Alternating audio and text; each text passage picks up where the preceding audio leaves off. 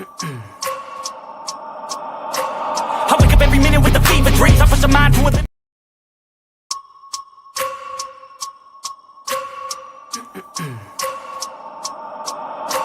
I wake up every minute with the fever dreams. I push my mind to a limit where it needs to be. I work blind, got vision I don't need to see. I'm picking mind over matter, I believe in me. I need to find more hours in the day to breathe. Need to find more power in the way I be. And when my mind turns sour with the painful scenes, I need to scream out loud, I can't stop me. I wanna be the greatest like Rocky. You know I leave them all hating like a hobby. Good morning, good morning. It's Panthers Germany. It's Wiley. How everybody doing? How everybody doing? How everybody doing? Good morning, Flame. Good morning, Flame. What'd you say, Flame? What'd you say? Make sure I get this right. Here we go. He says, hope y'all have a blessed weekend. Yes, Flame, we're gonna have a blessed weekend, baby. We have a blessed weekend. Let me change this camera angle a little bit. So that way, there we go. That's better. That's better. Good morning, everybody. Good morning. Hey, we're gonna start things out a little differently this morning. Good morning, good morning. I'm gonna give everybody opportunity to come in. Come on in, come on in. It is Straight Talk with Wiley. It's Friday, so there's another opportunity, guys, to understand what's going on in Pantherland. Last night we had our last preseason game, and I don't know. I think it was what it was supposed to be. We got to see some of the young guys. Jake Plummer showed what Jake Plummer is. Good morning, Internal. Good morning, good morning, good morning. Yeah. Good morning, Patrick. Good morning, team. So we had another opportunity to see what our guys have. Now, I'm gonna do this. I'm gonna start the show. Good morning. Good. Hey, Plummer's trash. I agree. Plummer is trash. So what I'm gonna do is this. I think it's best, since this is a learning channel, we're gonna play what PFF said about us. And I'm gonna share my screen, and we're gonna start the day off with understanding what PFF said about us. Hey, good morning. Oh, yeah. Okay, Ransom so. Okay. Okay. All right. Let's see what PFF said about us, guys.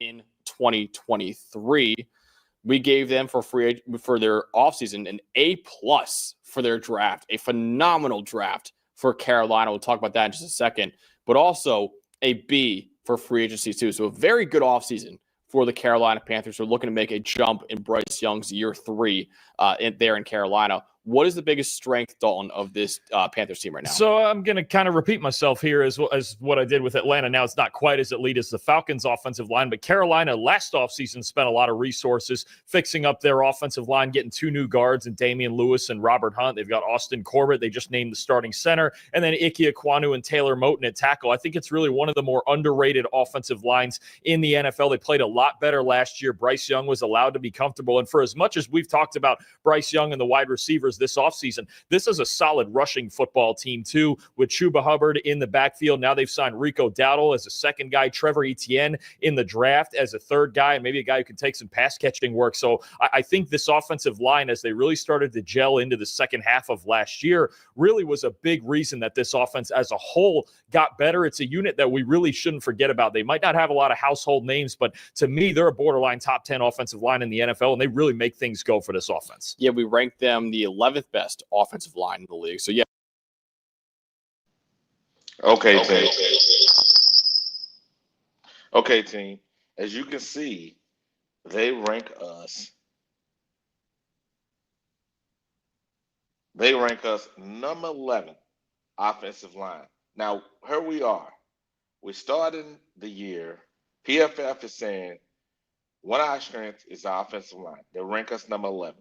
I want you to go ahead and write that down, because number 11 offensive line coming into the year, our starters and our backups are available for us. So that means if we're starting the year off this way, good morning, everybody. if we starting the year off this way, we're gonna go by what PFF told us. Then we're gonna look at Bryce's last game, which is Houston, and we'll see if what they said about us. Good morning, good morning. What they said about us is actually what is we're seeing with our own eyes. I know my eyes ain't lying. I know my eyes ain't lying. So let's continue.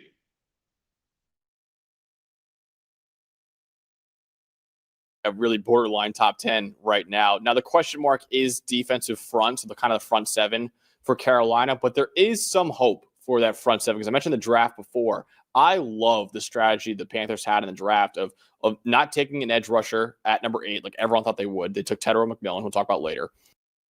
If you haven't exercised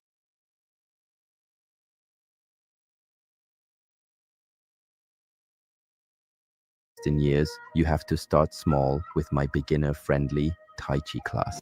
But then they got Princely Monmielen and Nick Scorton, who a lot of people had both of them as potential first-round picks in last year's draft. I thought Scorton was a first-round caliber player in last year's draft. So you got two great players on day 2 of the NFL draft to help out that defensive line. You also get back Derek Brown, who's a top 10 D tackle in the league, back from an injury because he barely played at all last year. Their biggest weakness might be at linebacker right now. Christian Roseboom and Trevin Wallace are right now projected to start at linebacker. But again, that defensive line that really, really struggled last year at least has hope for the future with the return of Derek Brown and a few rookies coming in, and Princely Monmielen, Nick Scorton, and Cameron Jackson. Yeah, Derek Brown is just. Now, as you can see, there we go. As you can see, they're talking about our biggest weakness is our defensive front. I don't know. I know our defensive front ain't been looking too good during this preseason, but I don't know if y'all maybe y'all do. Y'all agree that our defensive front is our weakest part. Now, this is PFF starting the year. We had our draft, we had our off-season acquisitions, free agency, and they're telling us our defensive front is our weakest part of our weakest part. So I don't know, guys.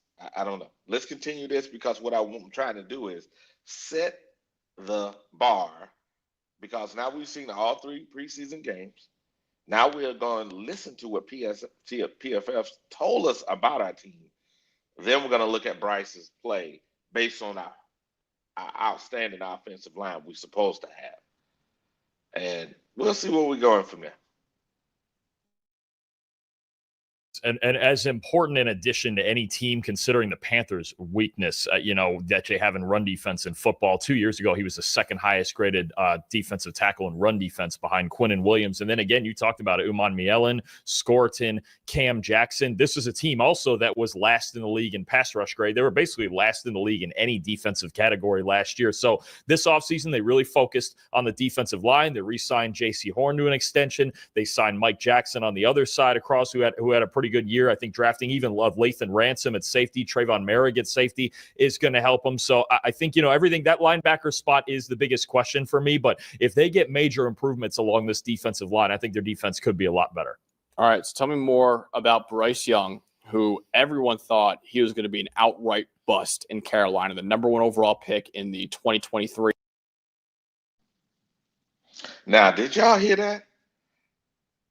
It ain't just Black Cat Panthers. Did you hear what PFF said? That everyone thought that Bryce was going to be an outright bust. So y'all can write that down, that it was not just Black Cat Panther podcast. You know what I'm saying? Oh, Princeton has an ankle injury. Oh, yeah, I hope it's not serious. Hey, thank you, Flame. Now, y'all heard it out of PFF's mouth. Based on the play that Bryce had last year at the beginning, remember he got benched.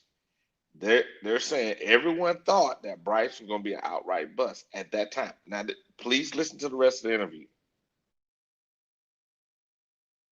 The NFL draft, had a shaky rookie year, and he looked terrible in the first 2 games of 2024. He got benched for Andy Dalton and then came back in when Dalton got hurt and he looked really good in the second half of the season. So now there's actually hope for Bryce Young heading into year 3. We just saw, I think, the Dave Canales effect on Bryce Young. It's what I was hoping for. It took some time, obviously, 2 bad games, and then a benching, and then obviously Andy Dalton gets hurt in a car accident, and Bryce Young is back into action. But from weeks 9 through 18 last year, he had the 6th best passing grade in the NFL and the 2nd most big-time throws, 24 big-time throws from weeks 9 to 18. And what you saw from Bryce Young was just that old confidence, that old Alabama confidence that he had, right, to try to throw balls into tight windows down the field from within the pocket, to make plays outside the pocket. We even saw it last week in their preseason game against Cleveland, his ability to make throws into tight windows and then make plays outside the pocket. This confident version of Bryce Young, from what we've seen so far,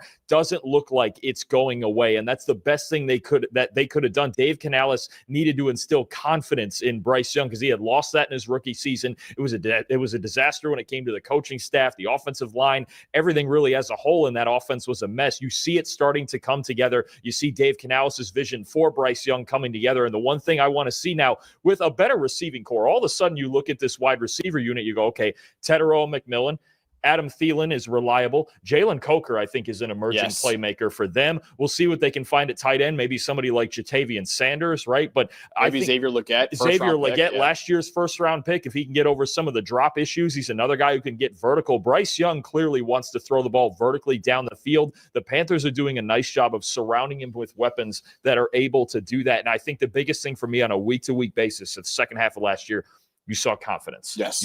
Fearlessness from Bryce Young. Just be willing. He was the highest graded passer in that stretch, throwing into tight windows. And that's with the lowest graded receiving core in the league. Bryce Young, if he continues playing the way he did the second half of last year, gives Carolina a lot of hope. And because his play style is completely reliant on confidence, because really the way he wins is with his mind. He is an excellent processor who makes the right reads. He redirects receivers' routes mid-play. You saw in the preseason game with a touchdown pass to Jalen Coker. That's what made him special at Alabama.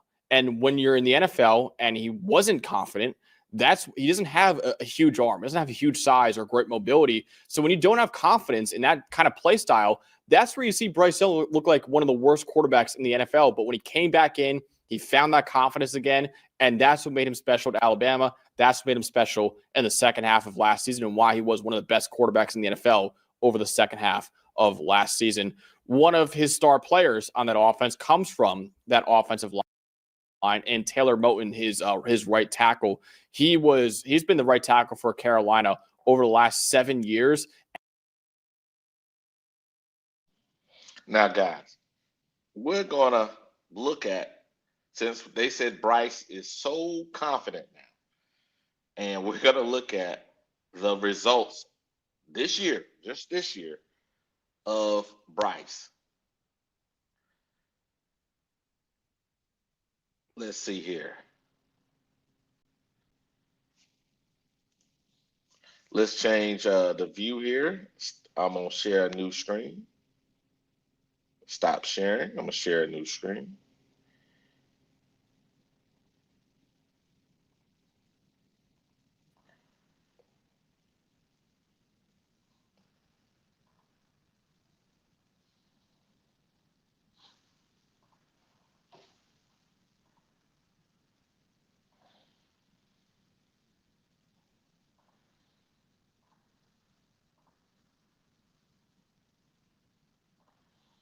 There we go. Put it in full screen. There we go. Now I want you to do me a favor. I want you to actually look at the Houston game. These are all the throws. It's all 22 highlights from Bryce's game in Houston. Now, remember what the young man said. He said Bryce's game is built on confidence. Now, you tell me, how much confidence does Bryce have based on his play you're going to see versus that offensive line they talked about? Now, I want you to also look at the blocking that he's receiving.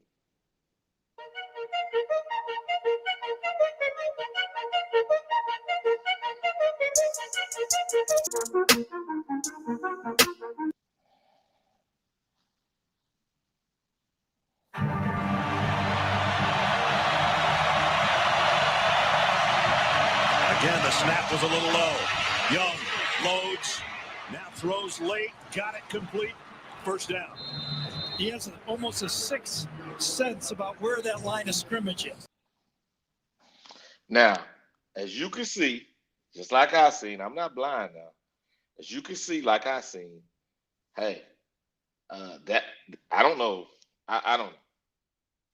That did not bring a lot of confidence to me, saying that we are on the right track. Good morning, Anthony. Good morning. That we're on the right track. Look like we have a couple super chats here. Hey, good morning, Flame. Flame says, let's put this on the screen here.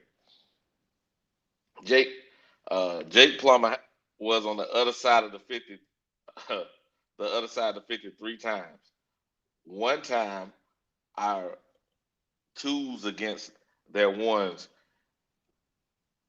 he did better than Bryce. By the way, by the way, we still need 3 new quarterbacks. They all bad QBs. Okay, Flame. Flame also gifted us 5 Black Cat Panther Network memberships. Flame also said, when am I going to see excellent processing? I'm still waiting. Hey, Flame, I ain't mad at you, brother. I ain't mad at you. I just wanted to make sure everybody see why we're actually saying what we're saying. Maybe I'm wrong, but this is what we're seeing, right? This is what we're seeing. So let's get back to the original video we were looking at.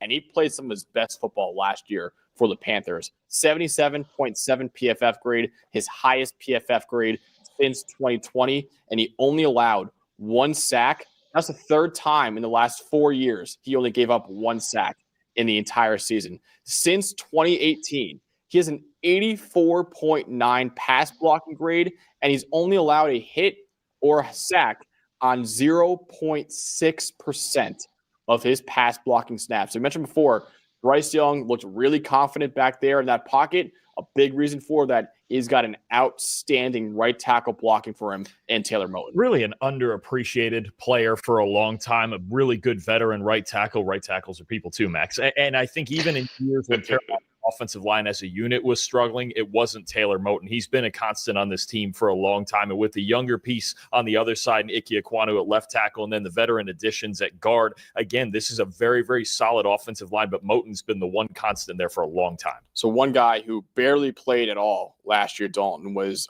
Derek Brown before going down with the season-ending injury. I believe he only played in 1 game. I think, one game last year.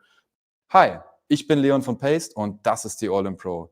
Die wahrscheinlich praktischste Sporttasche für alle, die But when he's on the field, Derek Brown, former top 10 pick, is one of the best D tackles in the league. Yeah, and I think you just saw last year, it's almost like you saw how good he was when he wasn't. Now, as you can hear, guys, stop sharing this screen real quick here. As you can hear, all the praise they're giving to our offensive line. As you've seen with your own eyes, not Wiley's opinion, you've seen with your own eyes how clean that pocket was in Houston and those 3 and outs. Now you tell me what in the world's going on. You tell me. The 3 and outs we saw, the breakdown that we saw before, remember the breakdown of the film we did of the game 1? Where Bryce had all those open players and we did not see the ball come from his hand. As you can see from the all 22 we just presented, I don't know. I don't know what's going on personally. I don't understand why he's not letting the ball go.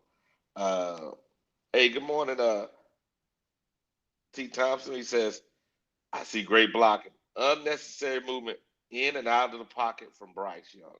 Yes, sir. And T. Thompson also says, Bryce still looks scary in the pocket, doing too much. Come on, Thompson. I agree with you, man. What's up, Anthony Brown? I agree with you, man. He still looks scary. Doing too much. What we got? Sounds like they're babying him too much. Hey, I CJ, I agree with you. Hey, doing too much with CJ, I agree with you, brother. Like they baby him too much. As you can see, guys, our offensive line is a good offensive line. They are actually good morning, good morning, good morning. Carolina deep driver. Good morning, Panther Nation. Good morning. Hey, as you can see, our offensive line is graded high. As you can see, our offensive line gave Bryce all the time in the world in that Houston game. Now they talk about that one play, right? Where Taylor Moton, they say, got pancaked. As you can see, that was one play. You seen that all 22 look? You seen that all 22 look? That ain't Wiley's opinion. That's actually film. See, that's one thing about here. We're going to actually look at the film. Forget all that unnecessary talking. Hey, Bryce, this. Hey, Bryce, my opinion. Well, it's nice to have an opinion, but it's better to have the facts. As you can see, the facts say what the facts say. And Flame for Jesus says, Bryce looks scary against the 2s and 3s in the Cleveland game. I agree, Flame. I agree. Hey, what's up, Division 8? Okay. Wiley and Dad. Hey, brother, appreciate you, brother. Appreciate you. All I'm saying is this. I'm going to play the Bryce in Houston again. I'm trying to set the tone. If we are a learning channel, we are a learning channel. So let's make sure we play that again. I'm going to share my screen. I'm going to show y'all guys what we're talking about. Flame for Jesus says, there we go, let's put it up here. He says, his only time across the 50 was in that game. In the Cleveland game, I agree, Flame. That's the only time he was across the 50. I agree. So let's look at what Bryce did again. Let's pull that up again. I'm going to share my screen. Let's go back to Bryce's highlights. To find Holden. A pickup.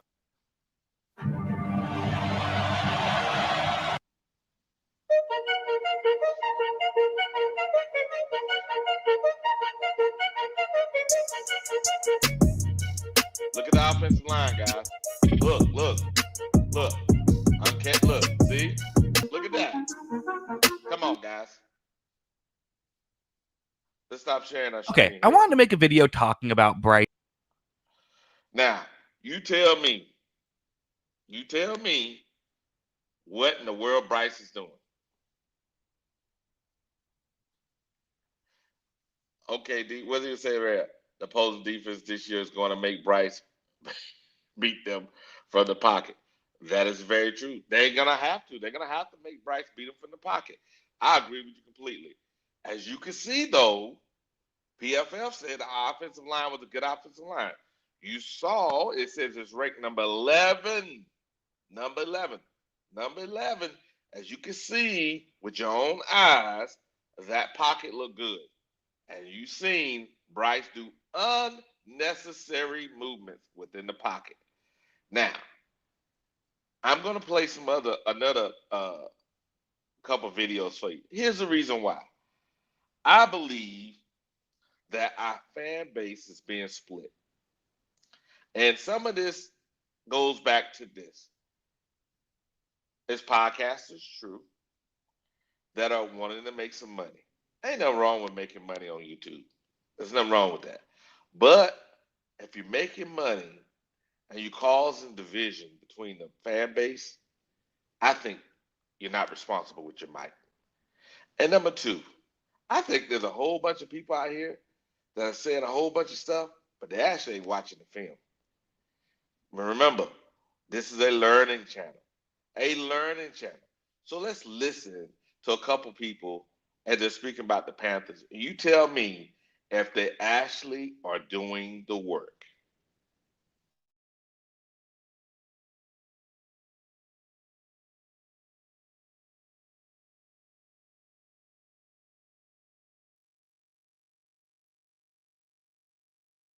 Browns game.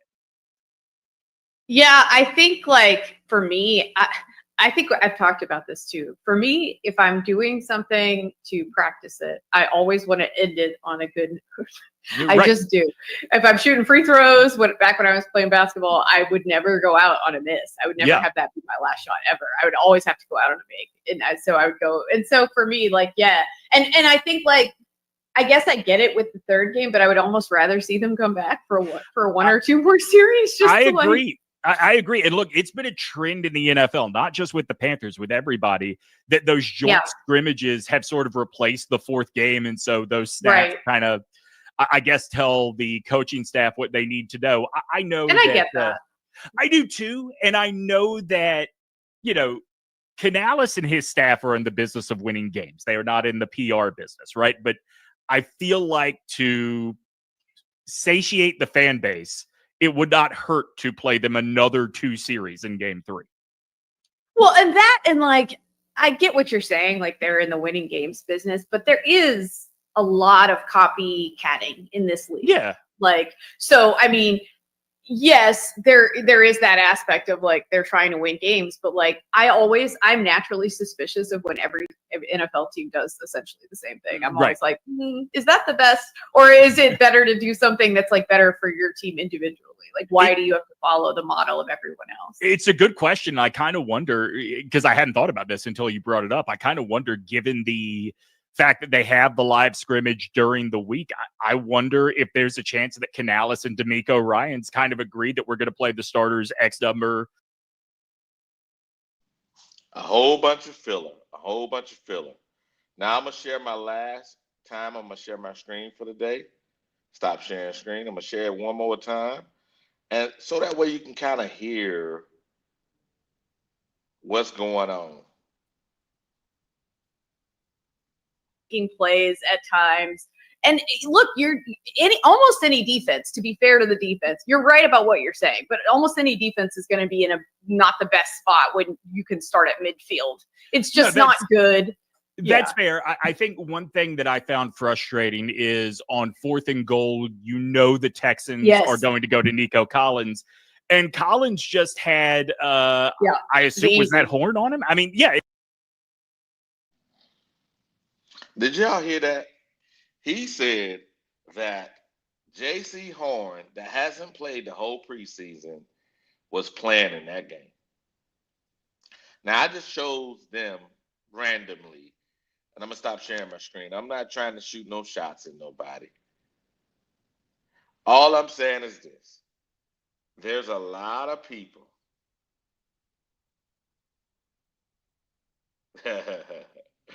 Yeah. There's a lot of people out here. What we got here? Our O-line has clean pocket. BY9 just can't deliver it consistently from the pocket. I agree. What we got? Good morning, Gerald. Gerald says, I'm glad we are undefeated. Hey, Gerald, I got you, brother. What we got? Gerald says again. He says, I've never seen so much panic related to the camp and preseason. I'm not panicking, Gerald. I'm just playing. I hope you was here at the beginning of the show. I'm playing the things that people are saying about us. One, so we're clear. If Bryce come out in game number 1 and the offensive line is not doing that good, remember, PFF said we are the 11th ranked offensive line. I just showed you against the Houston Texans those clean pockets. Remember, I also showed you, and I may bring it up again here, in the Cleveland game, the pockets were good, but Bryce is holding on to the ball. You only can hold on the ball so long before you get sacked. You have to really play on time. You have to play on time, guys. I don't think it's unreasonable to play on time. Good morning, JP, what he says. At Flame. That elite processing has proven to be a lie. When Frank and Canales both admit to holding back their playbook from Bryce. Hey, JP. Boy, good morning, JP. Boy, you on it early, man. You on it early. I got you. What we got here? Got Commander 336. We got right here. It says, I just don't respect joint practices as much as everyone else. I agree. I don't respect them as much as others either. And I'm just saying it's this. What's up? What's up, JP? Hey, all I'm saying is this. I'm going to go back to where we started this thing at. And I'm going to go back to PFF.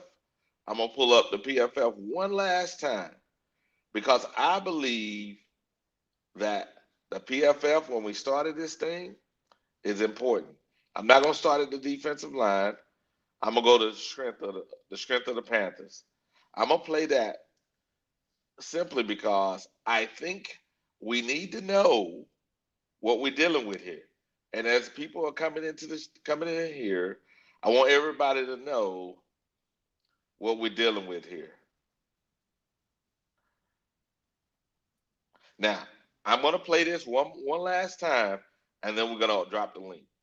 Bryce Young and the wide receivers this offseason. This is a solid rushing football team, too, with Chuba Hubbard in the backfield. Now they've signed Rico Dowdle as a second guy, Trevor Etienne in the draft as a third guy, and maybe a guy who can take some pass-catching work. So I think this offensive line, as they really started to gel into the second half of last year, really was a big reason that this offense as a whole got better. It's a unit that we really shouldn't forget about. They might not have a lot of household names, but to me, they're a borderline top 10 offensive line in the NFL, and they really make things go for this offense. Yeah, we ranked them the 11th best offensive line in the league. So, yeah, really borderline top 10 right now. Now, the question mark is defensive front, so the kind of the front seven for Carolina. But there is some hope for that front seven because I mentioned the draft before. I love the strategy the Panthers had in the draft of not taking an edge rusher at number 8 like everyone thought they would. They took Tedero McMillan, who we'll talk about later.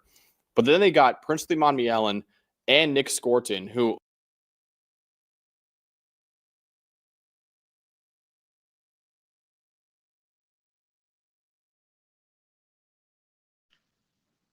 Now, as you can hear, everybody, what would Flame got to say here? Flame said, I see it, heard it from the Panthers fans every year. Camp is different this year. Blah, blah, blah. I'm in the show me state of mind. Bryce has not let me see a thing so far. Hey, you know what, Flame? I can't be mad at you, Flame. What it said there? It said this offensive line or O line is better than most believe. Top 5 at least amount of sacks allowed last year. True statement, JP. What Flame says? Flame says, yes, they are very good, JP, King JP. What he says right here. Gerald says this.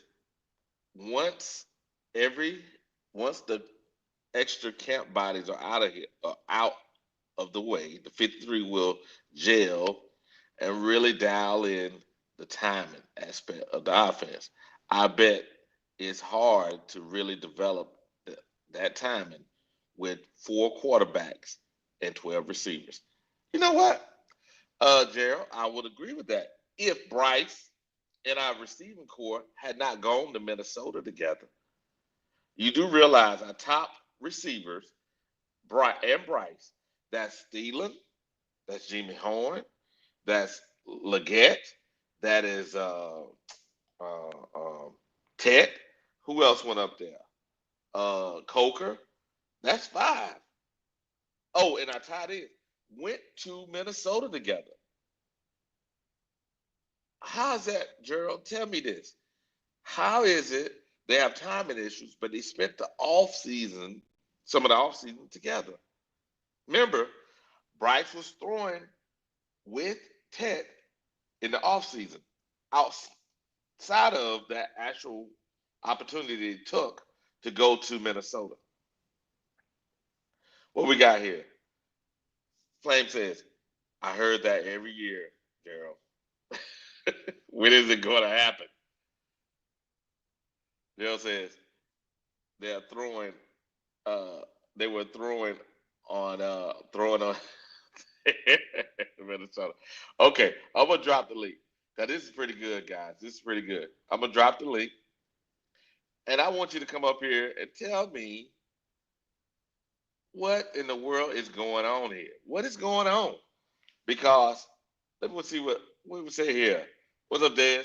Gerald, how many games you giving them to jail if the Panthers start off slow again? It's a wrap. Jesus. Hey, man. Oh, you tough. You tough, Des. You tough, man. I'm just saying. The link is out there. Come join me. Tell me if I'm full of it. Now, y'all got to see what PFF said. You got to see what PFF said. You got to hear them. And you got to see Bryce's play at Houston. Now, here we are. And last night, I don't even want to talk about last night, man. Because there was a couple plays here and there. Driver. Good morning, driver. Good morning. Oh, what happened? I don't know what happened here. It says, shit. You can throw correctly in some off-season workouts with your receivers, Wiley. Then workouts ain't anything more than summer camp trip. JP. Boy, you suck. JP. Gerald said, Des, week 3, we better be rolling. That's the, yeah, what he says right here. Let me see, can I get driver to the stage? Good morning, driver. Good morning, driver. Good morning, brother. Good morning. Driver, man, did you see the beginning of the show? Yeah. I've been sitting here listening to you, man. Now, was I being fair when I showed what PFF said? And then I showed you the blocking that he received at Houston. Remember, everybody kept saying the Houston game, our offensive line get blowed up, remember? I mean, Did I you don't see think the that blocking he was. received? Did you see Yeah, the I blocking mean, he received? yeah, I mean the blocking for far as what was said by PFF and relating it to that game. I mean, from my standpoint, I'm gonna ask you a question. Is it realistic for the fans to have the expectations that we are going to win 10 games? I don't know if 10 is realistic. I think the highest we can go with some luck and some, and looking at what the other teams I think are going to be having some issues also. I think the highest we can get, my going in before I saw the preseason, right, was going to be 9, right? My low end was 7. Okay. Now, if Bryce continues to do the things he's done in these games and not let the ball go, right, when the receiver's open, I think it's fair to be at around 7. Okay. Because I think the defense is not going to be as bad as they think that people saying it is, and I think other teams are going to have some issues too. So we can realistically win between 7, max 9. That's just my perspective. Okay. And the reason I brought that up, because I know you point out that PFF said that we have the number 11 or close to right at being a top 10 offensive line. So I'm saying that to say, when the fans do have expectations about the team, is it when people say that we're not being realistic, when now it's like we know that we got a top 10 or offensive line. You get what I'm saying? So yeah, I do get what you mean. Go ahead. It is more like we can't be honest about saying that we do got a good team versus you know, you got fans that they're saying that we don't have a good offensive line, and which I agree with you at that we do got a good offensive line. You know what I'm saying? I think the problem is, Driver, is that when we see the product on the field and we see Bryce getting sacked, right? The problem is when he gets sacked, it's because not because of the offensive line, but you see the offensive line breakdown, but you don't understand is the offensive line could block, you know, a reasonable amount of time is probably about 4 seconds, right? Right. Max. Normally, a good quarterback gets the ball out of his hand between 2.8 to 3 seconds. That's what you're going to really expect if they're getting it out between 2.8 to 3 seconds. That's reasonable, right? Better around 2.6 to 2.5, 2.6, because now your offensive line don't have to block as much, and your receivers are getting hit on time, right? That now you're going about a 5 to 7 yard slant, right? Maybe a out, maybe it's a hitch, maybe it's a fade route. You know what I mean? And you're on time, and you give your offensive line a break, right? Right. Yeah. So when Bryce is not releasing the ball, it makes the offensive line not look as good, not because of them, because he's hesitating. That's all. Is that reasonable to say? Go ahead. Yeah, right. But my point is, was that a product of him last year? Because no, that was the Houston game.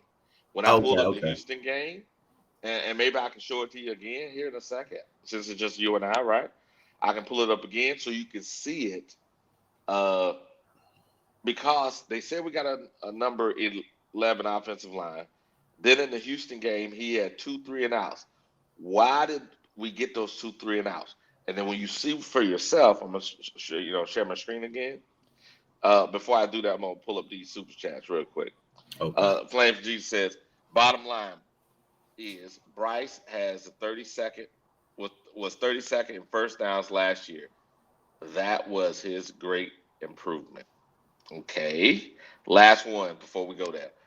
Flames Juice, $5. He says, we will win 5 games. Bryce will add to his record on 3 and outs and getting coaches fired. I don't know, Flame something else, boy.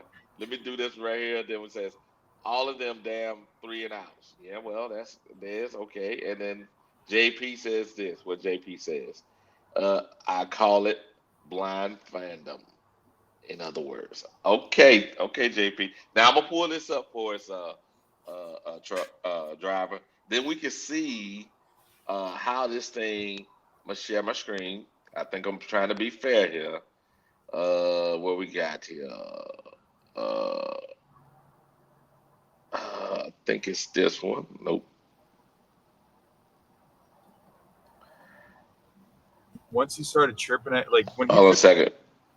Go back here. Where is it at? Here. And then I don't know, a play or two later. One moment. Let me get the Bryce Young. Bryce. Let me see here. So basically, are you saying that he's taking a step back into the old habits, or did what? See, what I'm getting at is, I know it's this relevant to the Texans game, but what I'm saying is he showing großartige Ideen kommen von überall her. Mit Pause. Let me go back here. We're gonna do this slowly. Look at the offensive line. Watch this. Look at the. I'm gonna pause it. See, look at the pocket now. Look at the pocket. Look at the receiver here. Look. See the receiver he here? wide open. Now look where Bryce's eyes at. Look. You see all that room? Now let's go forward a little bit. Now you see the receivers now getting covered, right? When he looked back to him, see? Now watch this. Now, he could have got rid of the ball right then, right? Throw it away, right? Now watch. Look at the offensive line. Watch the block. Look at the line. You see this? Now look, driver. Now, is the ball on time, driver, or behind the receiver? I mean, let it play out so I can give you a great perspective of the play. Look, is that a catchable ball? I mean, it was behind him. Now he overthrew. Is that a catchable ball? Nah, that ain't a catchable ball. Not from a yeah. quarterback perspective, because he should have led the receiver. Yeah, and threw it what a little lower, right? Right. Yeah, he threw it up because he felt like, he felt like I say, he's 6'4", he should be able to go up and get a pass, but that ain't how you throw the ball to a tall receiver. And you should have led him, right? Right. Yeah. I don't think that's unreasonable, right? And the pocket was clean, correct? Yeah, the pocket was clean. Yeah. Okay. All right.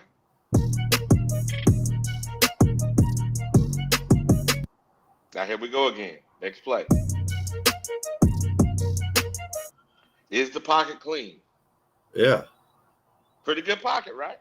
11th ranked offensive line. Now look, he could have led the receiver again, right? I mean, he actually threw a good pass, but he could have threw a better pass. I mean, what would have been the better pass, driver? Leading the receiver, right? I mean, I'm not gonna say lead the receiver, because like a half a step, right? Yeah, but I don't think that was because he didn't lead the receiver. I think he'd get the ball a lot quicker though. Yeah, but what I'm saying is, if you lead your receiver, right, he could have kept running. Right. But when you try to hit him directly in the middle of his chest, right, the receiver had to. Let's go back like a couple steps. Listen to the reason I say that is because I think that's more of his mechanics for his throwing the ball. If you look at his feet work, it wasn't set right. You know what I'm saying, to throw that pass. That's why he threw it like that. But I think he led him intentionally. Now, driver, look where the ball is at. Look, man, it just hit his hands, right? Look, it just hit his hands, right? See where the ball is at? Right. Now, if he'd have led him over here, and the backer is here, he could have ran away from him, correct? If he'd have put the ball like right here, not up there, just right here, right? He could have ran away from. He could have ran away from that. Possibly had yak, right? I mean, I get what you're saying, man. I agree with you to a certain extent. That's why I say I think it's more of his footwork. He could have stepped. He didn't step into the pass, right? Right. If he'd have stepped into the pass, he'd have led him, and the ball would have been lower, correct? Right. Because you're right. He didn't step into the passes, therefore the ball was a little high. Right. You get what I'm saying? I just think it was more of. That's why I say I think I agree with you, because that's ultimately how the play end up. The happening, that was the regular the play. But like I say, I think his footwork, led to that being an inaccurate, pass. Now, question: did his footwork need, based on the offensive line? You saw how clean it was. Was that necessary, or was that him not being calm in the pocket? Yeah, that was him not being confident. I ain't gonna say confident. No, calm. Calm. Not yeah, confident. Calm in the pocket, right? Right. If you calm his feet down, just step into the pass. Boom. These are 3 and outs. Remember they said the offense was trash. The play caller did a bad job. Did the play caller do a bad job on any one of those passes? No, I don't think so.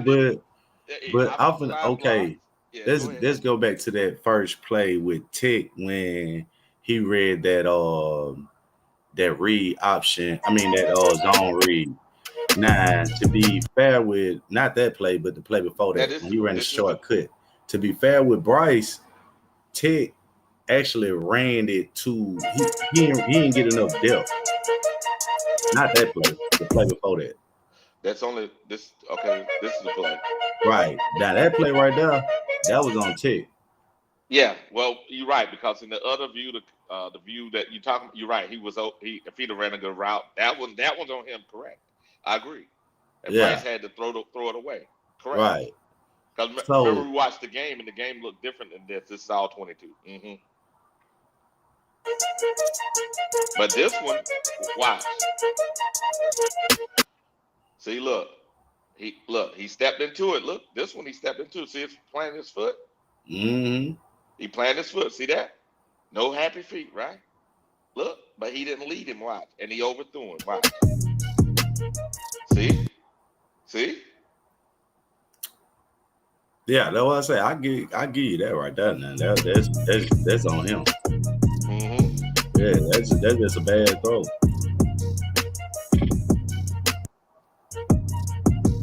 See, look at that one. He called himself stepping in that one too. Look, again, I don't think it was good, but okay. Yeah, wind it back again. Let me look at his footwork again.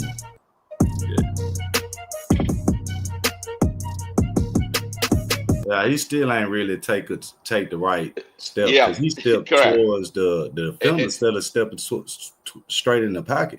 Ding dong. See, you know how it works, right? Wherever your feet are pointed, right?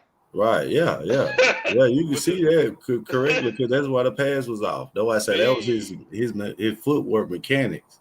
Oh, driver, boy, you eating it up, driver. Look at you.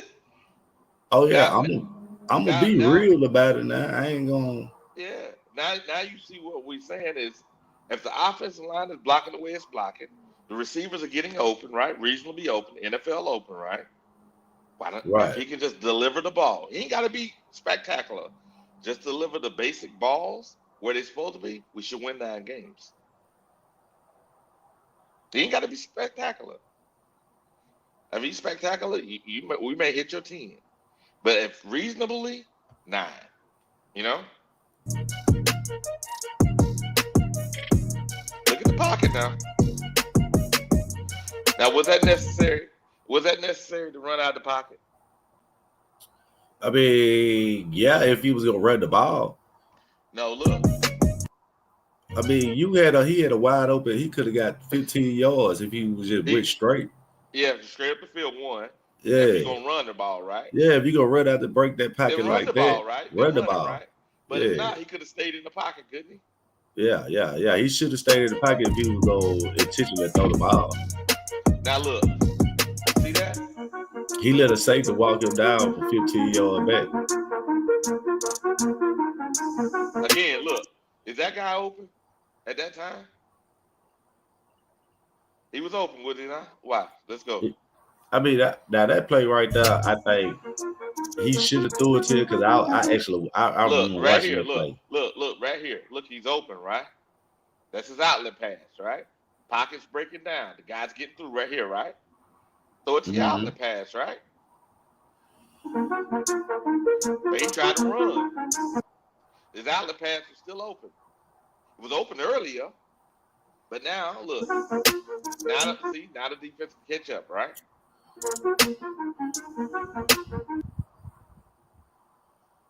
Let me stop sharing my screen here. Now, driver, am I being unreasonable with this? Nah, yeah, it being unreasonable. I mean, you put out some great film. I mean, like I say, I'm not disagreeing. When they brought up the negative too, I told them, I said, yeah, it was a piss poor performance by the starters in that. You know, I'm not, and like I said, I'm still going, it's like I say, it's the preseason. You get what I'm saying? Yeah, so yeah. I'm not harping. What if he would have went 5 for 5? Yeah. A touchdown, 60 yards, I still would be preaching, it ain't really gave me, But if a driver, if he would have actually hit those couple plays, I believe those ones that got through wouldn't have got through. You understand? Right. Maybe they would, maybe they wouldn't, but he'd have been down the field. They could have called different plays. Is that not unreasonable to say? I mean, I don't think they didn't. I don't think, like I say, a lot of people, they thought that Canales and Evero didn't call the defense. I mean, but they didn't.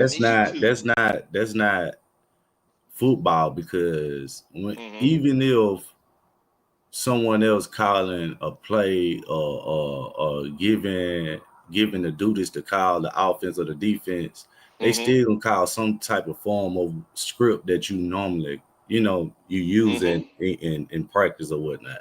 So I wasn't on that train of, bringing that. This is my first time ever speaking on it because, like I said, I don't agree with that. But you get what I'm saying. So we know is multiple phases to the situation when you playing preseason football. I agree. But in the preseason, in a game that doesn't count, you should concentrate on getting your footwork right, correct? It doesn't count. So that's when you should at least go, okay, if we don't get this we don't get this play completed, but I get my work done right, then that's okay, correct?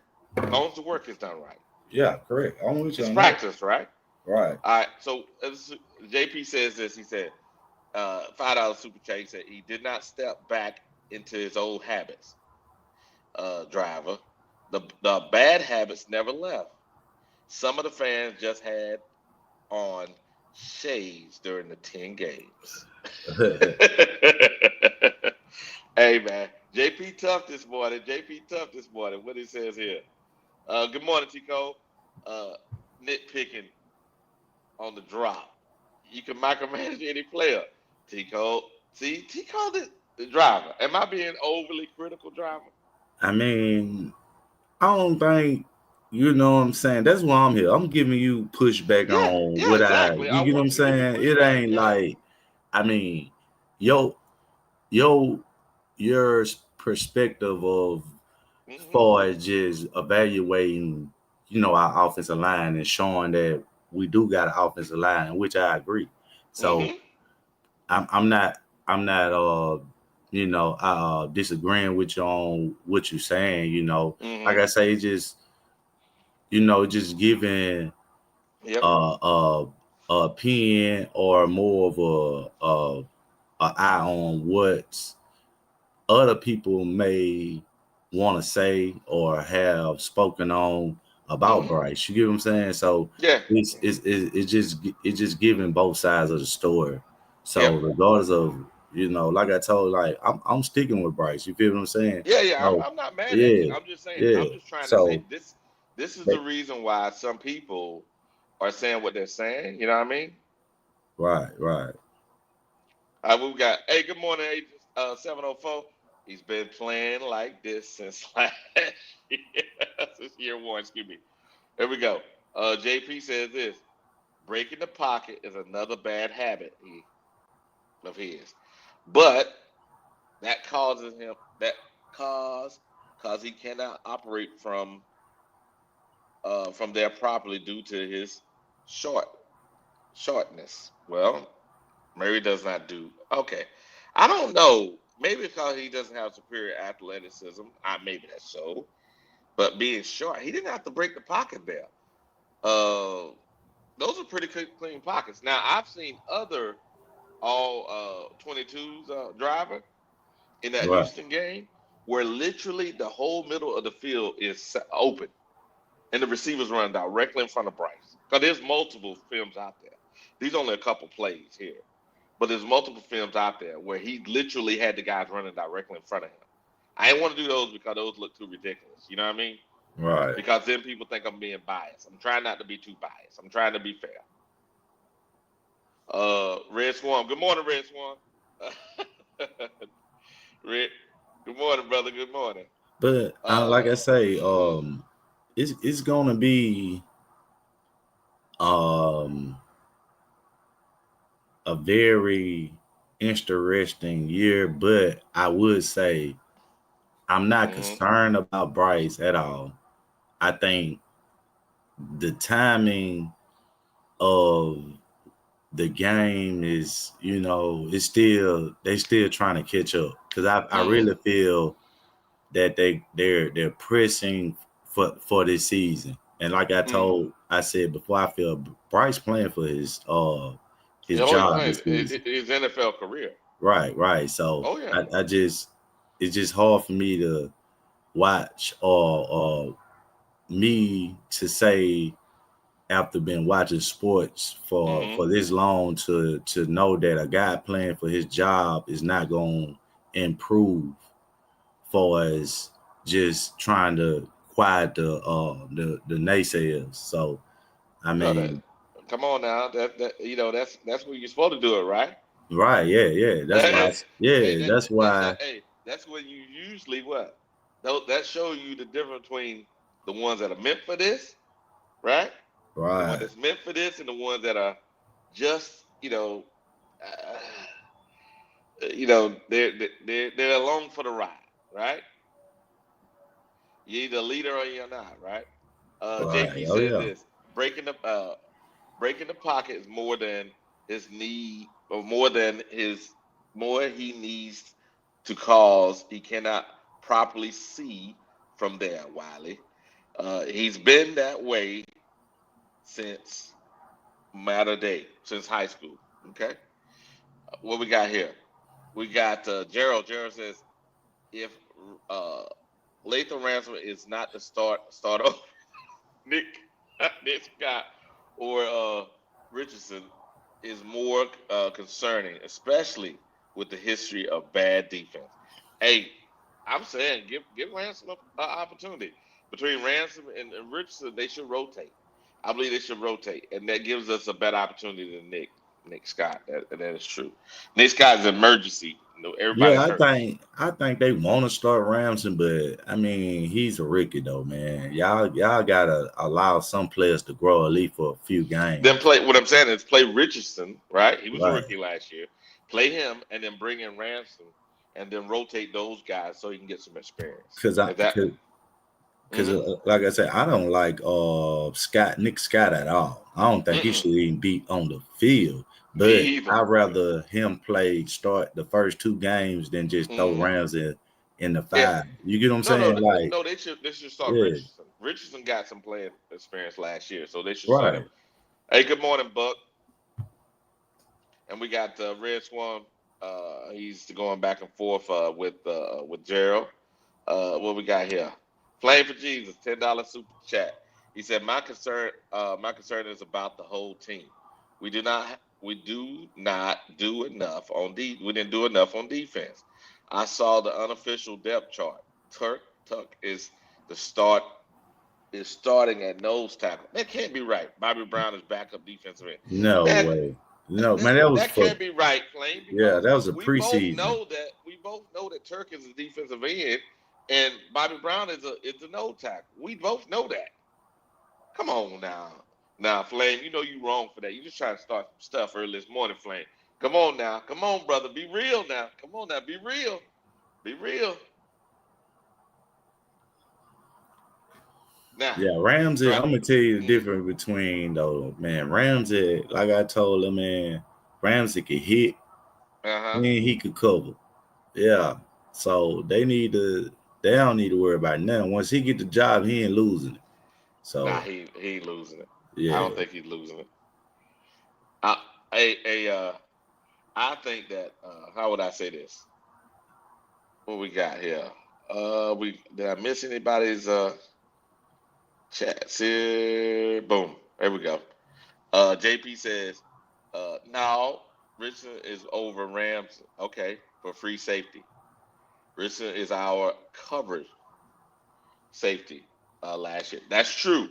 And they said, even though Richardson is not the fastest guy, but he was so-called a ball hawking guy in college. But, being undrafted, people don't give him no credit. Now, I guess if he would have been a 6th-round pick last year, because he got drafted, he would get more credit.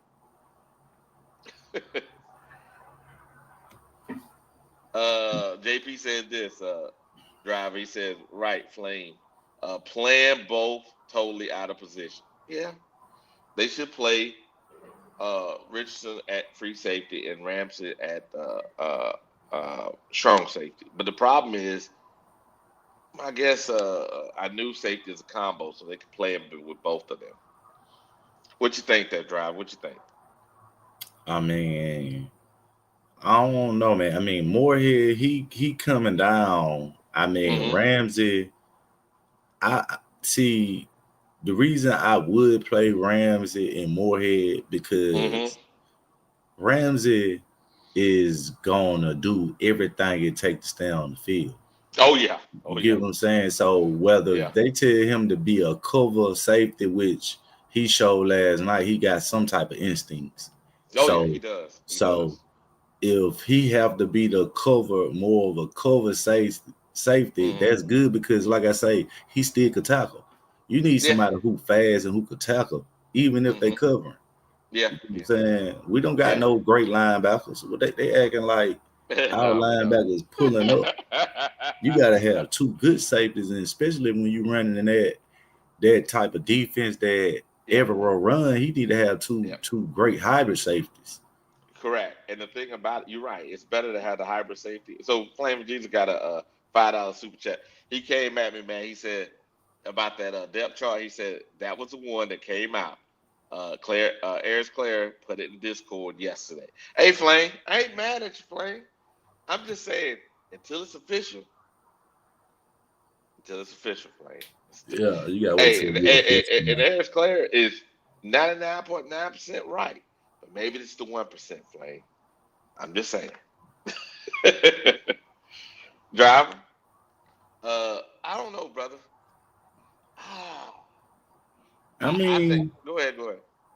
Like I say, man, I got belief in this team, and people might take this and laugh at it, but like I say, man, we got like one of the easiest schedules in the league, and if you look at our what we trying to do, I think this the year to do it. I mean, you got one of the easiest schedules in the league, and when, like I say, based on last year's strength of schedule, I think we was like middle of the pack, 15. So we kind of had a little tougher schedule than we had last year, and then like I said, we managed to win 5 games. Now, the 10 wins that I want, like I say, it's gonna take some games that we're gonna have to win, but the Bryce 8, gonna have to play better than he's been demonstrating in the preseason. The 8 wins is, I feel like is right there, but I just feel like us playing, like I say, Tampa at the end of the season, and I think we got Atlanta somewhat close to the end of the season and the back end of the season, and I think them two gonna be fighting for more at that point. And I think the pressure not gonna be on us to I don't disagree. I don't disagree with that, driver. Hey, we got another $5 super chat. JP says this. He talking about Ramsey. He said he watched him at Ohio State. He said that he's just another Jeremy Chin. That he's not that good in coverage. Hey man, I'll take a Jeremy Chin as long as he's playing strong safety. And if they say that Moorhead is more of a hybrid guy, so when you put him out there with Richardson, then he becomes the more strong safety. When you put him out there with the Ransom, then he becomes more the free safety. So I'm just saying you gotta, the right coverage gonna have to be called for the plays, because obviously Ransom is short on coverage skills, and I agree with that. But he's a hell of a hitter though. Flame for Jesus said he talking to T-Cole. They have him starting at nose tackle. See, the Flame holding on to that, boy. Flame, stop it. He says, I'm not putting faith in any easy schedule standpoint. That changes every year. Flame, boy, you own it today, boy. Flame came in early, driver. Flame is out here flaming us, baby. He's out here flaming us. Hey man, everybody still gotta be, patient, because like I say, the first game ain't took 2 weeks. I mean, we got a little time to get right. That's true. Yeah, I mean, we got practice. It ain't like be knowing that we playing next week based on what we saw the previous week. You get what I'm saying? So yeah, I mean, 3 or 4 weeks to prepare for a game is a lot of time. I mean, yes, and because we played on Thursday, we got more time, right? Right. Yeah, we got more time. So we got time to evaluate our talent to make sure our cuts are better, right? More reasonable. And also, you're right, we got time to actually prepare for the game. Well, look at JP. JP tried to go on me. Murray can't play coverage either, Wiley.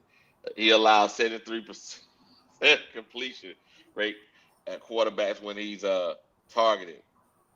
Richardson might be the best balance between balanced safety we have currently.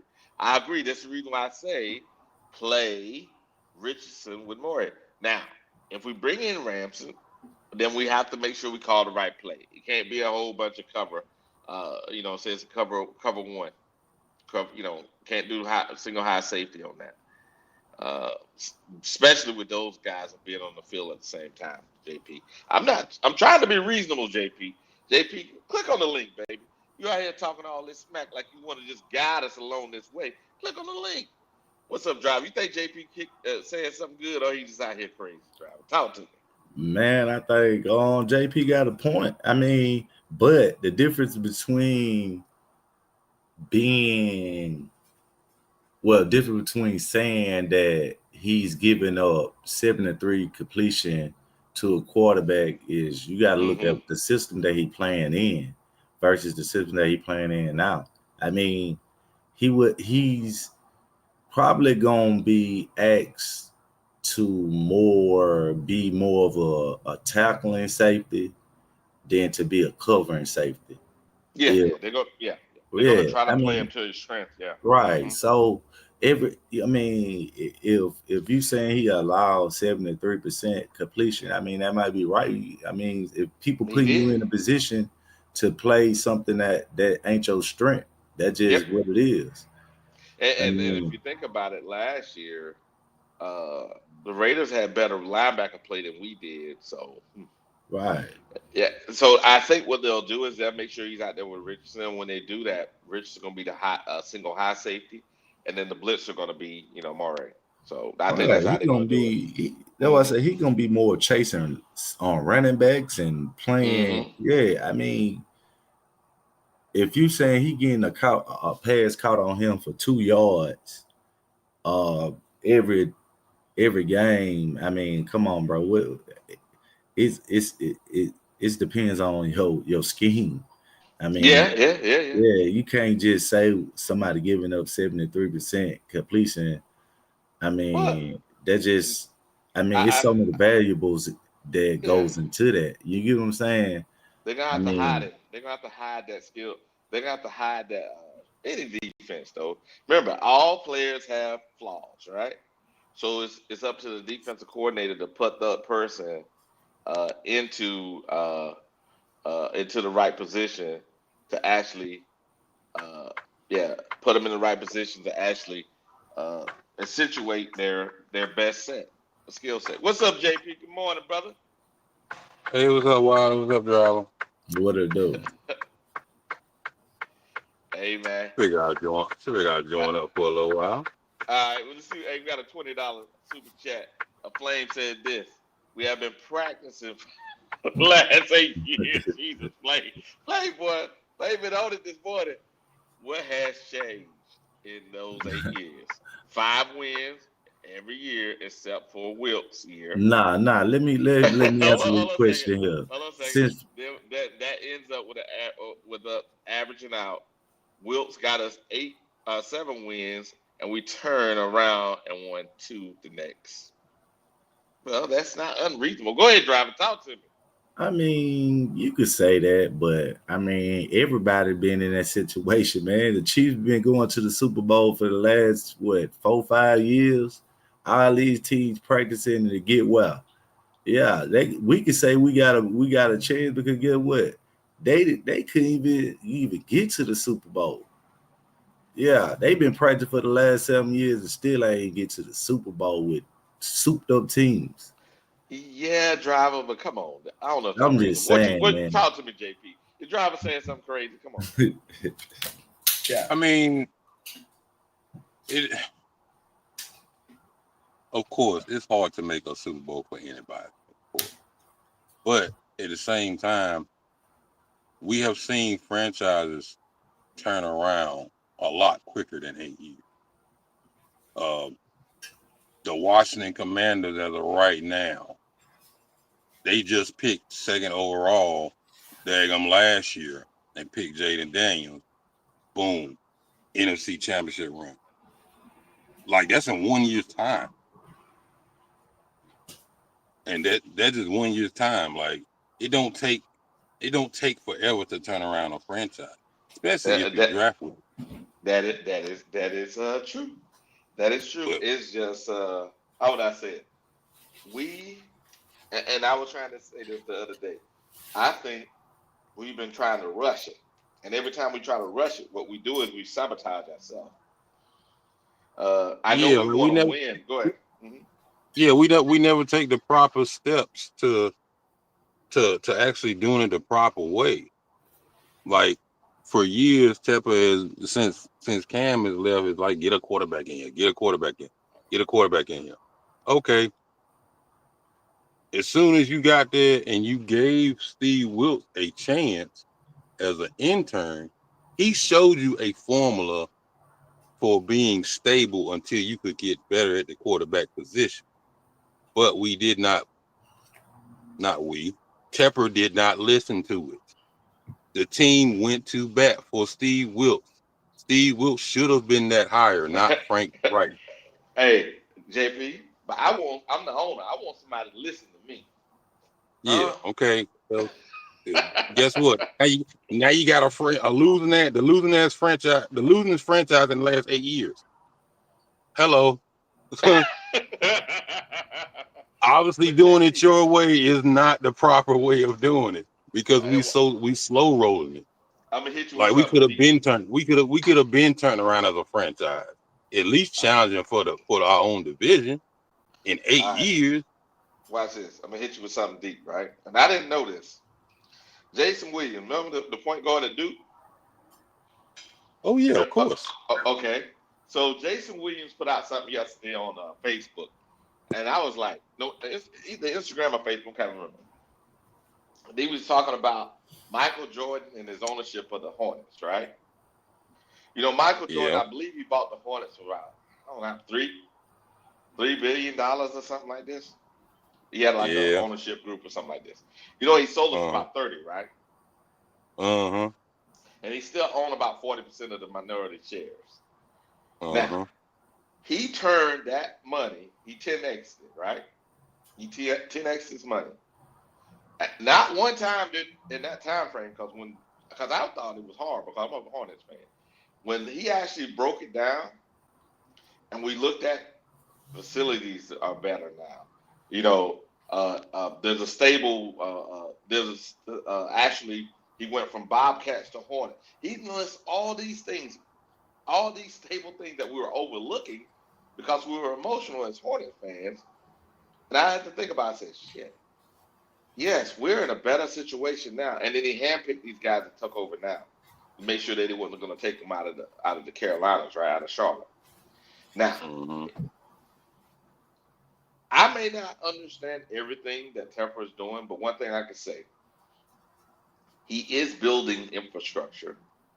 I may not agree with how he's going about with the things he's doing with the team. I'm just saying, if we're going to do this, we need to have a little more patience and build the thing properly and stop trying to jump out the window for a quarterback. And as a fan base, we need to stop giving them ammunition to use against us by doing all this panicking on social media. Go ahead, man. I mean, I can agree with that. But at the same time, does it look like Tepper's way is working? Jordan way looked like garbage too. Until Jason Williams broke it down to me. I was mad as hell at Jordan. I didn't realize all the good things he was doing because I was so emotionally involved in the things that were horrible that I kept seeing every year. You know what I mean? Aren't the Charlotte Hornets still ass today? So what exactly did M take this? Hold on, slow down. The current ownership drafted Miller, right? Brandon Miller. Brandon Miller is going to be an ascending star. They just had a great draft this year with the guys they have, and they actually balanced out their roster. You see what I'm saying? That hadn't happened in years. Go ahead. Well, now you're putting the cart before the horse. You're making predictions based on what these guys could potentially be. But as we speak, standing right now, Charlotte Hornets are not yet. They are not a winning franchise. But at They're least not even they're not even a playing team yet. I agree with that, but they're going in the right direction.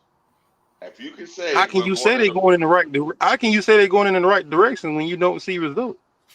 Well, you're right. I'm doing a little hope on that. You're right. That's a don't get me wrong. I think Miller is going to be a great player.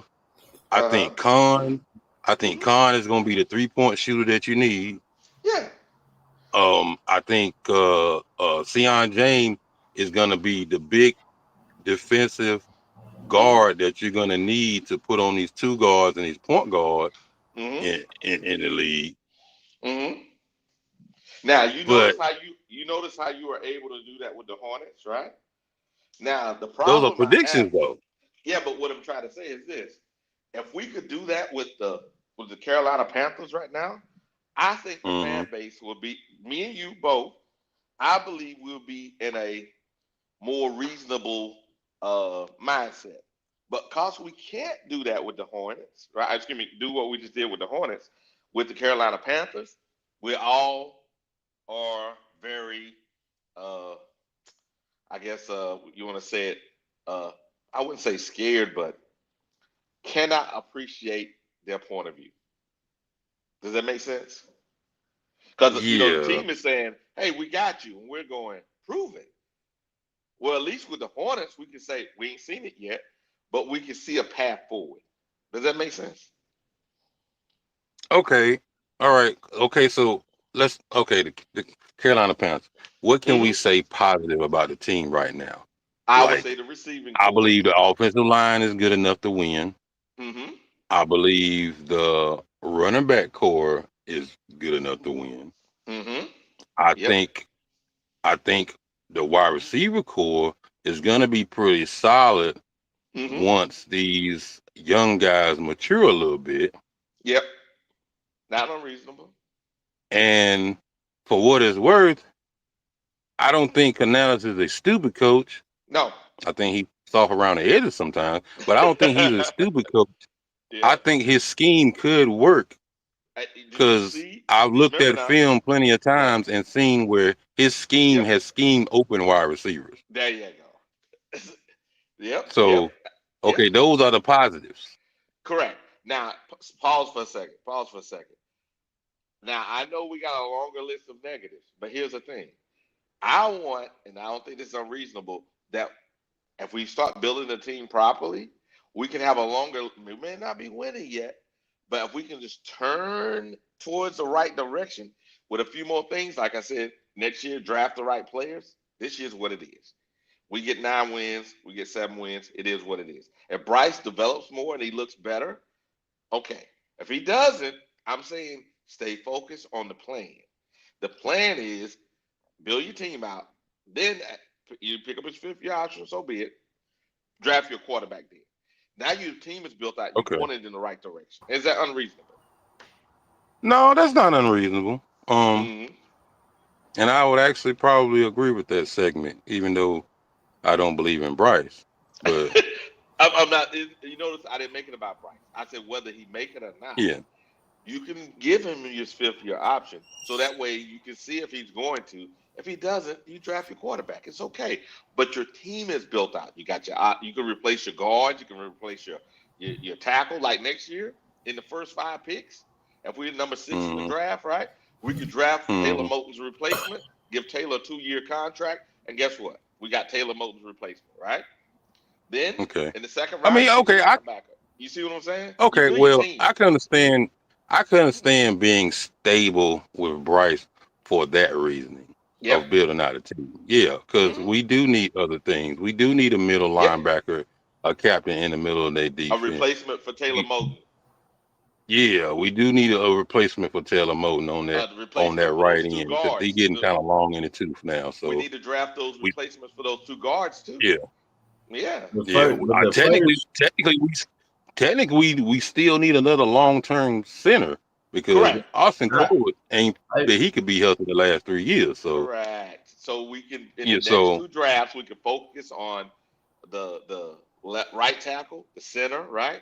A linebacker, safety, another cornerback. You see what I'm saying? We can build those Yeah. pieces out. So no matter who's here, boom, you got a team. yeah, And Bryce I feel you. I agree with that standpoint, Wally. I can't disagree with that. Yeah, Flame. I got a send out a super chat from Flame. Says we got a chance at 5 wins. Prove me wrong, Bryce. If you can. I'm in the show me state of mind. That the only thing I've been shown so far is you cannot get another. What's it? MLB. Middle linebacker. Oh, middle Middle linebacker. line. Okay. That's why I middle say linebacker. first I round. can't say that we can't get a middle linebacker. We just never going after one. Correct. Yeah, we haven't got because they haven't seen the one that they like. But I think next year for sure they're gonna get that middle line, and I think they're gonna get it first round. But guess what though? They have no choice but to. Hey, check it out. I don't know if it's first round. Here's the deal. Next year in the draft, there's a guy that plays both left tackle and right tackle in the draft. I'm trying to remember. I think he go to Utah. And if we can pick him up, guess what you have now? And he's the top rated offensive lineman right now. You have Taylor Moton's replacement. I understand that. I'm with you. I'm with you, but I think it may be Arizona. It was either Arizona or Utah. I ain't drafting no right tackle over no middle linebacker. If that middle linebacker is better, I'm going after him. You're right, but here's the deal. If you go and you look at the draft and you say, okay, you look at the draft and you can say, I can have a generational tackle, right? And I can have a good linebacker in the second round. Then or you skip another year and you say second round, I can get a starting safety. Then you might have to wait the next year to get your linebacker. I'm just saying you have to figure out. I'm gonna tell you right now. Go ahead. I'm gonna tell you right now. There is not waiting next year to get the following year to get no middle or no linebacker. Them folks going defensive heavy. They may, but if you have I don't know. Moton, man, you got to replace Moton. Yeah, I don't know. I don't know. We just seen him go wide receiver when they could have got a middle linebacker this year. But they also took probably 5 offensive players this year in the draft, and like I say, next year they're gonna go defense, and that's because, like you say, if you look at the offense, he got everything. He got everything in every position. But besides the offensive line, we need a guard, right? And we need a center. A tackle in the center. Now, I'm telling you, if they're going to take care of Bryce, they're going to sign Taylor to a 2-year contract and draft his is the guy that's taking his place. That's what they're going to do. So if they're going to do that, and we have a generational guy there that can play both left or right, you get him. Because guess what? If Icky's not working out at left tackle, you move him to right tackle or guard. I'm just saying you have to think past the emotion. Now, if that means and I'm looking at the full draft, so I can say skipping the linebacker, I'm going that way. That means they have to be a safety in the second round. That's excuse me, that I can actually plug and play right there. A guy that's a free safety that can change the defense. Then I can say yes, linebacker's not gonna work right now, but I got a safety. Then third round I go with a center. You see what I'm saying? Is that crazy, JP? Depend on their evaluations of players too. Correct. Because as we've seen this year, between just Tip and Jalen Walker, obviously they had Tip higher on their board than Jalen Walker, or they wouldn't have went that direction. So you could even end up being top 10, and you could have a middle linebacker and a right tackle or a future tackle there in your possession.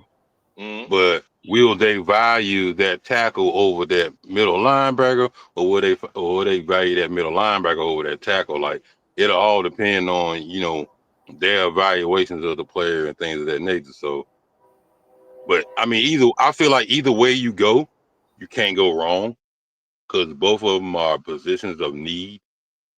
You can say that tackle is more position of luxury, considering that you still got Moton here, but good teams prep for players leaving. If you sign Moton to a 2-year contract, reasonable, right? Right. And you draft his replacement, that person has 2 years to learn, right? And you have a smooth transition, right? Right. Yeah, you have Like I offensive said, line good depth. teams prepare. Yeah, you have offensive line depth, right? And like I said, you get your safety then. Yes, you have a problem at linebacker, right? But you get your safety and try to cover it up a little bit. Maybe you get yourself a cornerback in the 3rd round that actually, he's not J.C. Horn, but you found a steal. You know what I mean? Mm-hmm. Or you found your center in the 3rd round. You see what I'm saying is you can find guys based on your evaluation going, this round we're going to do this. Okay, and then the next year you look and you say, okay, Bryce doesn't work out. We can draft we could, because he's in his 5th year option, we could draft our linebacker now, right? And Bryce still on the thing. Right. We could draft our linebacker. We can draft, now our team is full. The next year, boom, guy, we're ready. Because guess what's going to happen then? Because you draft those replacements for the guards, for your other linemen and all that stuff, they are naturally can leave. You don't have to pay all that money now for these guards and the tackles. You see, they're on the contract, and they're right in line with your rookie. Yeah, in a couple of years, you could transition those Hunt and Lewis out. Boom, you're good. But you have to make a plan. These guys, everybody too emotional to me. They're trying to let's go, and it's like dumbass. You do what you're doing. What's going to happen is, I just believe that you're going to find yourself in a year or two stuck because you got these old ass players in certain positions and you haven't prepped for your run. And then you're going to overpay in free agency for what? Yeah, I see your point, Wiley. JP, if I'm crazy, tell me I'm crazy, man. No, that's not unreasonable. No, that's not unreasonable. Yeah. Let me see what they said in the chat here. See if I got what it said. Jared over here said seriously doubting Brett Tillis is overpaying for anyone. Well, I guess. Nah, I disagree with that. I feel like Turk is over. Turk? So you got him. Turk got paid off of his 8 sacks that he got. That's what he got paid for. See, the Flame on his ass. Flame said he just did with Turk. Oh. hey, Jared, you better get Flame off your butt, boy. Flame be on it now. Flame be on it.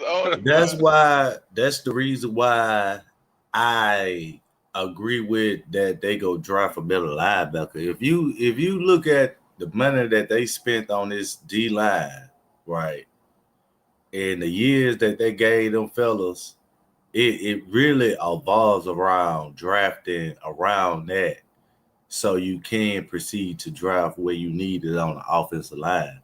Okay. Because question. Go ahead. If you say that, I believe we need a 1st round pick as a middle linebacker, right? Right. Now, if you, and see if I'm wrong, JP, tell me if I'm right or wrong, I believe you can cover it up a little bit by having outstanding free safety, paired with your current safety, and you have a good, a better than average cornerback to go with J.C. Horn, right? Right. And you're able to have another defensive tackle that is more than a rotational player to take A'Shawn Robinson in place. If you could do that, I believe in one draft, right, and you fill your offensive line holes as much as you can in one draft, I believe You can wait till the next year to get your generational linebacker because you know you need that. But I need 2 years to get Taylor out of here.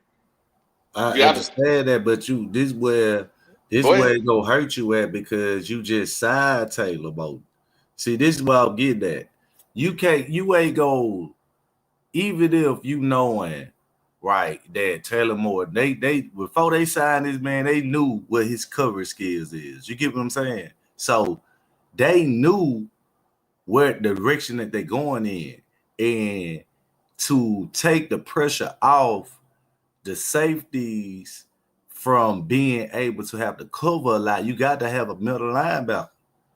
Because even if we go in the direction you going in and say that we do go draft a safety, right? Say we do draft that safety, you still gonna rely on your middle linebacker, and he's still gonna be putting y'all in position because they still gonna be able to run the ball.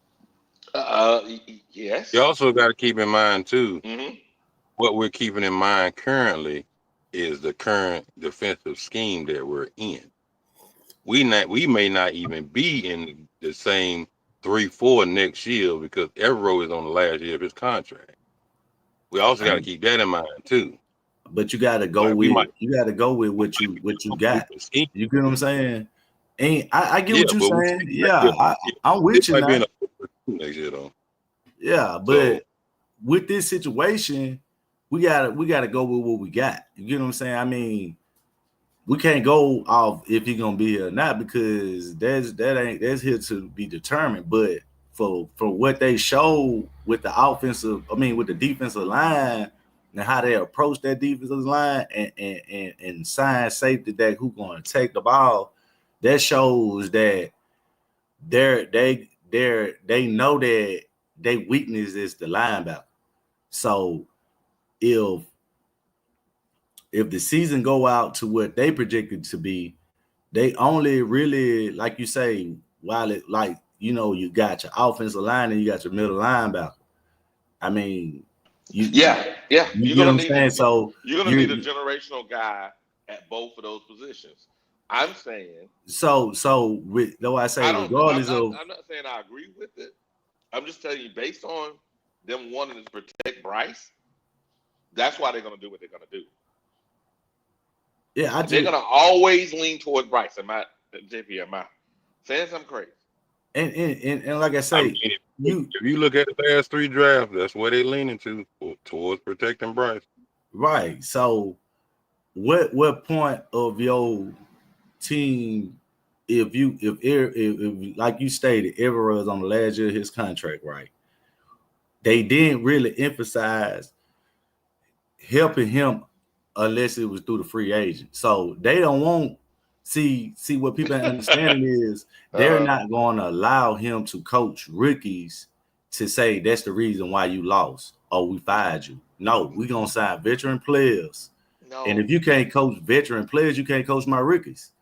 No, they ain't that. They're trying to get a good blend between veterans and guys on the youth movement, right? Veterans and youth, right? They're trying to get that 2015 blend, right? Now, in saying that, the reason why I'm saying there's a method to my madness. The reason why I'm stating what I'm stating is for this reason: long-term planning, right? Forget the short-term planning. 5 years, 3 to 5, right? 3 to 5 years. If you really look at it, what you'll find is, if I do the things I'm talking about, I can transition Hunt out, I can transition Lewis out, I can transition Moten out, I can have my linebacker, I can have my safety, all under contract when it's time to go win. These are 4-year and 5-year contracts when it's time to go win. I don't need these guys on 2-year things. I need them on 4 to 5 years when it's time to win. So that gives me at least a 3-year window with everybody under contract before the quarterback hits us in the head. Come on, JP. I know I'm saying something right. Yeah. Yeah. I see both point of views. Where both of you guys are coming from. So, like I said, it'll come down to play evaluations.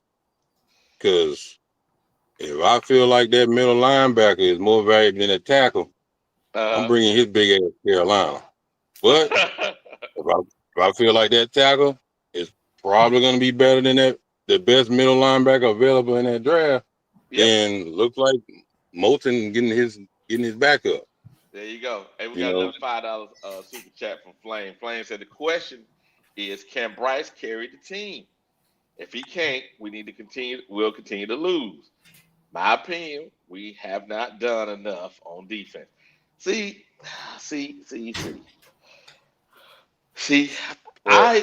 go ahead, man. Well, Flame, you basically asked the rhetorical I won't say a retarded question, rhetorical. But it's a question that you already know the answer to. Bryce cannot carry this team, not by his own talent. No, he can't. That's why they are prepping and putting all this stuff around him, so he won't have to do that. But we'll see. Go ahead, JP. I was just saying we'll see if they feel like they want to keep Ever around. Yeah, well, he probably gonna get some pieces next year for sure. I don't think it's necessary ever because the owner. You don't have great big needs on offense now. Yeah, well, you won't. And not needs that you can say that immediate anyway. Yeah, the owner wants to play the 3-4. The owner. Yeah.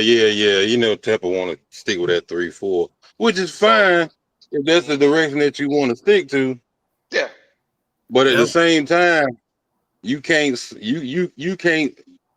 sacrifice a bigger need at another position just because you want that. Mm-hmm. You know what I'm saying? Yeah, you might see that shiny new daggum wide receiver in the draft at this and the third that you want for your daggum quarterback. But at the same time, exactly. You gotta stay focused. You got a big gaping ass hole in the middle of your fucking defense. Yep, gotta stay focused. That's the bullshit we can't do. Yeah, you know what I'm saying? So look at what Matt wrote in here. Matt said, if Bryce is still here after this year, they're gonna pay him because the Texans are gonna pay CJ after this year. See, here's the problem. Fuck. Exactly. Fuck no. You fuck see that? No. Hey, you ride Bryce's rookie deal out. And even if you gotta use a 5th-year option, you do that shit. Exactly. Rather than play. If he looked like the Bryce he looked like now on a 4-year, $37 million contract, what the hell you think a Bryce with $50 million a year gonna fucking look like? Like, we're not about to do that. We have to. No, we don't have to do nothing. What we need to do we have to do is build our team. We build our team out. Right. And what you do is, say Bryce holds out. Cool. We signed a veteran, right? To get us through that year, right? Then we sign a quarterback because we're building a team. Okay, JP, if you invest in a stock, right? And you're building your portfolio out, right? Do you just keep jumping all over the place, or do you build your portfolio out? No, I build up a particular stock, and I stick with it. Even when it look like it falls some, I'm still gonna stick with it because I'm thinking more long term than I am short term. Exactly. And the problem is, we all as fans keep looking. We have to win. We have to win. Says who? We don't have to win tomorrow. Y'all guys are not patient. I tell you. We're ready to win. That's what it is. Like we're ready to see results. I mean, you can admit it. While this been a hard 8 years, nigga. Like, I know. So we so ready to win that we so ready to put stuff in position to win immediately. But it probably not gonna be that type of thing. You know what I'm saying? Like we haven't had stability at head coach. You know what I'm saying? Yep. And we haven't had stability at defensive coordinator until just recently. So, like, we've done a lot. We've made a lot of moves in these last 8 years that have promoted to not winning and not turning around a franchise quickly. So yeah, we're going. This is the particular time where we're gonna have to be patient. We're gonna have to build. Yeah, that's true. It might look ugly for a year or two, but a year or two, and we you just have gotta ride this shit you have out. a 10-year ride. If you You suffer just for gotta the ride next this 2 shit years, out. you have a 10-year ride. Yep. Hey, the big Yeah. fish says this. The big fish says, I just saw a QB that cannot carry his team win a Super Bowl. Okay, that's all about how you draft and develop. He talking about Jalen Hurts. Well, For one, and I want Go y'all ahead. to stop using this as a fucking excuse. Jalen Hurts, from a physical attribute standpoint, is miles better than Bryce. When he's had to put up numbers, he has. But Philly has had a fucking all-star team for the last couple of years because they draft well, and they've been and a lot of their star talent now is on rookie deals. Jalen Carter, Jordan Daniels, Quentin Mitchell, Cooper DeJean, rookie deals right now. So they can afford to look like they look now. And Jalen Hurts can afford to put up 2,900 yards and go to a Super Bowl. He ain't got to. He don't have to do no carrying. Nope.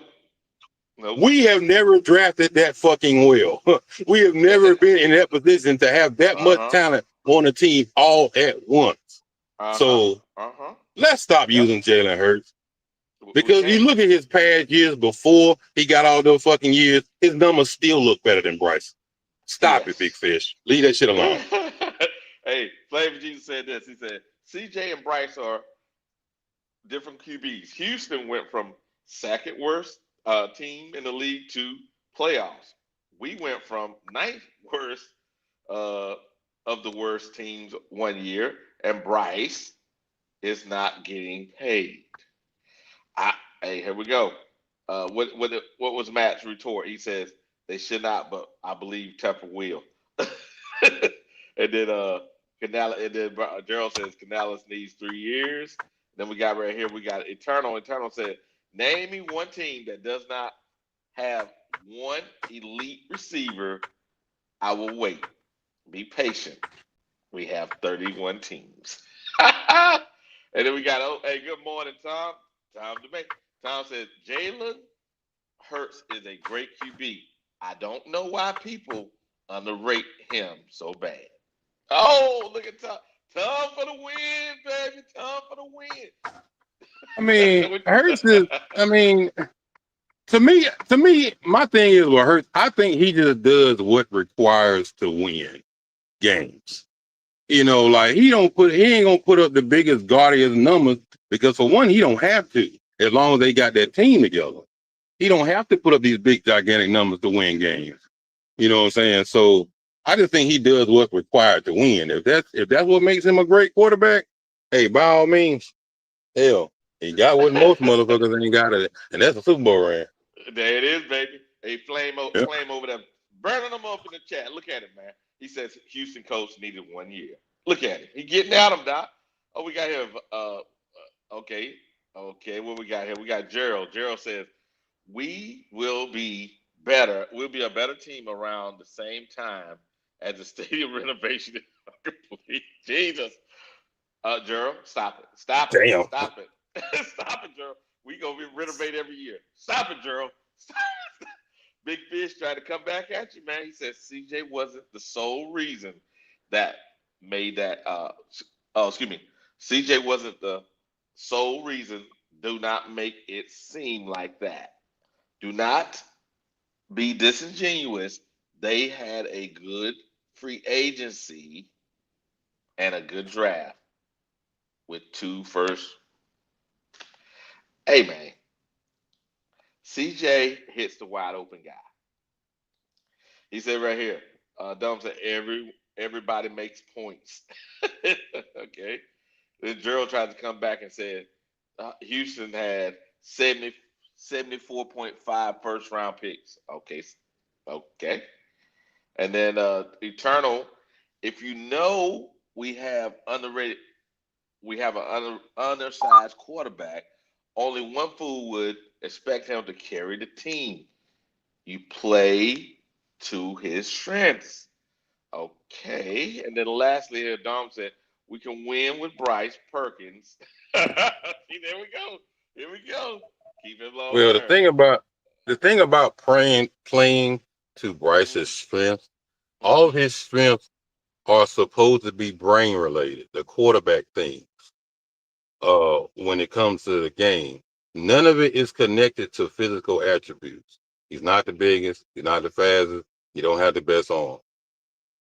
So I don't care who you are or what team you play for or what you're surrounded with. You can't think your way into physically performing a job.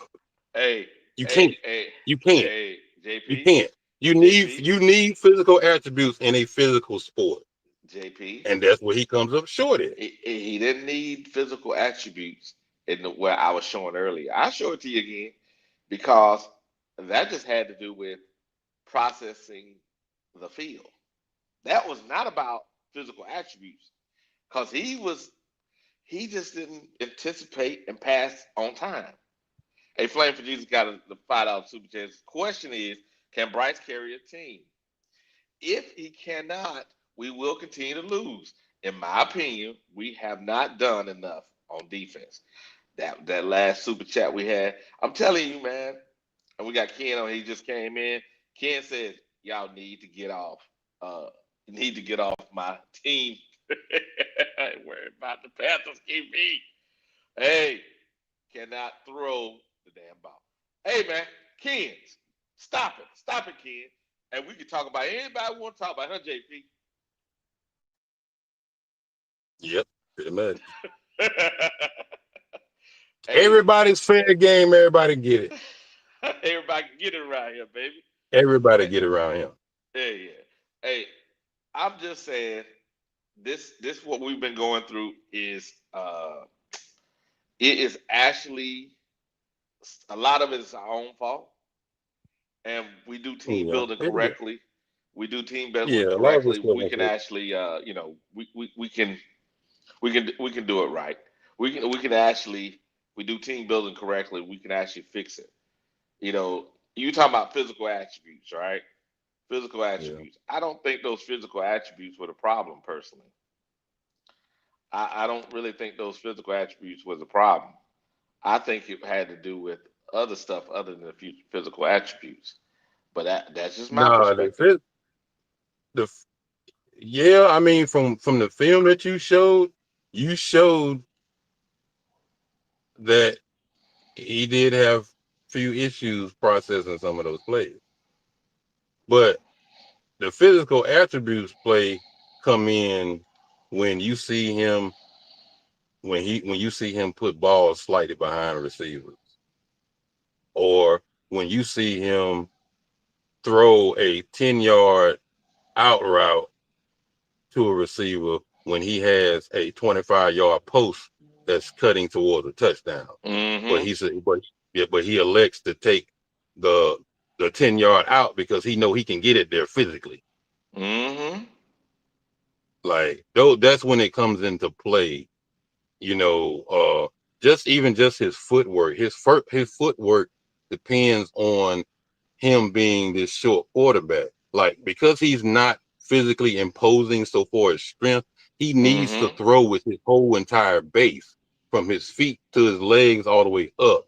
But he doesn't do that, and he's not able to do that within the pocket.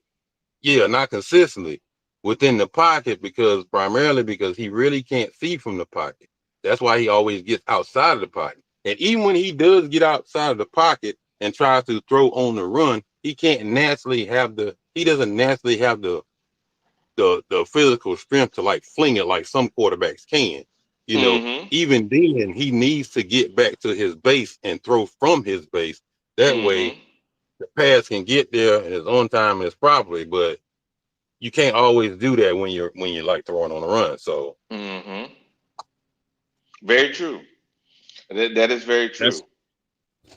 Yeah, that's why I say you. That's why I say you pick the hardest quarterback to build a team around.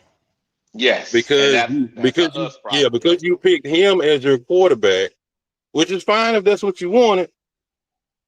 But picking him automatically puts you behind the 8 ball because he's not on the same physical platform as other quarterbacks. So now everything that you're doing, all of the moves that you perform after you draft him, yep. In hindsight, you're drafting to cover up for his deficiencies and hopefully break even to the point where, okay, this little guy can win me some games. Yep, you're And that's basically where we're trying at to now. make sure that you say you have say he can get to 12 offensively, right? We can get top 12. That means our running backs are amazing, right? Our receivers are amazing. They all are doing things similar to what he got at Alabama, right? Right. And he is playing, say, at top 15 quarterback play, but because the other guys are carrying him, we're at top 12, right? He's 15. Because of their extra play, we're at 12. That means our defense now has to be top 3 to be able to have an opportunity to be in the playoffs to win more than one game. Right. And maybe they, say they don't want to go forth with him. I'm saying I wouldn't show my hand if I was playing poker. Yeah, not right now. I would think you think, okay, you think I'm gonna sign him? Okay, cool. I ain't saying nothing. I'm building out my team. Right. And if it works out with him, cool. We may have a Kirk Cousins situation where he may get the benefit because I signed him the 5th year. We have to overpay a little bit, but I'd rather take that chance than giving him more money early and then he doesn't live up to it. I'd rather take that chance. Right. Yeah. Check this out. Now look, why is he running?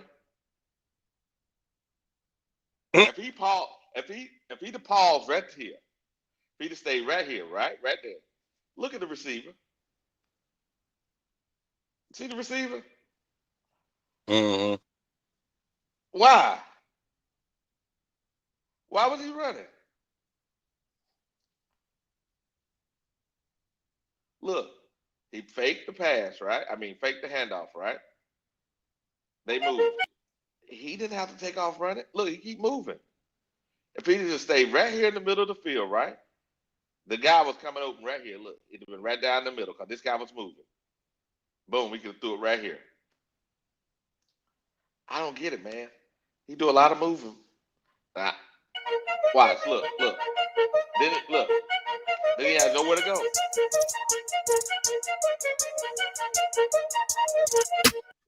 Look, now as you said, look, does he look like he's getting directly everything into that throw? I don't think so, JP. I don't think so. I'm gonna try to find something else here. Hold on a second. What did we watch the other day? What was that? What was it? Oh, legit.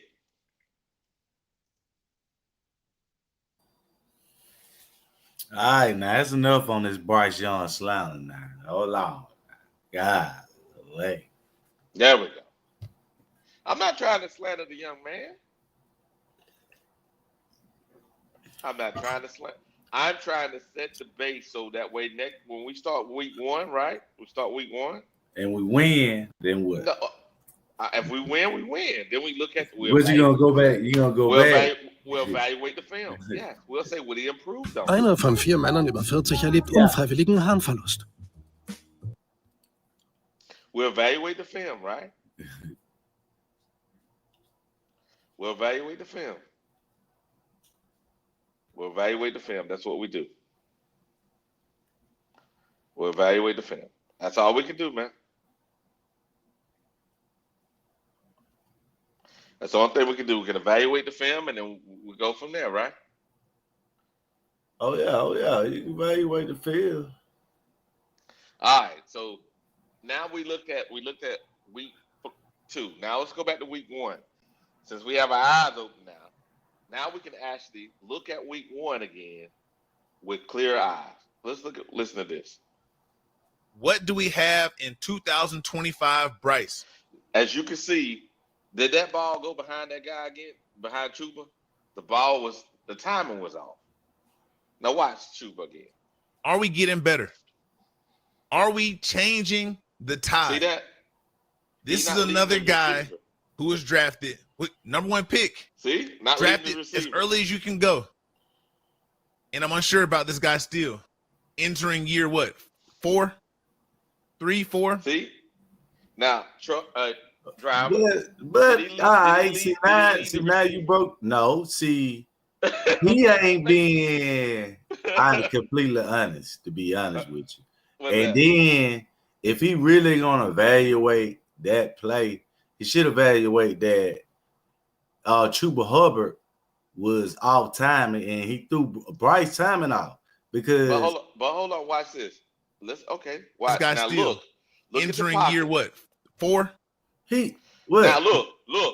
What's there that? was no reason to hurry that ball. He wasn't under duress. I could get what you're saying, but they play off quarterbacks. I know he slipped, but guess what? Okay. If he was under duress, I would agree with you, driver. But he's not under duress. Therefore, he didn't have to. I'm not gonna sit here and put that on the quarterback because it's about timing. But he could have led his receiver. Yeah, but when Bryce turned around and threw that ball, what did you see? You can't throw it in the blind coverage. Driver, are you for real? I'm you not can't blindly throw the ball. And now, JP, am I crazy? Come on, driver, you killing me. All right, let's 3, 4. I want to see a lot from Bryce, man. I want to see Bryce continue. Did he look like he had his feet set there, driver? Yeah, but he actually, when he was throwing the ball, he was waiting on the man so long. Look, watch, driver. Look at his hitch. Look. That's I want to see a lot from Bryce, man. That's a bad play to evaluate. Look at his feet now. Look at his feet now. Watch this. I want to see Bryce. Now, did he have a base that he was throwing off? No, because he didn't have a base. He was walking through the throw. I mean, he's supposed to have a base. That's a bad play to evaluate. I'm trying to tell you because if he threw the ball over here, Chuba could have what? Yeah, but Chuba supposed to be in there anyway. You see how that open field?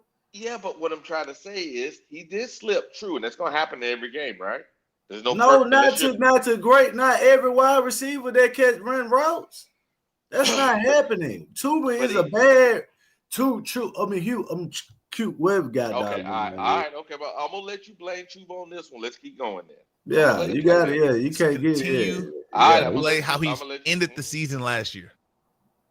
A lot of times we see Bryce Young on the field and we see not missed opportunities, but now look at this. Him limiting himself from taking the chance to make big plays. I guess that is a missed opportunity. It's like instead of going out there and make the play, we watch Bryce bypass. You see that guy? Yeah. You see he was right in front of him? You see it? Now watch. The big play, to play it safe. Now look, you see that? Now that's a sack. That's called a sack. Counted against the offensive line. Did the offensive line do a good job that time, driver? Yeah. Okay, but they just got a penalty. They gave up a sack. You see that? I agree with you on that play though. I agree with you. Though I say I agree with you. For the NFL and be successful, you got to go out there and get it. Let's start this drive right here. Versus the Panthers, preseason week 1. Here we go. We got Bryce Young starting. We only got the passes dialed up. We're not watching screens. We're not watching bubbles. We're watching him throw the ball down the field, make reads, make plays, make decisions. 5 wide set to start off, right? What are we getting? It looks like man coverage. We got one high safety right here. What are we getting from Bryce? He takes his drop. He sits there. He hits the back. The ball is behind Hubbard. Incomplete pass. One thing I see when I see Bryce play compared to him at Alabama, the biggest thing is he does not have the superstars around him. I like that the Panthers went and got a top receiver in Tet. I like that. I like the way he can go out there and catch the ball. When you throw the ball up the 4, he'll go and catch it. You need guys like that around Bryce. He has to do it by the play calling, the schemes, field. But then you come back and throw the ball like this. You hit the first rounder, the guy they brought in to help you to open things up. Look right here, pre-snap. What are we seeing? It's the preseason. They're keeping it. Now, driver, I'm not going to go through this like we did the other day, right? I'm going to stop this. But now, driver, looking at week 1, right? Looking at week 1. Looking at week 1. Rainy State. Looking at week 1, right? I'm going to stop sharing my screen here, guys. Good morning, fellas. Hey, good morning. Looking at week 1, looking at week 2, driver. Did you see any progression in Bryce from week 1 to week 2 in the preseason? I mean, you can't really say that you could take a step back in the preseason because did he take a step forward? I mean, he did take a step back or a step forward. But it's the preseason. But this didn't look like the Bryce from the last 10 games, driver. Be honest with yourself, man. Stop that. I mean, what you mean? Because we still scored on the drive. He still was managed to put up a touchdown. We already went through that drive. Okay, I don't want to go through that film like that again. I don't want to go through that film like that again, driver. We don't have to go through it because we know the results, right? Mm-hmm. So the results ended up being a touchdown. Regardless if he missed a man open to get a touchdown, which a man dropped a touchdown too. So regardless, what I'm saying is you can't nitpick to say that drive didn't count as a touchdown. Okay, but he could have had. That's what I'm saying. That's why I said. Big Fish said. The Big Fish said this. It's saying it don't kiss. I don't know if Big Fish and the Big Fish is the same guy, but it says this. He says, yeah, that's me still. Oh, okay, that's you. Said that why we so hard blaming the QB, everything on the QB. Oh, I'm not trying to blame everything on the QB, man. I'm just saying say the Houston because game, everything evolves around the QB. Wally, you don't have to apologize for that. So the Houston game, right? When I showed you that stuff, there was 3 and outs, correct? There was 2 3 and outs. In those 2 3 and outs, and you've seen the offensive line did what they were supposed to do. The receivers did what they were supposed to do. The only person that didn't execute, remember, it's a team game, was the QB. He wasn't under a lot of distress. He just had to execute normal football plays. Go ahead, Big Fish. That ball that you're talking about for Chuba, it was supposed to be thrown behind him because there was a linebacker in front of Chuba, and he was coming down. The corner that was also behind him was coming down. Why couldn't he hit him in his hands rather than behind him? He couldn't lead him because if he led him, there's a linebacker in front of him. I didn't say lead him. Why did pull that play back up? There was significant yardage between him and he the defender. He had to throw it at his hip. Yeah, it was a little behind, but he had to throw it at his hip. He had to play. We already broke down that the wide receiver, once you become a wide receiver and you throw up the timing as a wide receiver, and that's on you. I mean, you ain't when they go to that film room, they looking at that wide receiver. Yeah. They go say Bryce gave him an opportunity. It's not like Bryce threw it at his leg behind him. He threw it at his hip. That's why I say you can't nitpick that play because, like I said, that play. There we go. There we go, Big Fish. Check it out. Watch the play and listen to the commentary. And I'm unsure about this guy still entering year 4?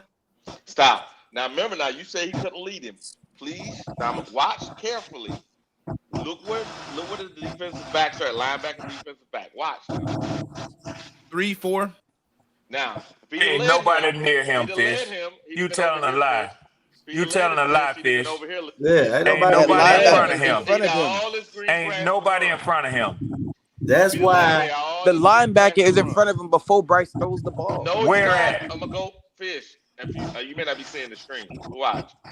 Number 1 pick. Now look, Fish. Where's 3 the yards linebacker between them. Look, nobody's in front of him, Fish. Yeah, he slipped and fall. He slipped. Okay. He was in front of him. Yeah, go ahead. He slipped and fall because he thought Bryce as early as you can go. Multiple times. Look. And I'm unsure about this guy still entering year Ain't what? nobody within 4? 5 yards of Chuba. 3, 4. Yeah, you're right on that. That's why he didn't throw it because the guy was in front of him. The guy, he was a the guy, Wait a minute. just Wait, happened to not crash down driver. Wait, driver. Go ahead, Fish. Hey, Wiley, let's deal with what Fish is saying so he can quit saying it. At some point, you got to let it go. You say the defender was in front of him. I say there was nobody within 5 yards of him. Let's see who's being a lot truthful. from Bryce, man. I want to see Bryce. Who's in front of him? Now him and the linebacker are even now because the linebacker slipped. Go back from the from the lineman's point of view. He ended the season last year. Nope, Where? Different play. Hold on, different play. No, another that's guy. Good. That's when he made the cut. Where? Number 1 pick. If the linebacker comes straight down, that's an interception. The linebacker don't have to. Look. That's why he didn't throw it in front of him. The linebacker talking about Big Fish right here, right? That's what you're talking about. But look the difference. 1 yard, 2 yard, 3 yard, 4 yard, 5 yards. It ain't a motherfucker foot with 5 yards of Chuba. And Wiley. What Fish fails to realize is Bryce knows exactly where Chuba is going. The defender doesn't. Correct. Right. Correct. That's why I said. Look. There's 5 yards. Now, from the view you were seeing initially, you didn't look that way, but there's 5 yards between those guys. Right. NFL opens usually 2 yards. Wiley, that's high school open. Yeah, I'm unsure about this guy still entering year what? At his hip, 4. Bro. That's a catchable. 3, 4. That's a catchable ball, bro. That is catchable. Let's stop that. That's catchable. No. That's the safest place to throw the ball.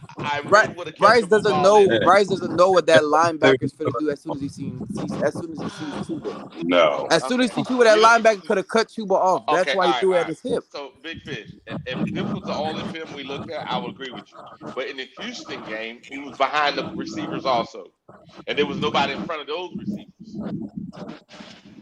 He's not leading his receiver. That's all we're saying. It showed it in the Houston film, and it's showing it in this film.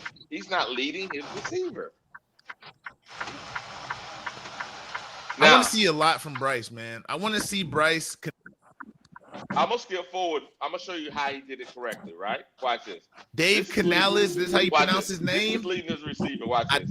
I don't quite know what they've been doing for this guy back here. Have they been helping plays? They're on the field. He's trying to navigate. He's a shorter guy. He's not the fastest.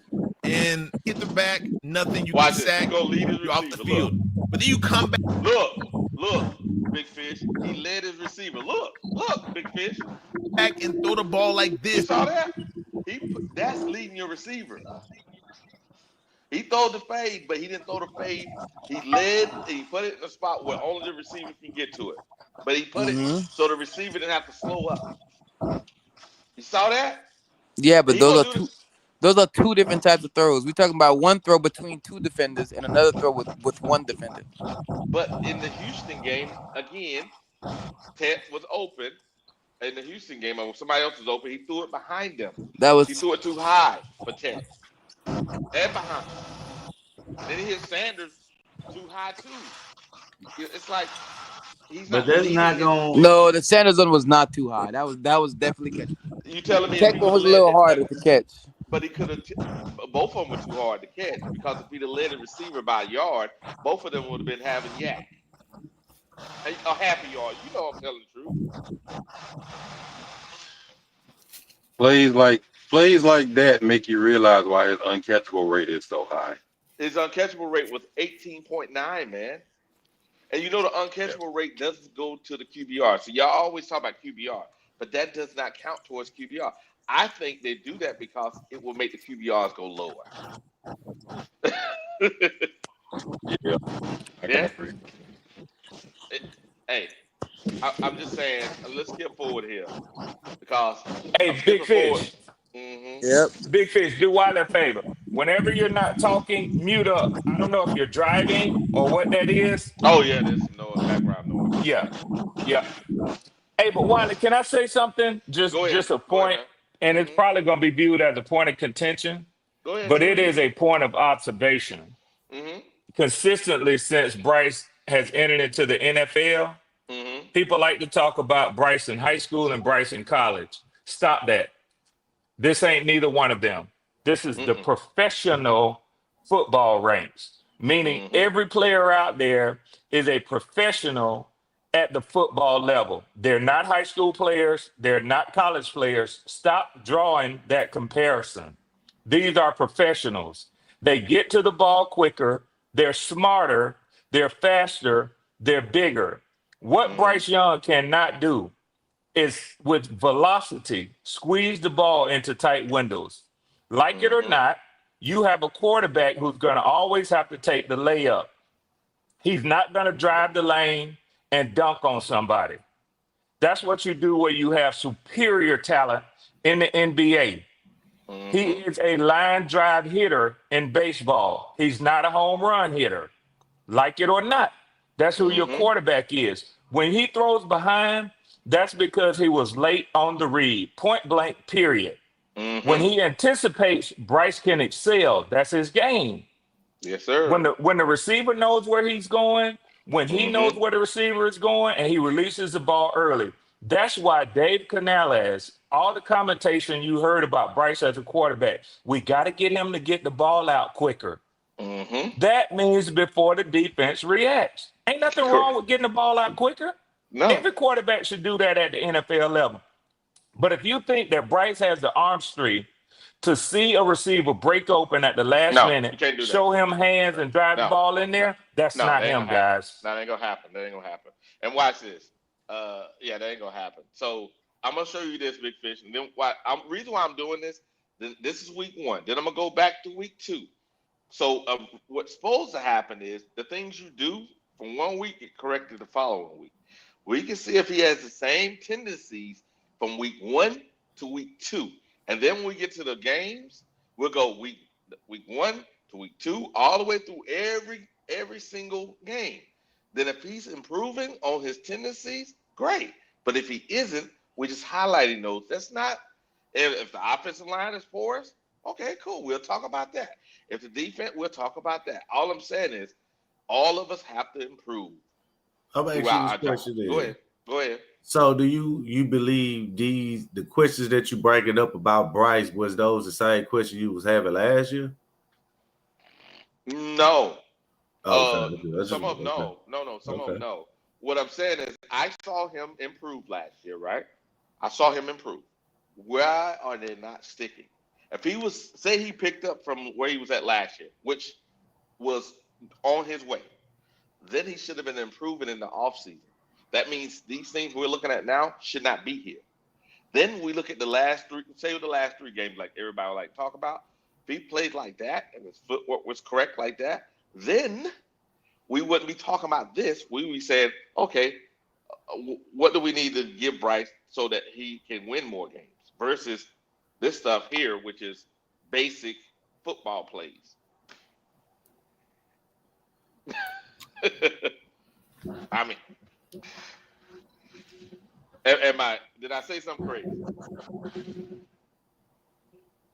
I big fish. Who's gonna make up to $500 million? These guys are getting $50 to $65 million a year.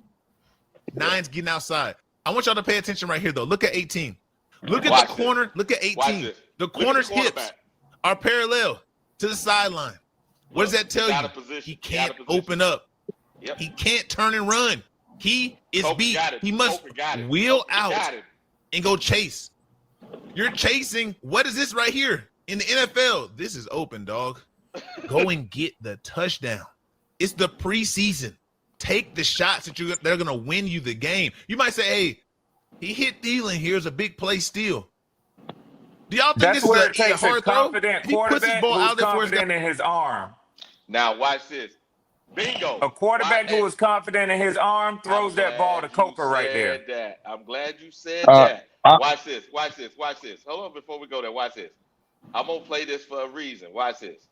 Play the beginning of the PFF, the beginning of the show. Watch this. Listen. Is it playing?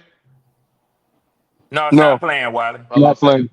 What's going on? Why? Hey, go ahead, Howard. Wiley, before you play it, let Howard get in here. All right. No, go ahead. No, go ahead. Play it. I'll wait till after. But Wiley, let me ask you a question. And Big Fish, this for you and anybody else. Driver, anybody else. All right. Coker has the potential to score a touchdown right here. Right or wrong? Yes, sir. Where do you want your quarterback to go with that ball? Bryce is holding it. It's at his chest. He hadn't released yet. He's looking up the field. Where do you want your quarterback to be going with the ball? You already know, man. Listen, Coker's in a perfect spot. All Bryce got to do is just throw that ball ahead of him. That's a touchdown. That's a no-brainer right there. That's a no-brainer, man. Come on, man. But this is the smartest quarterback in the NFL, though. Nah. I want to say something, smart, though. But he ain't confident, though. Right. No, he ain't confident in that arm too much. I want to say something to Driver, though, man. Driver, this is what I believe, man. When y'all talk about that last 3 games or the last 10 games and stuff like that, I feel like teams was being disrespectful to Bryce. And that's why he looked the way he looked. Okay? They've been disrespecting Bryce from year 1 all the way up. You know what I'm saying? And then when they found out, okay, well, we can't really disrespect him more this year. Oh, they're gonna show Bryce some shit, and you're gonna say, damn, why he ain't doing what he did last year? Because shit is different this year. You understand what I'm saying? Like, it's gonna be different for Bryce. It's gonna be hectic and hell for him. If he think that running out the pocket and bouncing around is gonna get somewhere, no, it's not. Them edge rushers, they're gonna set them edges for him because they know he likes to come out of the pocket.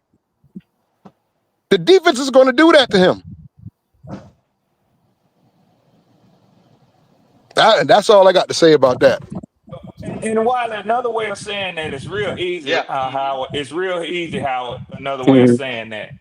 When you had teams, and everybody knows it and saw it, who was consistently putting 7 or 8 in the box. Yep. You know why? Disrespect. Because they knew who the threat for the Carolina Panthers on offense was. Chuba Hubbard.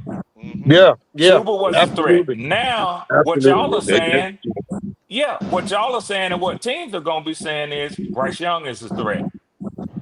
So, like Howard is saying, they're going to scheme for Bryce, not the running game. They're going to scheme for Bryce first. Let's see how he does in Jacksonville. Yep. They're going to be forced. They're going to force him to beat them. Yeah. Now. Yeah, they're going to try to go down. Yeah. Now, Big Fish, this is week 1, right? This is week 1 we're looking at. Now, we go to week 2. It's only a few seconds because I'm gonna let it play a couple times. We ain't gonna go through the whole thing. I'm just setting the table so you can see this is what he's doing in week 1. Then he goes back. He talks to his coaches. Then in week 2, he goes 3 and out. Then you can see the 3 and outs yourself. 2 3 and outs. Those were on him. Now the offensive line, PFF says, was number 11. They just said it. Number 11 rated the offensive line. And you will see in that game, in that preview, how well they blocked. I'm going to let this go through for a reason. Go ahead. Bryce got the he got the ability to make an offense line bad by doing what he does, man. I'm gonna tell you that right now. That running out the pocket like that when it's a clean pocket, that's terrible, man. Because now this offense line got to figure out what the hell is he doing behind me. At a run, I think he can complete it and potentially score a touchdown on this play. You take the safe route right here. You hit Thielen. He's wide open. Apples to oranges, right? What y'all think, though? This is number 1 pick. He's looking right He's at supposed it. to be the absolute man. That's a touchdown. I mean, I'm looking right at it. Yeah. You heard what the dude best said? player. He's supposed to be You're the supposed to be a guy who's absolute gonna man. make up to $500 million. Wiley, These guys are rerun it getting just a little bit and see what the dude's saying Bryce supposed to be. This ain't Wiley. This ain't Howard picking apples on him. to oranges, right? What y'all think though? It's the number 1 pick. You're supposed to be the absolute man. You're supposed to be the best player. You're supposed to be a guy who's gonna make up to $500 million. Did you hear that? 5. Jesus.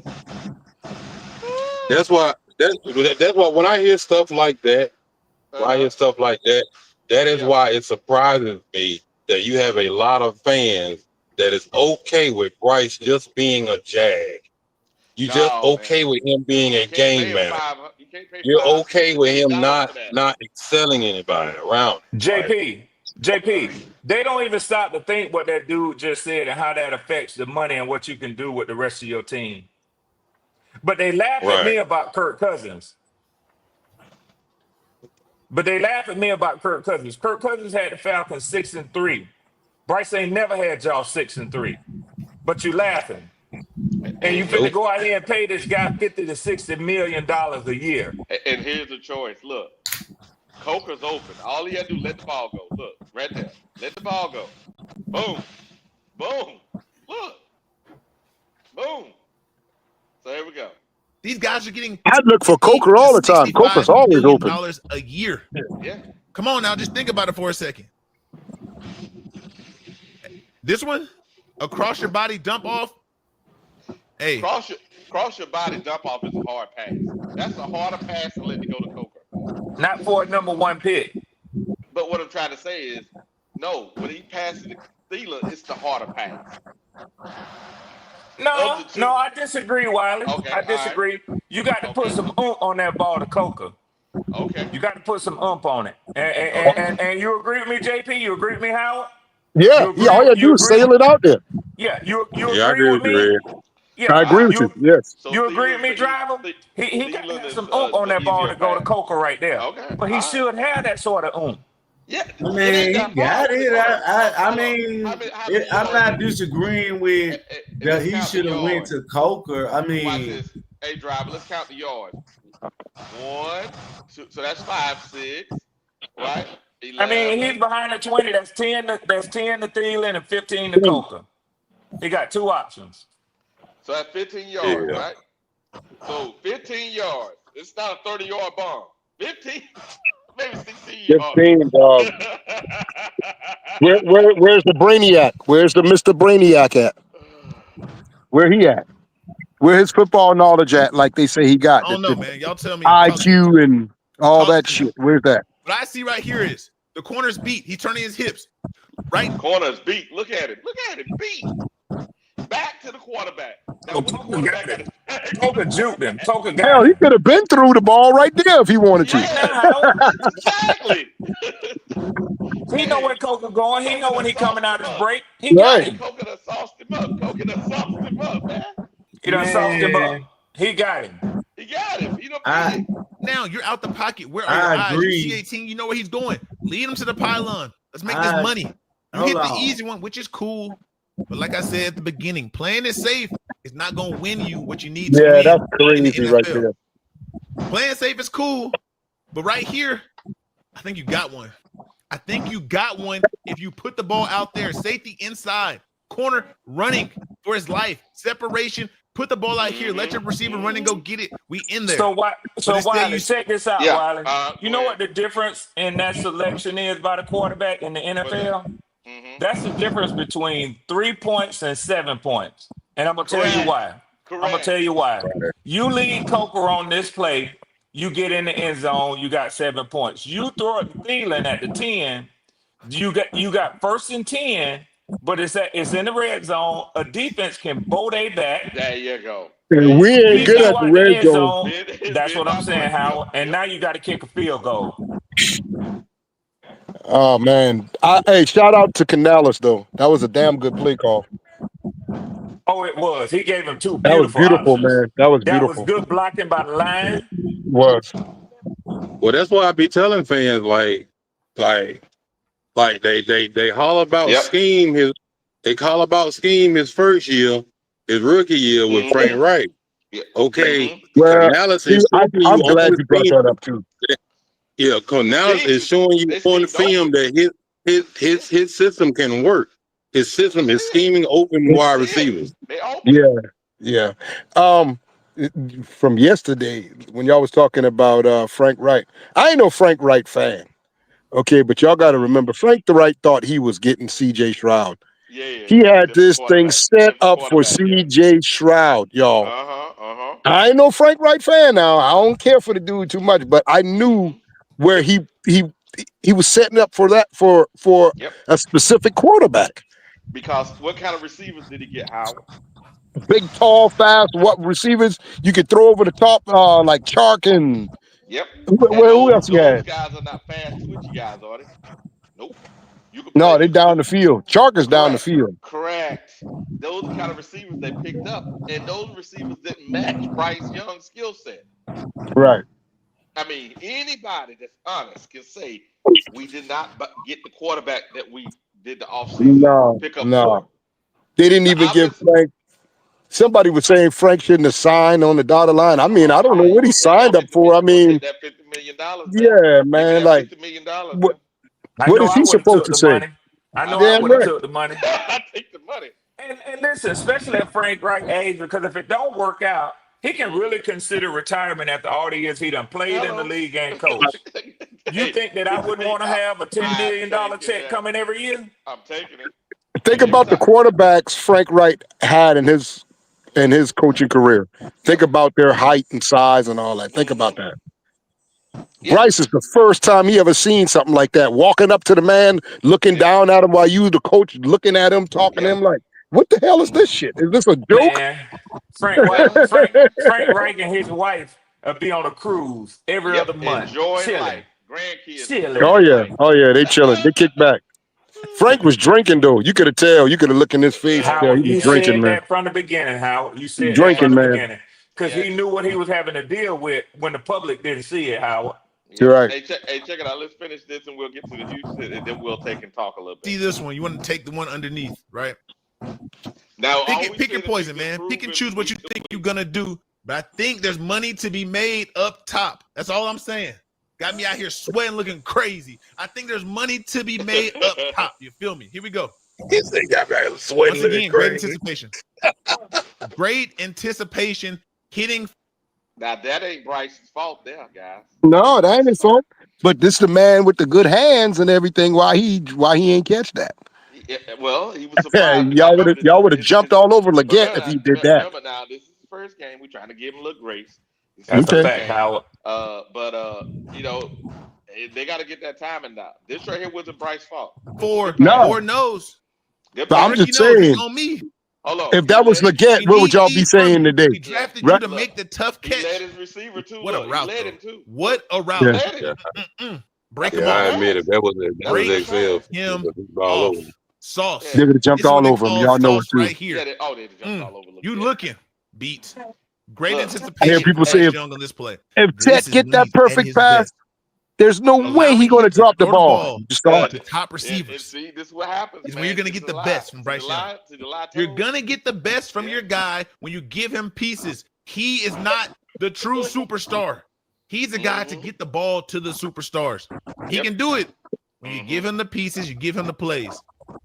Is he a true game changer? I don't know. Y'all tell. Wiley, I want you to know that I can only imagine as a fan of a different team, of a quarterback that I come over here and get hate from all the time, talk about a do-rag or, injured Kirk Cousins, how hard it is for Bryce lovers to hear this guy's tape.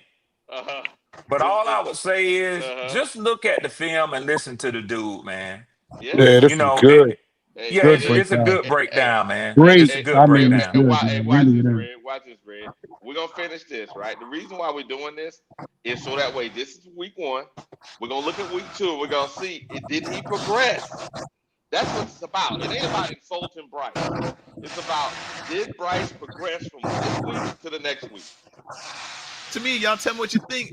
Great anticipation here. The ball's in the money. We got to have. Hey, Big Fish, go ahead and beat yourself real quick. Sound like somebody pressure washing something, man. Actually, that's JP. That's on yours, JP. I see you lighting up every time I hear that sound. There we go. These four. And they will connect on these. I got confidence in McMillan. I got confidence in him. Yeah, you know. It's all good. You know, that one's on you. You got to make these. Oh, my goodness. You know how nasty that would have been? He just catch this ball, finish the route, finish it. He wasn't expecting the ball. We know. But it's okay, though. Let's keep going. Let's keep going. Bryce Young out the pocket. What we doing? We pumping. We're pumping. He's moving his hand from the TV copy. We just see touchdown. Let's see it from the top. How do we get there? What are we in right here? 11 personnel. We got tight end, receiver. There's the back and the backfield. Bryce Young's in the gun. What are we getting right here on defense? Is this man? Is this zone? Is this man or is this zone? What we got? Looks like they're playing man. They're trying to pass it off on the inside. Uh-oh. Someone's free. Someone's free. Throw him the money. Like I said. Wide open. Like I said. Wide open. Now, how much wide open do you need to be in the NFL? Look at that. But that's a 20. Bryce at the 20. Now, that's a 25-yard pass for him. He threw it back here, right? He can lob it to the pylon. That's it. Bingo. Look how far. Let's count the yards. Look, 1, 2, at least what? 8 yards ahead of him?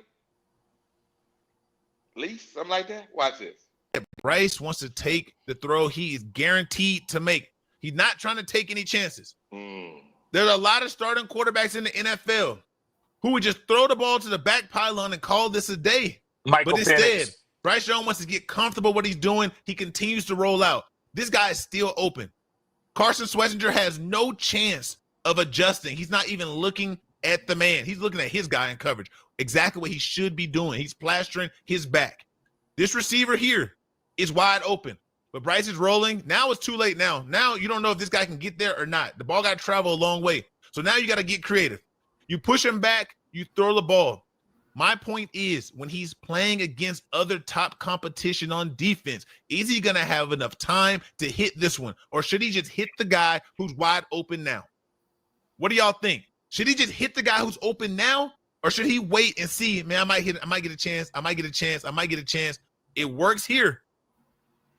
Will it continue to work when the game is on the line against good on good, best on best, the ones?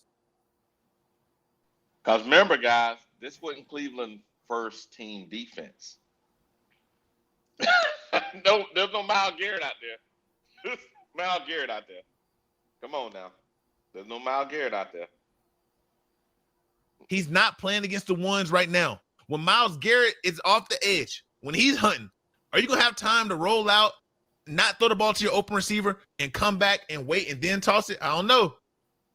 It works here, though. All right, let's go. Let's try to do something real quick. Let's try to go to another one here. Stop sharing. We want to go to the Houston one. Texans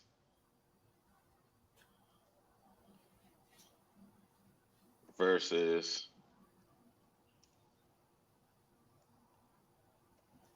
Carolina Panthers.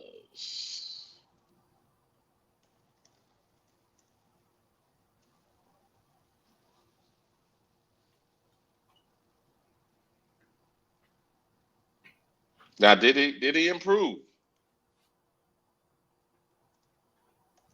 That's the question. Y'all done ran Fish off. Fish couldn't take too much of that shit right there, boy. Fish said, I got to go. Hey, did he improve, baby? That's what I'm saying. He ain't get worse. Hello, okay. Well, driver, let me tell you something. Just food for thought. I ain't arguing with you. But let me tell you, listen how you laugh. You say, shut up, Red Swan. Hey, but driver, you say he didn't get worse. Now, one thing you pointed to earlier, driver, you said he scored on that drive, right?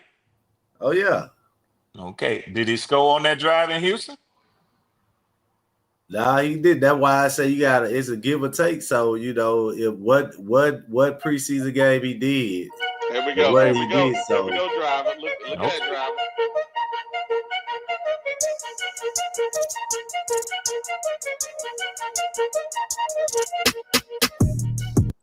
Now, he had a problem leading Chuba. Remember that pass to Chuba? We say he should have led Chuba. Now, did he lead his receiver here?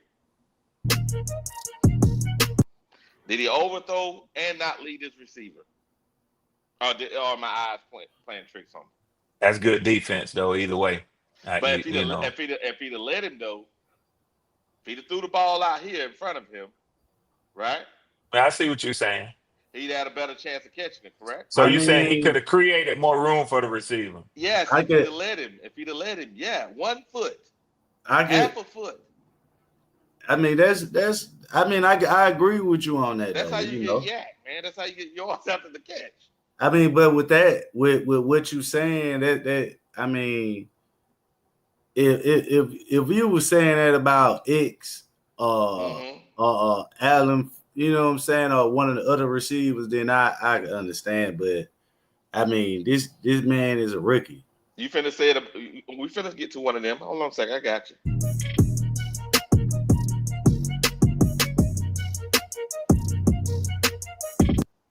That's Adam. Now look now.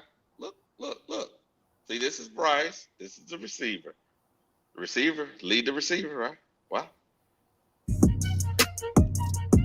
Oh, he could have hit that guy, but look, he didn't even lead this receiver. Remember? They blame it on the tight end. Look where the ball is at. Look. I mean, it hit his head, though, man. It didn't hit his helmet. But look now. The guy's diving, right?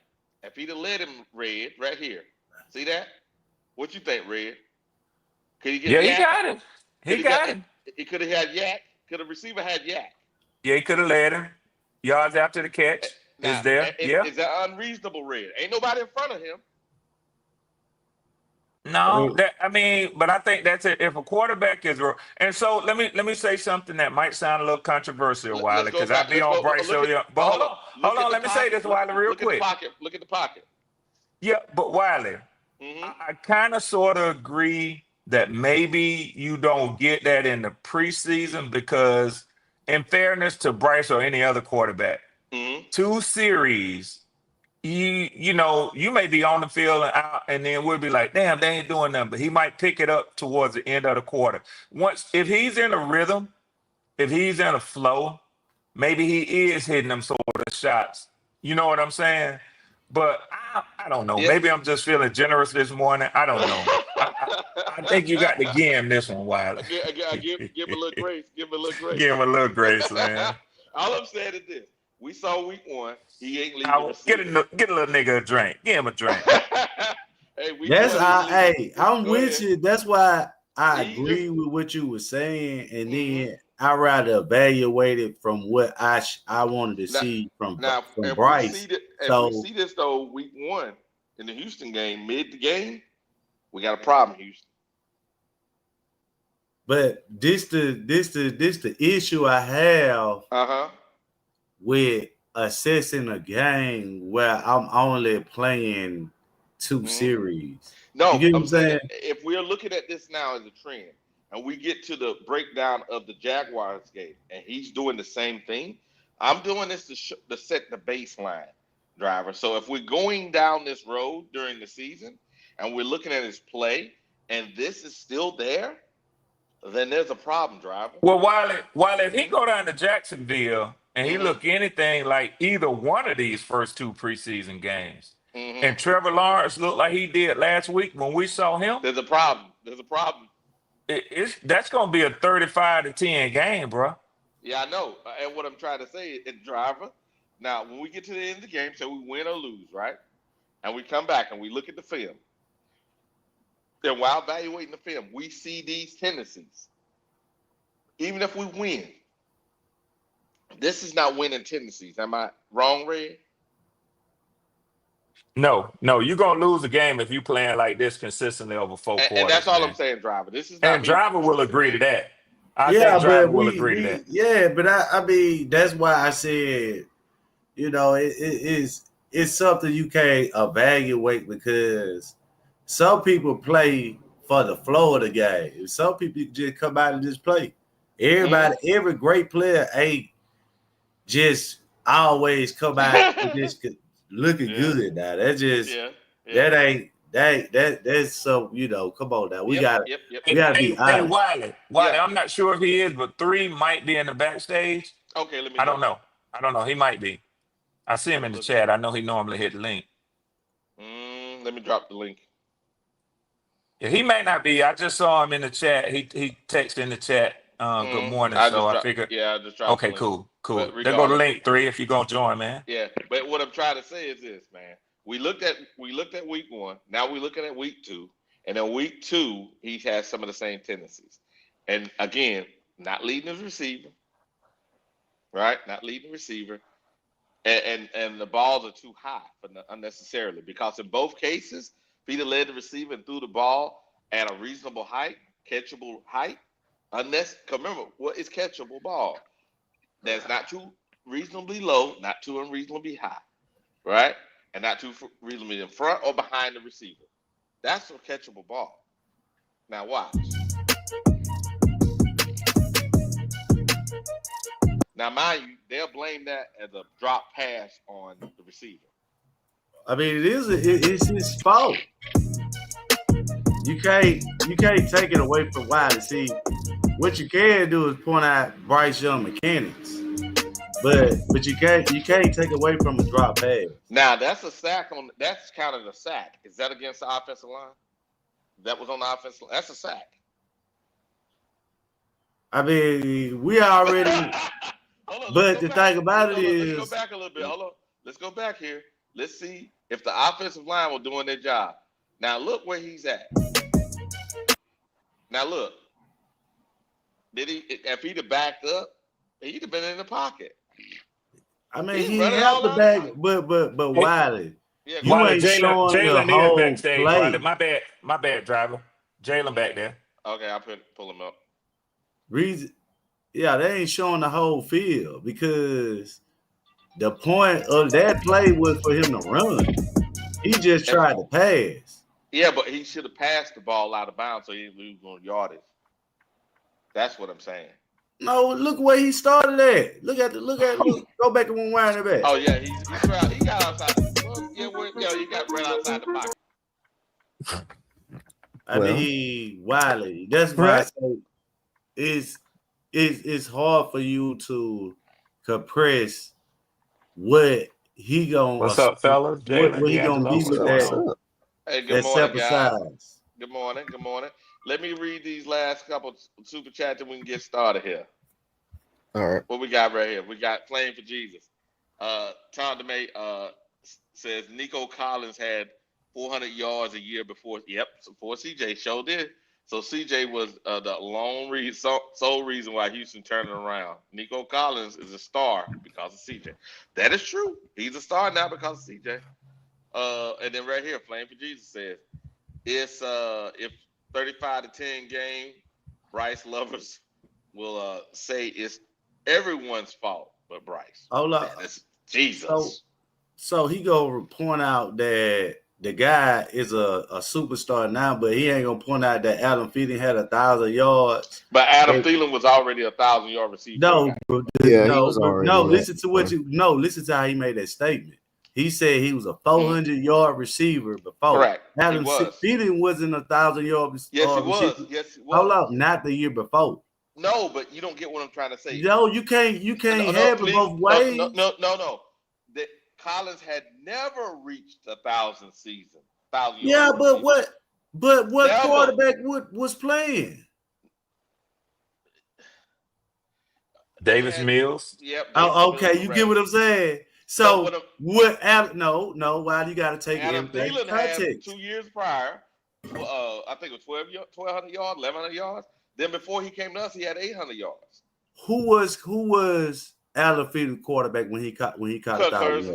Okay, then. So what's the reason why Kirk Cousins still was making $100 million when he went to Atlanta? Because he made everybody else still get 1,000 receivers. So you can't make it to the case to say, well, this he got that because of CJ. If he was playing with Kirk Cousins, he'd have 1,000 yards too. Well, let's say this now, driver. One thing that you got to take into account: the reason that Thielen's yards dropped the last year when he was in Minnesota was because Justin Jefferson came. So he was getting all the money. He was getting all the food. So Thielen was a number 2 receiver. Now, if Thielen had been the number 2 receiver with Bryce, you think he still would have got 1,000 yards? What you mean? He couldn't do that. It was with Bryce number 1 receiver. With Kirk Cousins. He couldn't do that. He can't do that with CJ. I see what you're saying. That's the point that I'm making. When somebody make a good argument, I'm humble enough to agree. I agree with your point, bro. All right. Okay. So let's talk about why y'all say Nico Collins is a 1,000-yard receiver because of CJ Stroud. Why y'all? What make y'all feel like Nico Collins was the bullshit before that? Before CJ got there, people were saying that Nico Collins was possibly a bust. You a damn lie, Wiley. Stop it. I don't want to hear that, Wiley. Pull it up. Nico Collins been the number 1 receiver. Hold on, Wiley. That's a lie. Whatever you about to say. Nico Collins been the number 1 receiver. No. We not gonna do this shit. We not gonna do this shit. We not gonna do this shit. You don't know what you're talking about. Nico Collins was a number 1 receiver. Hold on. Nico Collins was a number 1 receiver with the Texans. That motherfucker was a star before CJ Stroud got there. You a motherfucking lie, bro. CJ Stroud. This dude don't know what he's talking about. Come on, you a damn lie. Angelo, you a motherfucking lie, Angelo. See, Nico Collins. Hold on, D'Angelo. Nico Collins was a number 1 receiver before CJ Stroud got there. He didn't become a number 1 receiver when CJ Stroud got there. No, he wasn't running. The most yards that man had before CJ got there. I don't care about them yards, D'Angelo. I don't care about them yards, D'Angelo. He was the number 1 receiver for the goddamn Texans before CJ Stroud got there. They had over 5 goddamn. How many quarterbacks in them 2 years did motherfucking Nico Collins have? How many goddamn quarterbacks went through the goddamn Texans before CJ Stroud got there that Nico Collins had to play with? And you tell me why that motherfucker had 400-some goddamn yards with the Texans them 2 years. He was not the number 1 receiver, right? Come on, guy. Who was the number 1 receiver then? I think it was your boy Robert Woods. If not, was it Robert Woods? Come on, bro. They picked up Woods, but he was not the number 1. Nico Collins been the number 1 receiver since he got there. No, he was not. No, he was not. I'm gonna have to go back and look, but no, he was not. Look, God damn, bro. Read the screen. This is too much stress for no reason. Read the screen. Yeah, read the screen. What it says? Nico Collins had a unremarkable career with 446 yards and 181 yards receiving his first 2 seasons. Who was the quarterback? Tell me who was the quarterback, bro. Please tell me who was the quarterback for the Texans. See, we didn't give this excuse. These numbers here are the same numbers. Who was the quarterback, Wiley? How many? What was the quarterback rotation? Okay, please listen. Okay, I'm listening. We didn't give the same grace to Terrence Marshall.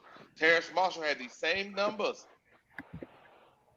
You can't compare Terrence Marshall to goddamn Nico Collins. Terrence Marshall couldn't even get out of goddamn preseason. Please listen. We had the same problem at quarterback that Houston did. We had a revival chair. Come on, Wiley. Wiley. Please, Wiley. Stop for a second. Okay, anybody else other than him, please tell me that's on the Bryce side of the thing. Read what that's on the screen and tell me that I'm crazy saying that. You reading a report, one goddamn report, Wiley. That's great. All over the place. That's great. But you leaving out the details, Wiley. You leaving out the details. It's not arguing for no That's reason, cool, though. I can't agree with you on that. No, why, Wiley? Go ahead. Because that's what you look through. That's a AI. I can grab anything. What you want? I mean, the AI can write anything about anybody. Because when I type in LeBron James, he tell you so much great stuff about He him. bring up one goddamn you can't do that now. You bring up one goddamn article. What's going on? What's being wrote? Come on, bro. Right here. Nico Collins was the number 1 receiver before CJ Stroud got there. No, he wasn't, Ron. No, he wasn't, Ron. He was, bro. Yes, the fuck he was, man. He was understood as being the number 1.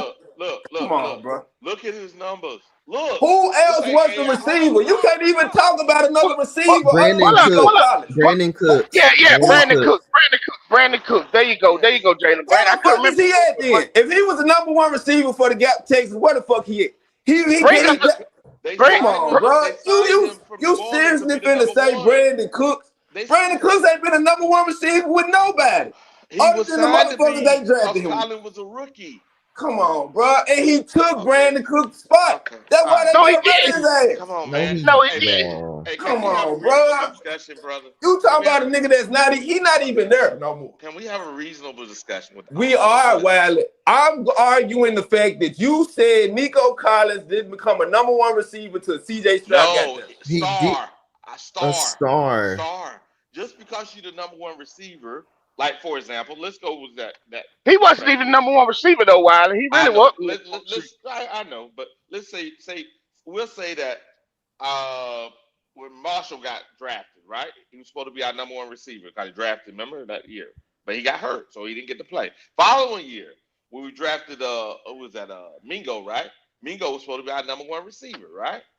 But he was a rookie. But they you gotta prove. Hold on. Ain't no supposed to be shit. Ain't no supposed to be shit, man. Just like Collins.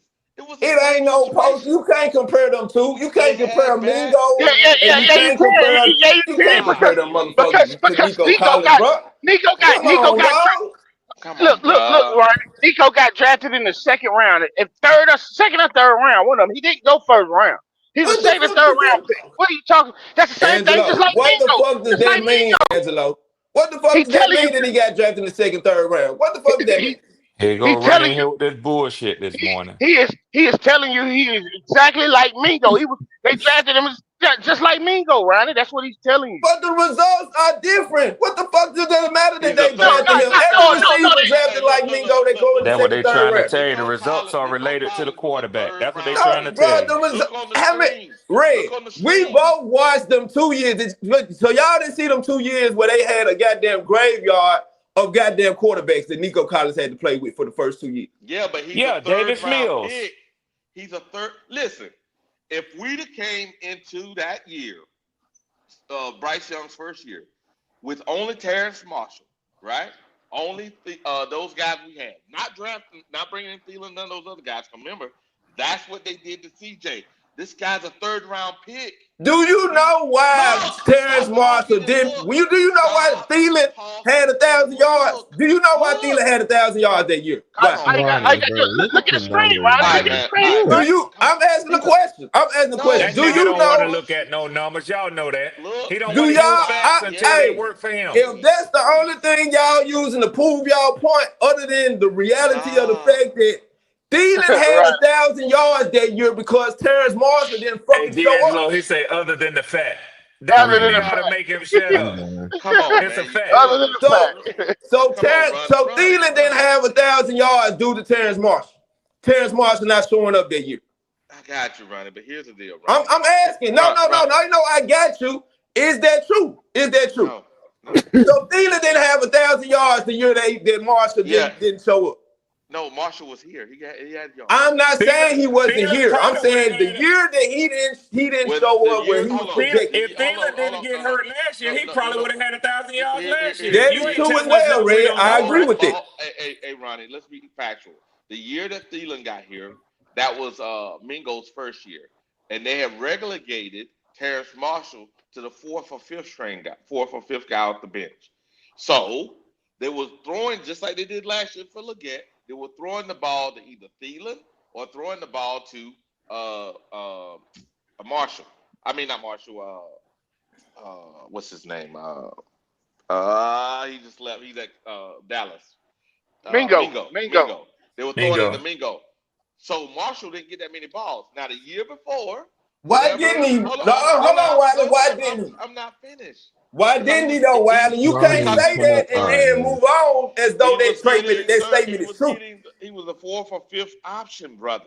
No, Thielen was the fourth or fifth option. Thielen was supposed to be a third option in our offense when he was drafted here. When he was signed here, Thielen was supposed to be the second or third option as a result of either Mingo a motherfucking Terrence Marshall stepping up. Thielen was not even supposed to be in the picture as a 1,000-yard receiver. Okay, got it. Now, if they would have brought Thielen here, and they would have did exactly, if you look at the screen, exactly what Houston did. Nico Collins was a third. No, Wiley, you don't bring guys here, bro. Let him talk. Right.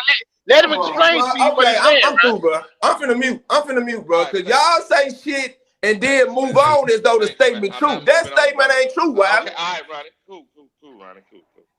Now, looking at the screen, this is the number one receiver that C.J. Strauss had.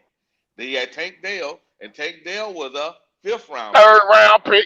Tank was third round. Yeah, where his receivers going in.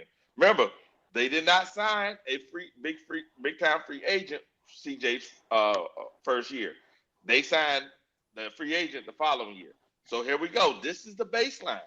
Now, my man jumped from look at his career now. He had the same career that Marshall had. Look. 400 and something yards. That's what Marshall had. We said Marshall was a bust. Remember, look. Marshall was a second-round pick. He was a third-round pick. And then as soon as CJ shows up, 1,300 yards, 1,000 Look at that. yards. Look at that, Ronnie. Look at that. Third round. No, leave Ronnie alone. Leave Ronnie alone. We don't need the distraction. All I'm saying is, if you look at what's happening here, and we go back to what we was talking about from the beginning now, which is based on the film work we did today, if Bryce shows the same tendencies he came in from week 1 of the preseason, and in week 2 of the preseason, in the first game, then he hasn't progressed. Now, these are not the tendencies he showed the last 3 games of the season. I don't know what happened to that guy. Hey, didn't Bryce drive down the field? Didn't Bryce drive down the field and score on Cleveland?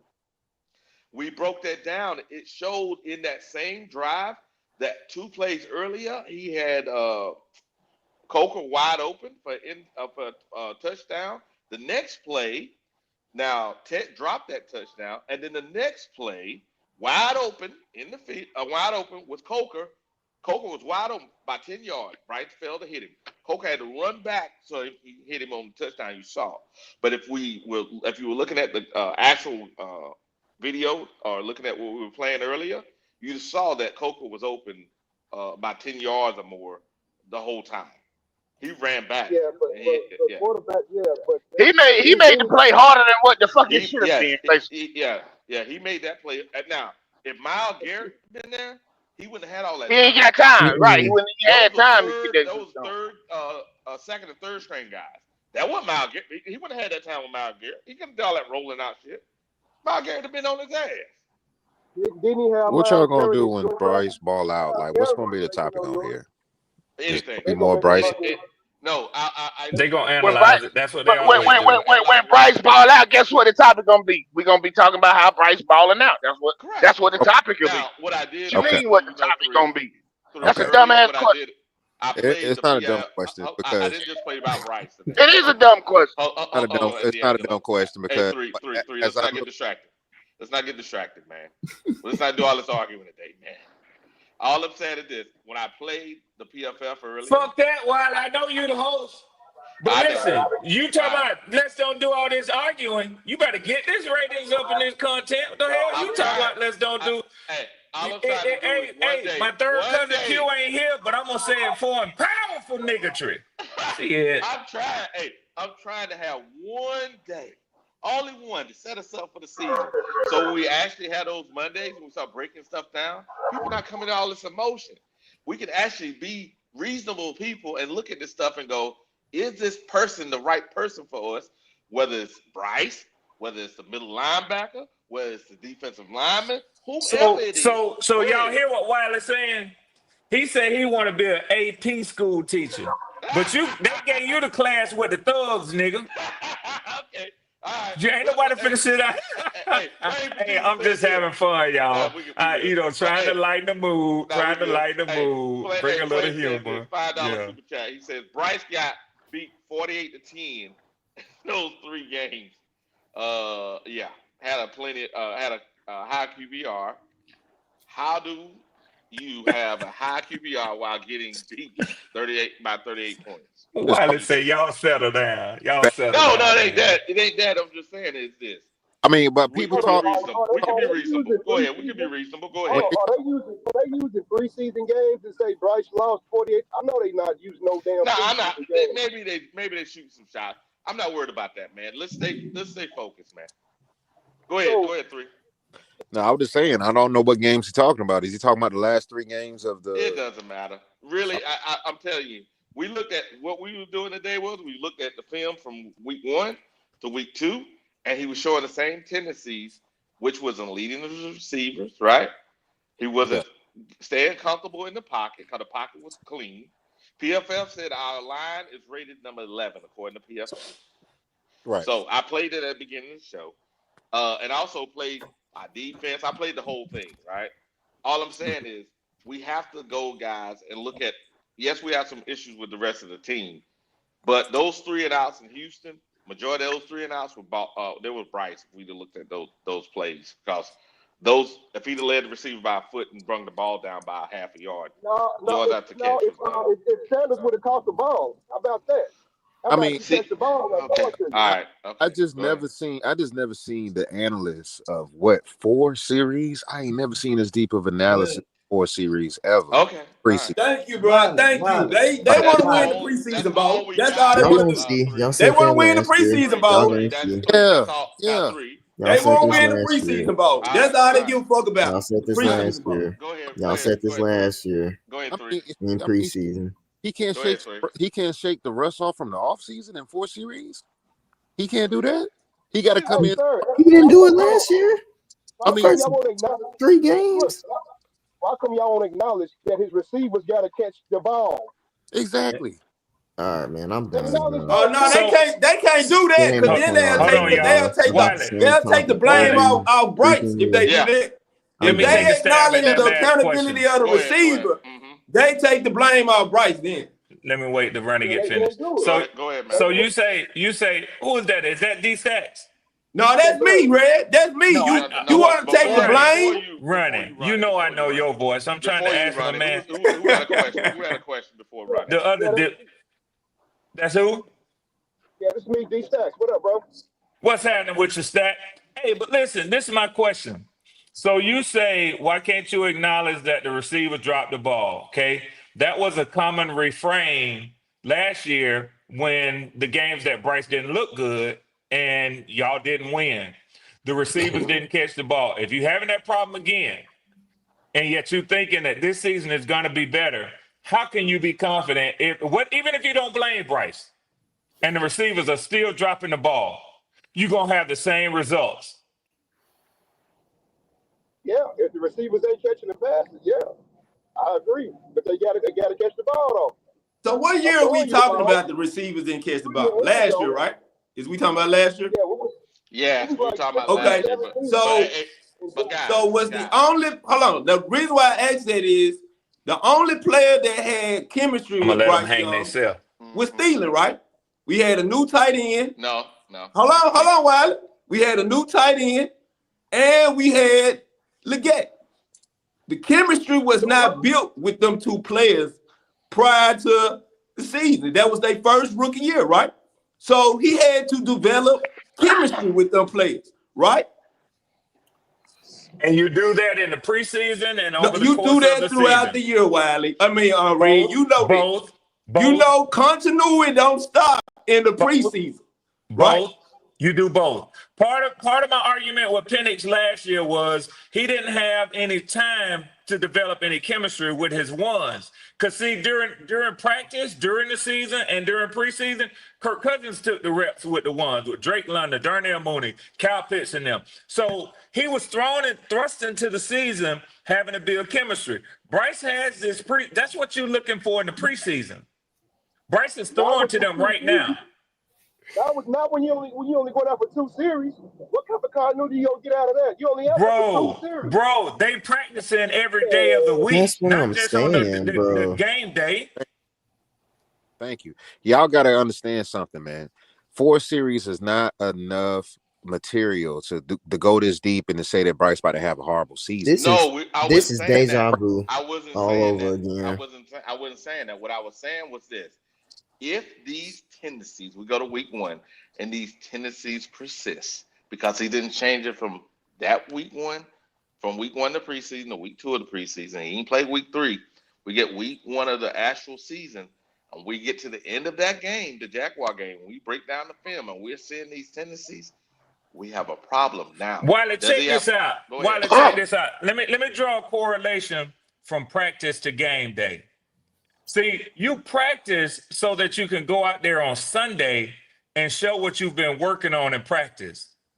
If they practice and the receivers, and you're not seeing this slow start in practice, if they go against J.C. Horn, one of the best cornerbacks in the league, Derek Brown, one of the best defensive tackles, if they go against their own defense all week long and they can drive down the field, hit it on the ones, punch it in the first drive down, come back the third drive down, hit it in the end zone, they looking good. What happens while they look bad when it comes to going against the Houston Texans, the Cleveland Browns, all of that? I'm almost done. Is every team built equal? Is that your team built? Your team be equal too, huh? Your team built like the Super Bowl champions built. That's what you're saying. The motherfuckers we play every day in practice is resemblance of the motherfucking Super Bowl winners. I'm not saying that, Brandon, because so, we know it's not. Who are you comparing the competition to in practice? Who is competing? Who is the competition, the high level competition you playing week in and week out in practice to prepare you? Hold on, to prepare you for the other 31 teams. Okay. Huh? I give you that. Houston and Cleveland have a top 10 defense, but but that ain't what I'm saying though, Red. What you saying? Who is the competition that's preparing you other than the teams you've been playing, the players you've been playing with since you was drafted? Your teammates. Who else are you comparing the competition to in practice to prepare you, bro? Other than the coaches getting you ready for the competition. I mean, I give you that. It's not comparable to Texans and to the Browns defense. It's not, because they're not gonna go at you like that. Yeah. Hey, check it out. Red. What is the Falcon? What is Falcon Nation? What's the post on their conversation about Michael Penix? Are they trashing Michael Penix daily? Some of them, because that's what all fan bases do. Some of them. Some of them, I hear the same thing with some of them like you do too. It's like Chicken Little, the sky's falling. The first hit he take, he gonna be, he gonna be on injured reserve. Never mind the fact that he has 2 rushing touchdowns since he's been running our team. Never mind that fact. But it's similar to that. But I'm gonna tell you the truth, it's not as the temperature is not as warm as it is across Panthers fan base. And I think that's because we haven't seen enough of him. But in fairness to him, he isn't 6-22 after 28 starts. Well, I just want to say, because this is actually unhealthy, the way that the Panthers, and it's like I say, you got Panther fans that are suffering from PSTD, and no disrespect to our veterans. I don't mean it on that level. I just mean it in the fandom type of way, because of what we've gone through since 2017, since Cam left. We got to calm down. This Bryce hate is crazy and unhealthy for a fan base. We got to at least let the guy go through his 3rd season, at least 5 to 6 weeks, before we start breaking down film. And we break it down 4 series. Or how about let him develop? How about let him develop into what he gonna be? If he gonna be some bullshit, let him develop into bullshit. I have to stay out of that. That's a Panther conversation. But I would say I wouldn't be that calm. I'm gonna get out y'all way, because that ain't my comment to make back to you 3 and running. But let me say this, and hear me well on this, because I don't know if it's gonna happen this way or not. But if going into his 3rd season, Michael Penix is 6-22, y'all gonna hear Red Swarm say, "Get rid of his ass and give me another quarterback." That ain't good enough. Regardless of what the team is doing around him, you just gonna play one person. Yes, because I'm gonna say he's the problem. Because I'm gonna say he's the problem. We had the worst defense in the league last year. Nobody's and talking. I'm still gonna say my quarterback is the problem. What I'm gonna say is hit on the quarterback position and it'll cover up a lot of your other problems. I wouldn't say that, Red, because there's always context to it. Because goddamn it, if Michael Penix is playing good and the defense can't stop nobody, you can't blame it on. I wouldn't blame it on Penix. I see what you're saying. If I'm sitting there, looking at, Penix, D'Angelo, if I'm sitting here looking at Penix, has Bryce Young been playing good in your estimation for 2 years? Fuck no, hell no. Okay, there you go. I'm out the way, y'all. Go ahead. Okay, so my thing. Shout out to Roster in the chat, man. He cooking in the chat. This is the thing. We spend too much time on one individual with 52 other men. We're blaming one guy 90% for 52 other men. Well, you know why? He's so polarized, and they got to. Why? Because hold on, no, that's not the reason why. Because it's just because the quarterback is the most. If we were winning in spite of other shit, we would be giving Bryce all the praise. You know what I'm saying? That position, but goddamn, all this blame. I understand you get most of the blame and then most of the glory, but this man is taking 95 to 98% of the blame for this. Well, you know why? Because it's because of what we did to get Bryce and what was sold to Bryce. Which I was never sold because I knew what it was when we drafted him. The same shit that I said was going to happen. You know what I'm saying? And so the thing about it, we were sold some bullshit. Well, most of y'all was sold some bullshit. You know what I'm saying? And we gave up so much to get the motherfucker. He ain't got no choice but to catch the heat. He got to catch it. Cool. We know what we did. Now, look, we lost 6 games by 1 score last year because our defense was giving up 31 points per game. Just imagine if our defense would have been playing better, we would have won way more games, but y'all won't take the accountability of none of that. I am. What happened to worst defense in NFL history? You don't think they played a part? Yes, it does. Here's the deal, though. I do acknowledge it. What it is? No, y'all don't. I do. See, here's the problem. If y'all, at the beginning of the show, I played PFF. I ain't just played Bryce. I played the PFF for the team. I said the team. The problem is, as soon as you pull up the team, like they said, the offensive line, people talking about the offensive line, not Wiley. People said the offensive line, we got questions about the offensive line. I just played PFF, said we had a number 11 ranked offensive line. In the game, they said that the offensive line was having issues. I played the all 22, so you can see that was not. Now, mind you, the offensive line was getting penalized for the things that Bryce was doing. This is the problem. See, y'all don't want to acknowledge that part. No, I wasn't here for that. But what I was here, this whole preseason, I ain't hear no smoke for Evero. Ain't nobody on here on Evero ass. Y'all on Bryce. Oh, but hold on. But here's the thing. I said some shit that I didn't like about Evero. And I like Evero. I don't like the fact I'm seeing Turk at D tackle.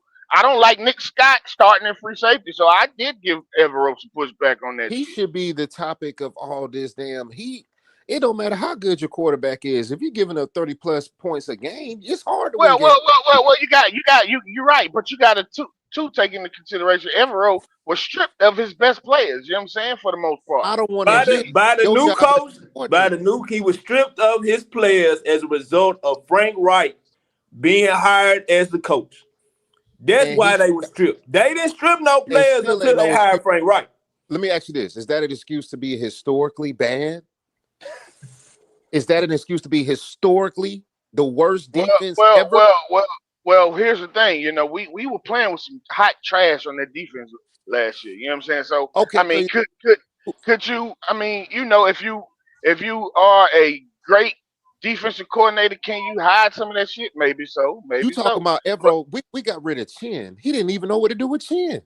I'm not. Yeah. Okay. You're right about that. I agree with that. I agree with that. You know. I mean, yeah.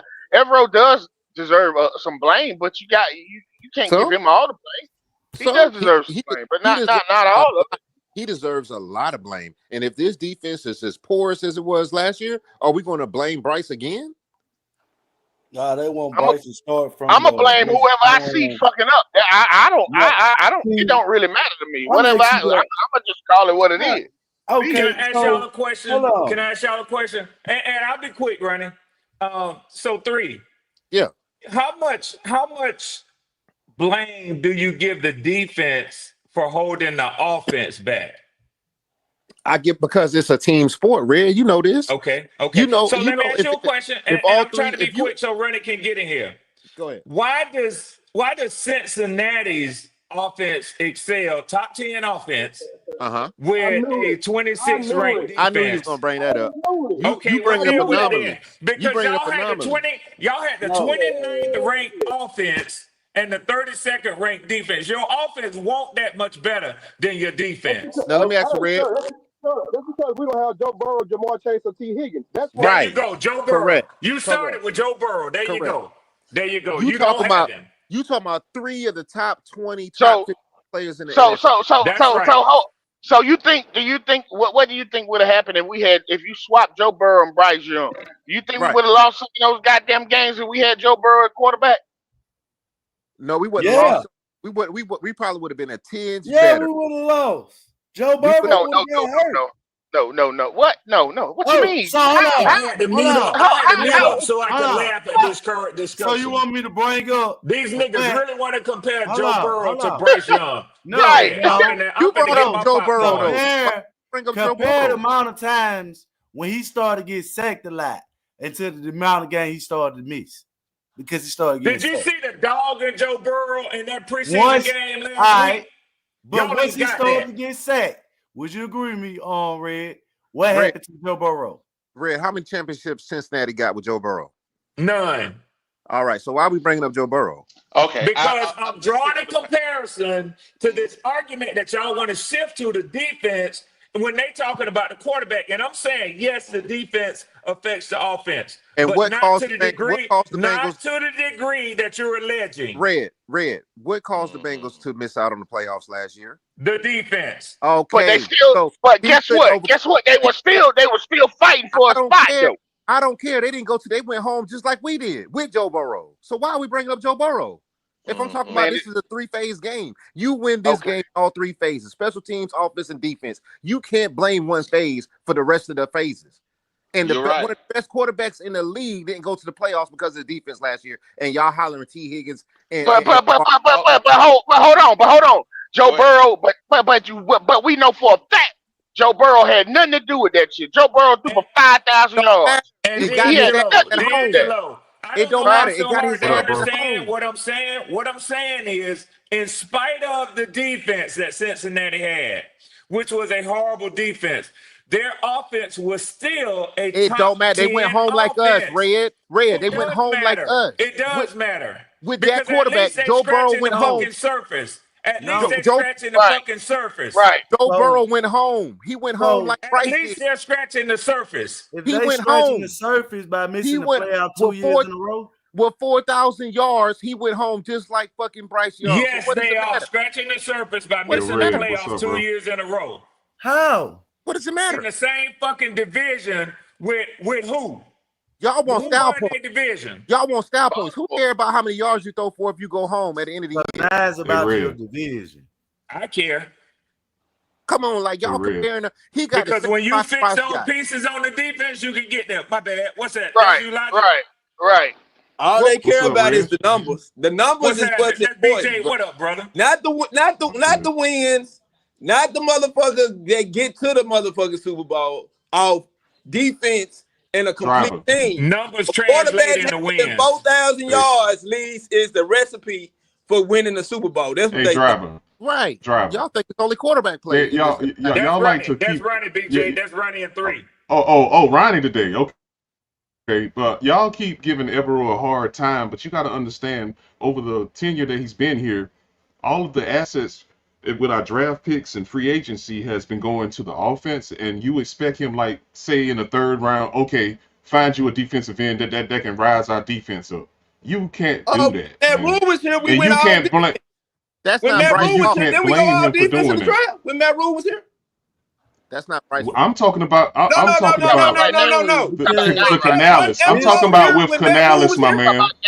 Dude, I'm talking about Canales. We went all offense. And then you tell this man to go. Yes, that's true. Was here when Matt Rule went all defense? Ronnie, let him talk, Ronnie. Okay, go ahead. I agree with you. He was here. But who's to say that he had as much leverage, which he really doesn't have now, then? So why bring that up? Okay? Because like I just told you, in the last 2 years, third round, go ahead and find you something. And the defense was already depleted because people already left because they didn't sign them or trades or whatever. Are And you you're a trying good to equate that to defensive coach before. or are you not? Ronnie, let him finish. Ronnie, let him finish. I am not finished, Ronnie. Now, with that, you got to deal with a damn Jadeveon Clowney, the fucker from KC, some leftovers and shit to try to make this shit work. And you put all that on him. On top of that, all of the assets that you used that he can't use was on offense and the shit ain't working. So what you expect him to do, bro? I hear the front office. I hear a problem with the front office, right? But that's what I'm saying. Why blame him? But that's my point. Because you brought up him. Y'all giving Bryce all this damn blame. Y'all not bringing that up for Bryce. He's part of the problem. He is part of the problem now. He ain't 90% and he's part of Evero's problem too. Because I'm not saying he's 90% of it. Red just proved my point. He brought up a top 5 quarterback that went and sat his ass down last year, didn't go to the playoffs, or over 5,000 yards passing. Why is that? Because his defense couldn't overcome their deficiencies. But hold on, but they have not spent. But we here's the thing. We know what Burrow is. Okay, yeah, they did make the playoffs last year, but you know what the problem is. You know it's the defense. It don't matter. And Angelo, it's really the same problem, Angelo, as we're having because they spend all their damn money on offense. Same problem. Right. Same problem. Just a different level. We went all defense with Matt Rule. So I don't want to hear that shit about the defense. Are you a good coach or are you not a good coach? Okay, so every argument you're gonna make, you're gonna bring up Matt Rule in. That's what we're gonna do. There are a lot of people on this team and staff still from the Matt Rule era. So that's what we're gonna do. That's what Evero being here. We have yet to put pressure on the quarterback. So is he a good defensive coach? Okay, Ronnie. I ask you. What have we? Okay, Ronnie. I ask you this, Ronnie. What have we passed up or we could have got in picks that would have been better than what we got? 32 teams pass up on players. No. You telling me he ain't picking the right people? Who are the people he should have picked, Ronnie? No matter where you with what he was given.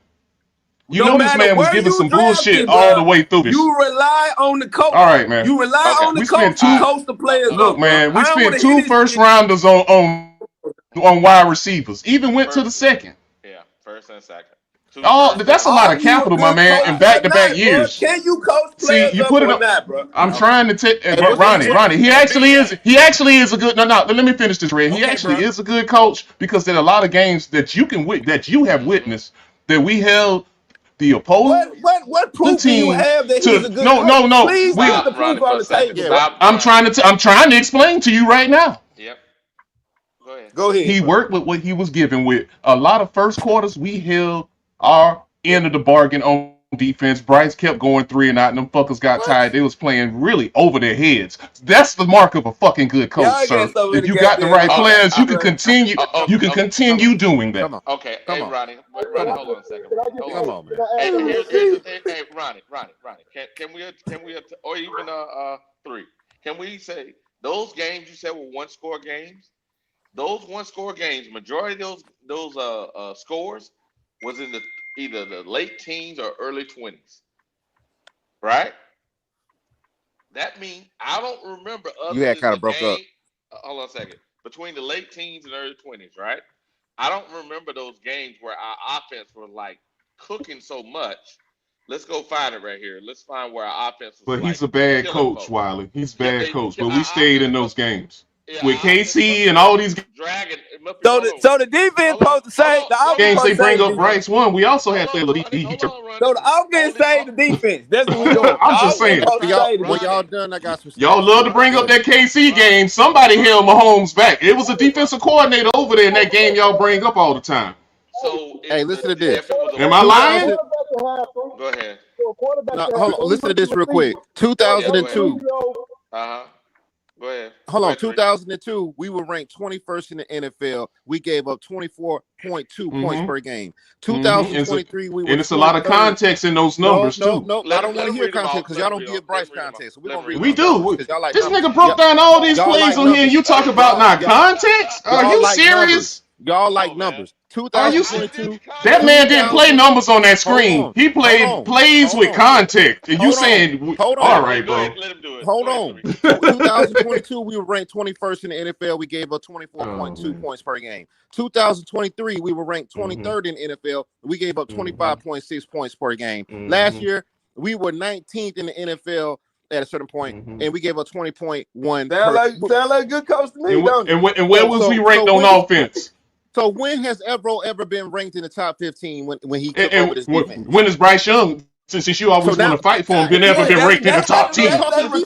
We talking defense. Same shit to me. Same shit to me. Wow. Let's stick right there. See, if you want to do that. I got you. Here's the deal. So every year you talked about that, and I think if we're being fair here, we can say, and every year you stated that, every year we lost a defensive player. I don't want to get no goddamn. Y'all got a built-in excuse. Can I finish? I didn't know. I mean, Evero is the worst defense. From these numbers, he's the worst in the NFL. Every year you said that. Every year we lost a defensive player. Now, the year that 2 years ago when we lost Brian Burns, right? We lost Brian Burns. Brian Burns was top 5 in his position. No impact defensive end. No impact defensive end. No impact. Hold on. He was top 5 in his position. When we lost Louvu was top 10 in his position. Why did Louvu not sign here? Because they were waiting on his money. They were trying to lowball him. And he didn't like the scheme. We don't know that to be true. It's clear. It's evident. No, we don't know. There's no statement saying you know about the money, though, but you don't know that. Hold on. We have a statement from Louvu saying that they messed his money up. They was waiting on his money.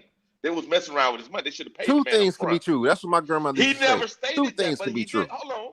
He never stated what you said, but there's an actual statement what I'm saying. See, this is the problem with opinions. I'm stating facts and I can pull it up.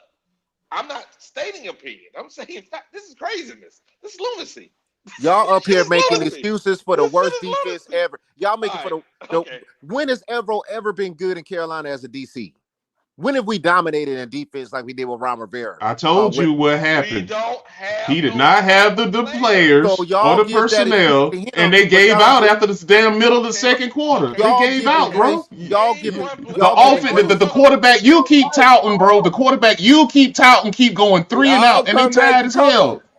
It all comes back. All right, bro. You obviously saw a different game than I saw then. All right, bro. Hey, name a player that's good as Louvu. Since you want to do this with Rivera. Name a defensive player that's good as Louvu. Dude, we just did 2 damn drafts with most of our draft picks. You talking about asking me if Bryce Young ain't got the personnel? Are you crazy? I don't even want to talk to you no more. Y'all sitting up here blaming the quarterback. We talking defense. We talking defense. That's what he asked. That's where we at, bro. That's where we are. That's where we at. The offense is contributing to the defense's effort. That's where we are. Just say blame the offense for the defense. That's what we at. Right. Dude, you blame where you spending the most money at. Yes, you do that. Are you crazy? In any other form of life, where do you don't do that? Defense and offensive players every year. You as the coach is responsible for coaching them players up. So I don't want to hear that shit, bro. Y'all blaming the fact that we get rid of players. All 32 teams get rid of players. You don't think coaches get rid of players they really want to keep, nigga?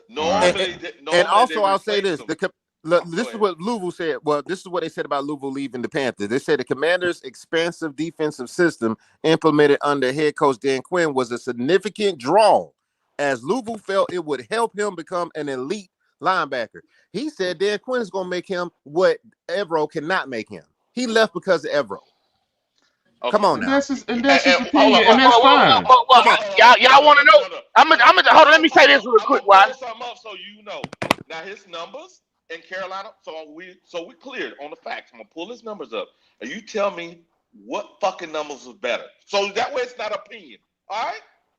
Well, and I'm gonna say this right here. Y'all talk about us being on Bryce. This what will get me off of Bryce this year. Because I'm gonna tell you right now, our defense is not gonna be that much better. It'll be a little better than what it was last year. But our offense, this is by far the most talent as a whole on offense that Carolina has ever had in the history of. Hold on a minute. Let me finish talking. Hold on a minute. In the history of the fucking Carolina Panthers, we have never had this much riches on offense. So I expect Bryce. I expect Bryce to throw for 40 over 4,000 yards. If Bryce can throw for over 4, hold on, goddamn, let me finish. If Bryce can goddamn throw for over 4,000 yards, 25 or more touchdowns, you won't hear shit from me when it comes to Bryce. Okay. And guess what? Joe Burrow. That's what he should do. That's what he should be able to do. Joe Burrow threw 5,000 and went home. So what? And I got your answer. No. Angelo, I got him. Angelo, I got him. Angelo, I got him. You asked that. You said 5,000 yards, and why did he go home? He went home. I've been saying. Yeah, he went. He I'm trying to tell you. If you shut up, I'll try to tell you. All right, he went home because of what I said earlier. All the money they done spent on these damn receivers and these quarterbacks and shit, they don't have nothing on defense, and they damn top defensive players still ain't signing. Hold on, I'm not finished. They still went back and forth with the damn defensive rookie on the end. That's why their asses can't win. They're fucking around with the personnel on the defense. This is a reoccurring theme. If you shut up and fucking listen, a reoccurring theme. If you don't have the personnel, you cannot perform. If you don't spend the money over there, you don't have the personnel. It's a domino effect. That's what's going on in Cincinnati. You are making an argument against yourself every time you bring up Joe Burrow. You make an argument against yourself. I'm just trying to help you out. Here's the thing. Yes, you just did. Yes, the fuck you just did. Red did. Hold on. No, you did. Hold on. Nah, your ass did. Hold on. You just said Joe Burrow name. Hold on. And just like Cincinnati don't say shit to Joe Burrow, the fact that they went home, they know it's not Joe Burrow. Guess what? We won't be going at Bryce because we know it ain't Bryce. We know it's the defense. That's fine if we don't make it to. That's fine if we don't make it to the playoffs. But the fact is, we know it ain't Bryce. And Bryce can go over 4,000 yards. You see what I'm saying? Because if you listen to the Cincinnati fan base, they all over their GM and coach for not fixing that fucking defense. Right. And that's the problem. That's the problem. Bryce, it's not Joe Burrow. How can you argue that though? What I just said, how can you have an argument for what I just said? Listen, because all I hear on here is Bryce, hey, y'all don't talk about the defense until I brought it up. What the fuck? We just told you, we just gave you a list. I just broke the shit down. Look at y'all. Do you not listen? No. Look at the No, they don't listen. No, he said that dumb shit about Louvu. Look at the stream. Look now, since you said he was using Louvu so much better, look at the fucking stream. What are you trying to prove? I'm telling you what Louvu said. This is what Louvu said. He thought Dan Quinn. Regardless of what he said, regardless. You said he couldn't use him. Look at the proof. Come on, man. Y'all mother. Boy, I tell you. You saying that, and this motherfucker's in the Commander uniform. God, what are you talking about? We still can't feel the state of the Panthers when he left was in disarray. Well, I mean, how can you blame him? How can you blame him? But you say, but you break it down to Evero. It was the organization he was in from where he started. Hey, Louvu know he was losing a top 5 defensive end. Thank you. But that's Evero's fault. It's because of Evero. That's why he was leaving. Brian Burns. Come on. Brian Burns, we stuck on him? Yes. Come on, man. That was his fault.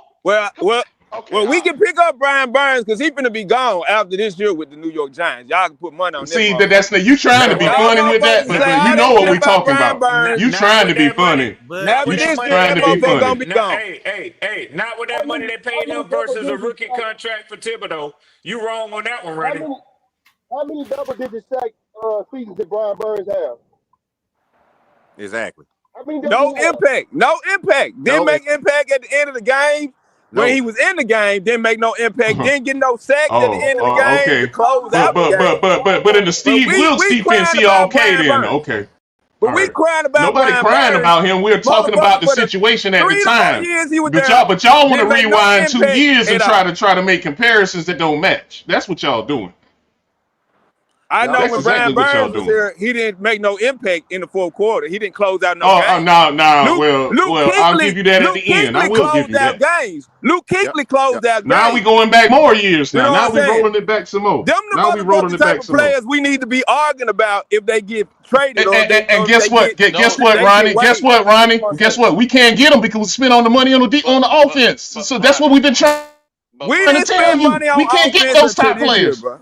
We ain't spend money on No, offense. last year too. Are you crazy? 2 first-round receivers. We got Leggett in the end of the first round. Woohoo! All right. All right. That's so great. Boo-hoo, whatever.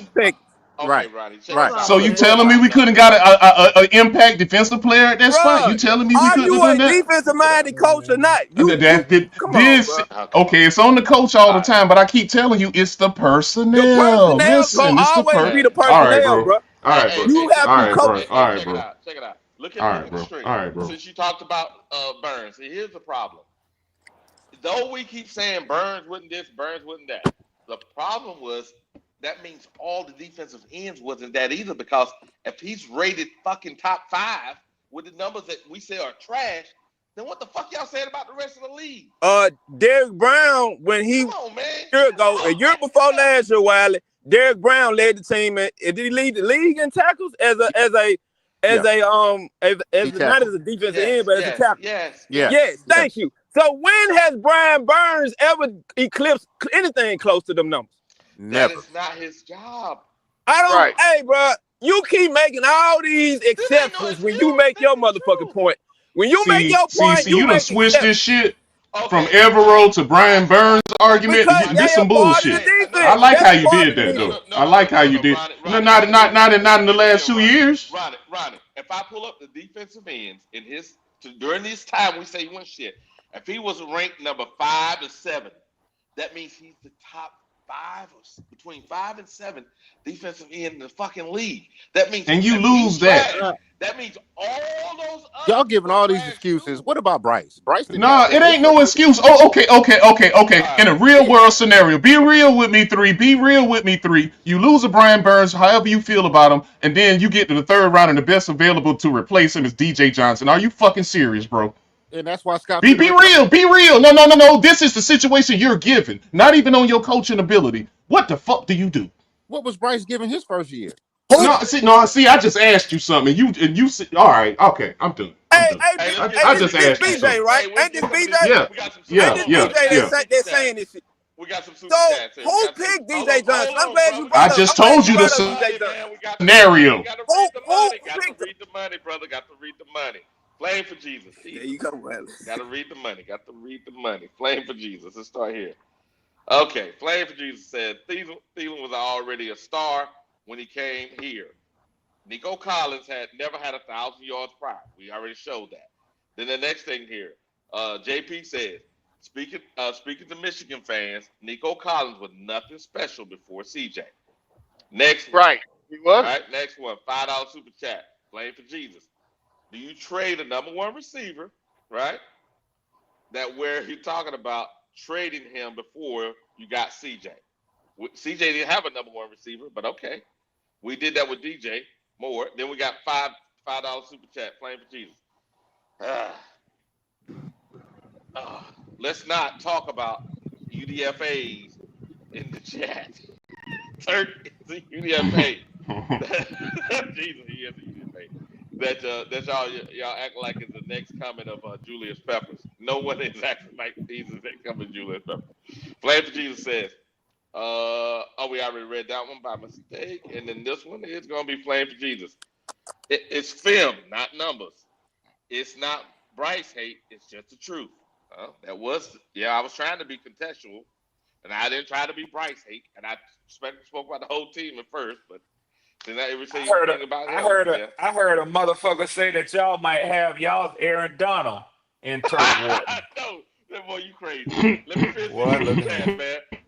Aaron Donald. Hey, Flavor Jesus said this. He says, "We just see what's if. We just see it for what it is. we can get what we need for the team because we have to make Bryce better. And then the next thing is going to be Flame for Jesus. Jesus, I hate reading on these things. Bryce gets all the toys and expected to do nothing. That's how it is with Bryce lovers. Nah, y'all guys keep just y'all just that's all day sad, long man. kill each other. Okay, Flame for Jesus. We'll give up points because it's 3 and outs and turnovers. Now, I think that it was Bryce Young's fault. Last year, we only had talent on offense. Kind of true. That's sad. Okay, Man. Flame for Jesus. Excuse me. JP says, you can see why the defense is so bad. Signing German players, late round draft picks, but you can't see why the offense is no better than the defense. High draft Reading picks, is definitely premium. not. Reading is definitely not. Yeah, bro. Continue. That's all I was saying. That's all I was saying. Yeah. Hey, Brian Burns had 8.5 sacks last year. Man, look, Brian Burns been gone, bro. We ain't talk about that. Well, he's he gone, had and Evero, the guy that you try to be down on, is left y'all crying over. to the 3rd round with a defensive end to replace Brian Burns. Are you fucking serious? So I'm not And worried you know about that's true because it happened. I'm not worried about. Are you gonna tell me what I just said it didn't happen? Oh, now you're not worried about Brian Burns, but you're the one that just brought him up. Pull up some records that Brian Boy, you Burns something broke else.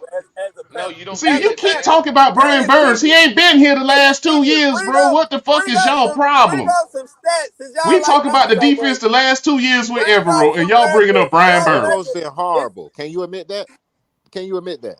I can't. I just told you why I can't say that. Brian Burns Because we played spend for all our Carolina. assets on He didn't offense. ask you that. He Brian just asked you Burns one was question. here a year Look. I can't say Hold that, on. bro. Let me say this. Regardless if the defense is trash or not, can we all agree if the defense can't stop a soul like it did last year, shouldn't Bryce? If Bryce is that guy, he should still be able to, goddamn it, put points up on the board, right? He should still be able to. I mean, Hold on. Shut up, Ronnie. He should still be able to throw for over 4,000 yards and 25 touchdowns at least, right? Right or wrong? If our defense ain't stopping nobody, goddamn it, our offense should still be able to put points up on the board, right? Right or wrong? Wrong, sir. He had 3 rookie receivers in the all last season last year. What are you talking about? You supposed to put up? God damn it! What the fuck is you talking? I'm talking about this year. I'm saying if our defense still is having problems stopping somebody this year, shouldn't Bryce be able to put up 4,000 yards and over 25 touchdowns? We should still be able to put points on the board, right? If he is that guy, he should still be able to put points on the board, regardless if we stop anybody. Because if you're playing from behind, you're going to have to throw the ball. we miss the playoffs. You're right, What you D'Angelo. say? If he does that, I'm not gonna blame Bryce. Okay, that's what I'm trying to tell you dumbasses. If you listen, I'm not gonna blame Bryce. If we lose, don't matter if we lose. We gonna lose. I don't care about the loss. Y'all gonna blame Bryce. Y'all gonna find a reason to blame Bryce. No, I'm not. I'm sitting here telling you. I'm not gonna blame Bryce. If Bryce is putting up points on the board, I'm not gonna blame him. We said that. What are you talking about? All of us. It sounds good. It sounds real good. That's the truth. Oh my God! But y'all, the fact is this. What you talking about? The fact Bryce is this. ain't did that yet. Bryce has not put points on the board. Y'all talking about Bryce, and I'm looking at this defense like if we don't stop niggas, it don't matter what Bryce do. Y'all keep talking about the defense. We not talking about the defense right now. Right, I get that. You're right. I get that. Historically, it was the worst defense. I know that. If Bryce But had the worst offense, y'all would be all up his ass more than you is now. If Bryce had the worst God, defense, Pretty much did have one of the worst offenses, other than running. I see why you guys say what you say because you really slow. You don't listen. Y'all don't listen. I'm only slow because I don't agree with you. Y'all don't comprehend. You ain't comprehending what I'm saying. You ain't even comprehending what I'm saying, man. All right, go ahead, man. I'm not talking to just you, sir. I'm talking to the platform. What I'm saying is this: if Bryce performed in the worst offense of all time, y'all will be on Bryce's ass more than what you is now. We talking about we were embarrassing bad last year on defense. Embarrassing. And look at just like you said, look at the defensive roster last year. Yeah, look at it. Look at the roster. Look at them names. They are the worst. It ain't. Look at the names, bro. So that roster is the worst. It's supposed to be. No. Oh, hold on a second. Look at it. It might be. No, come on, man. Look at the string. 3. Look at the string. These are the guys. Look at the string now. This is all in PFF. Team. This the worst roster of all time. You about to show me the worst roster of all time? It might be. No. Come on, man. No. This is before Bryce. We didn't replace these players. This is before Bryce. No. Now look now. Yeah. See, this is what I'm trying to educate you a little bit. This is before Bryce. Now watch this. These are guys we got rid of, and we didn't replace now. So we got rid of Brian Burns. He had a PFF of 74. We don't have nobody on defensive end, outside linebacker, or PFF of 74. Nowhere near. We got Gross Matos. Even the guys we got now, we thought Gross Matos was trash. They don't have no 60. They don't have no 65 like Gross Matos. We got rid of Frankie. Frankie got a 78. Nobody has a fucking 78. Remember now, we ain't replacing none of these guys now. Okay, let's keep going down here. J.C. Horn is still here. Okay, we said that was trash. Remember, DJ, D-Jack, right? Well, guess what? He had a 64. Troy Hill had a 62. Mike Jack don't have that. So all these guys that we didn't replace, look at the fucking. Okay, look at this. But it's Evero's fault. It's Evero's fault, man. But it's Evero. No. Let him tell it. What? So what does that mean? What does You that have mean? less talent. That means you have less talent. Can't you read, man? I'm gonna go to the next year. So that way you gonna see it's Wiley. On Sunday, which one of them players impacted the game on Sunday? Man, these niggas. All right, I see now, boy. Y'all Who impacted the game? Y'all something. They something else. I don't give a fuck about a PFF score. If you can't impact now you don't give a fuck. This shit is hilarious. Who the fuck is you? Who the fuck? We ain't replaced none of them motherfuckers. It's real low. We ain't replaced none of them people, but it's the coach fault. So you like that scheme? You like that talent impacts the game. But you know that, right? Y'all did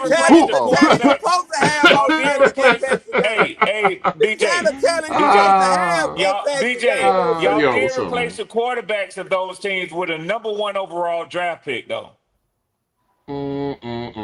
Yeah, but we didn't replace him with a number 5 wide receiver at draft, though. We addressed that the next season.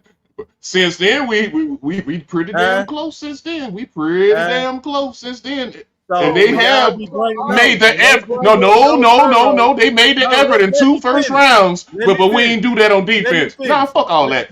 We've done that in 2 first rounds, and we ain't do that on defense. They drafted Joe Burrow. Okay.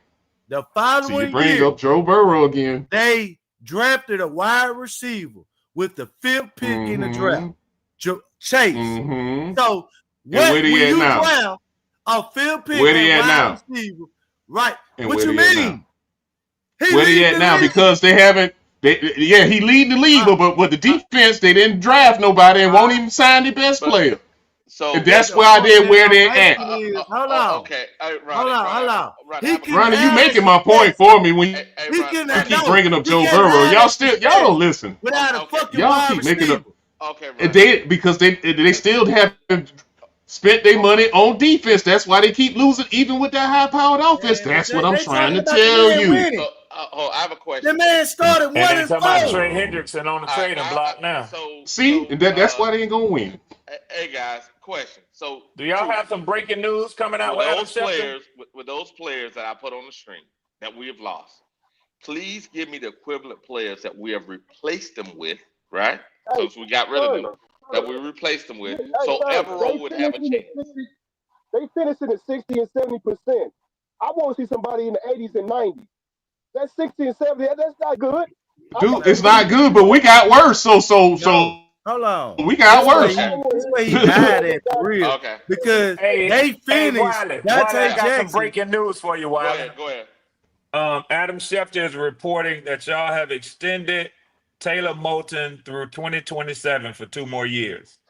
That's the right thing. That's the right thing to do. Yep, that's the right thing. A 2-year deal. A 2-year deal for $44 million with $40 million guaranteed.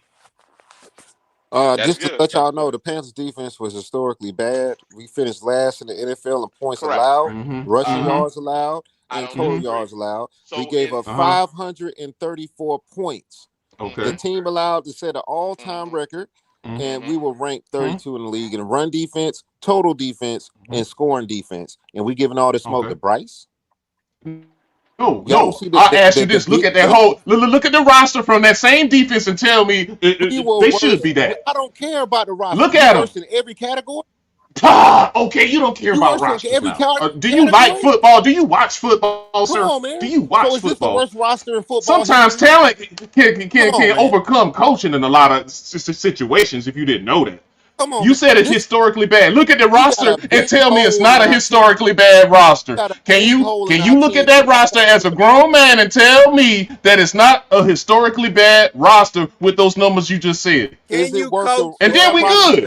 And then we good. And then we good. Worse in the NFL history. Can you coach or can you not coach? Look at the roster. Look at it. He can't coach. You have. All right. Hey guys, check it out. Oh, can I coach? Okay, all right. Hey, check out the screen, right? Remember now. What year Evero got here? What year? Last year. No. 2022. Year before last. Yeah. Year before last. That's what I meant to say. Year before last. 2022, 2023. They're supposed to be bad. They supposed to be bad. Right. So in every category, the worst. All right. Here was the look at the roster. Come on, man. Come on. Here's the roster. It ain't no come on. Right. Because here's the off seasons, right? Remember, this is the coming into 22. This is the 21 guys, right? Look at the screen. Now, when he came here, remember, we thought the defense still needed to be built out deep. The PFF grades on this team here that we thought was trash at that time frame, that we needed to invest in the defense, got worse each year. How is it possible I'm supposed to get better when you keep giving me less talent every year? Please tell me. Remember, he didn't come into this.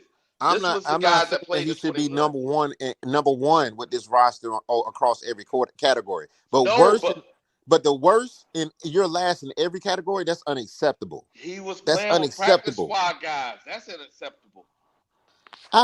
So the excuse. So Evero has a built-in excuse for this year when we just spend all this money in free agency. He's still missing the middle linebacker. He's still missing the safety. He should be able to make this work. But we done spent hella money on the defensive line for him. And drafted 2 premium pass rushers. Yeah, he should be able to make this work, but he's still missing middle linebacker. Yet to be seen, though, man. So, so if he's at the bottom of the league this year, what do y'all say about Evero? There's a problem, yeah. Okay. There's a problem. Yeah. Okay. Yeah. All I'm saying is be fair. Be fair. No, I'm being fair. I'm being fair. But you saying historically bad, I would love to see that roster from last year so we could look at it and we can see, okay, yeah, I can see why they was historically bad. We don't have the personnel. That's all I'm saying. That's a front office problem. That's why Scott Fitterer got fired. I get that, but it's still a problem, though. It's still a problem, no matter who fault it is. But they tried to address it this year by going heavy in free agency. I see that, but you're still grading us on last year, saying that. That's what I'm saying. Efra didn't have nothing. He's just getting a second rounders at that. That's my on point, defense. Sir. You disproved my He's point. He's just getting that. Y'all grading a quarterback on last year's performance, but I can't grade the whole defense off last year. Because he's gotten all the assets. The Evero hasn't. That's the difference in the argument, my brother.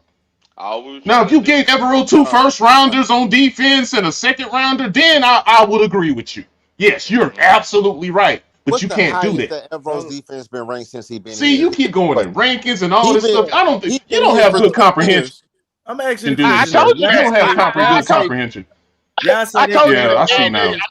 I see now. I ain't got nothing else to say. I get it. I see now. I see now. Y'all throw insults when nobody agree with you. That's the truth. That's what y'all do. No, it's not an insult. You're not comprehending what I'm saying. It's not an insult, bro. No, I'm not. It's actually the same as saying. It's actually the same as saying you don't see what I'm saying, cuz it's the same thing. You're not comprehending what I'm saying.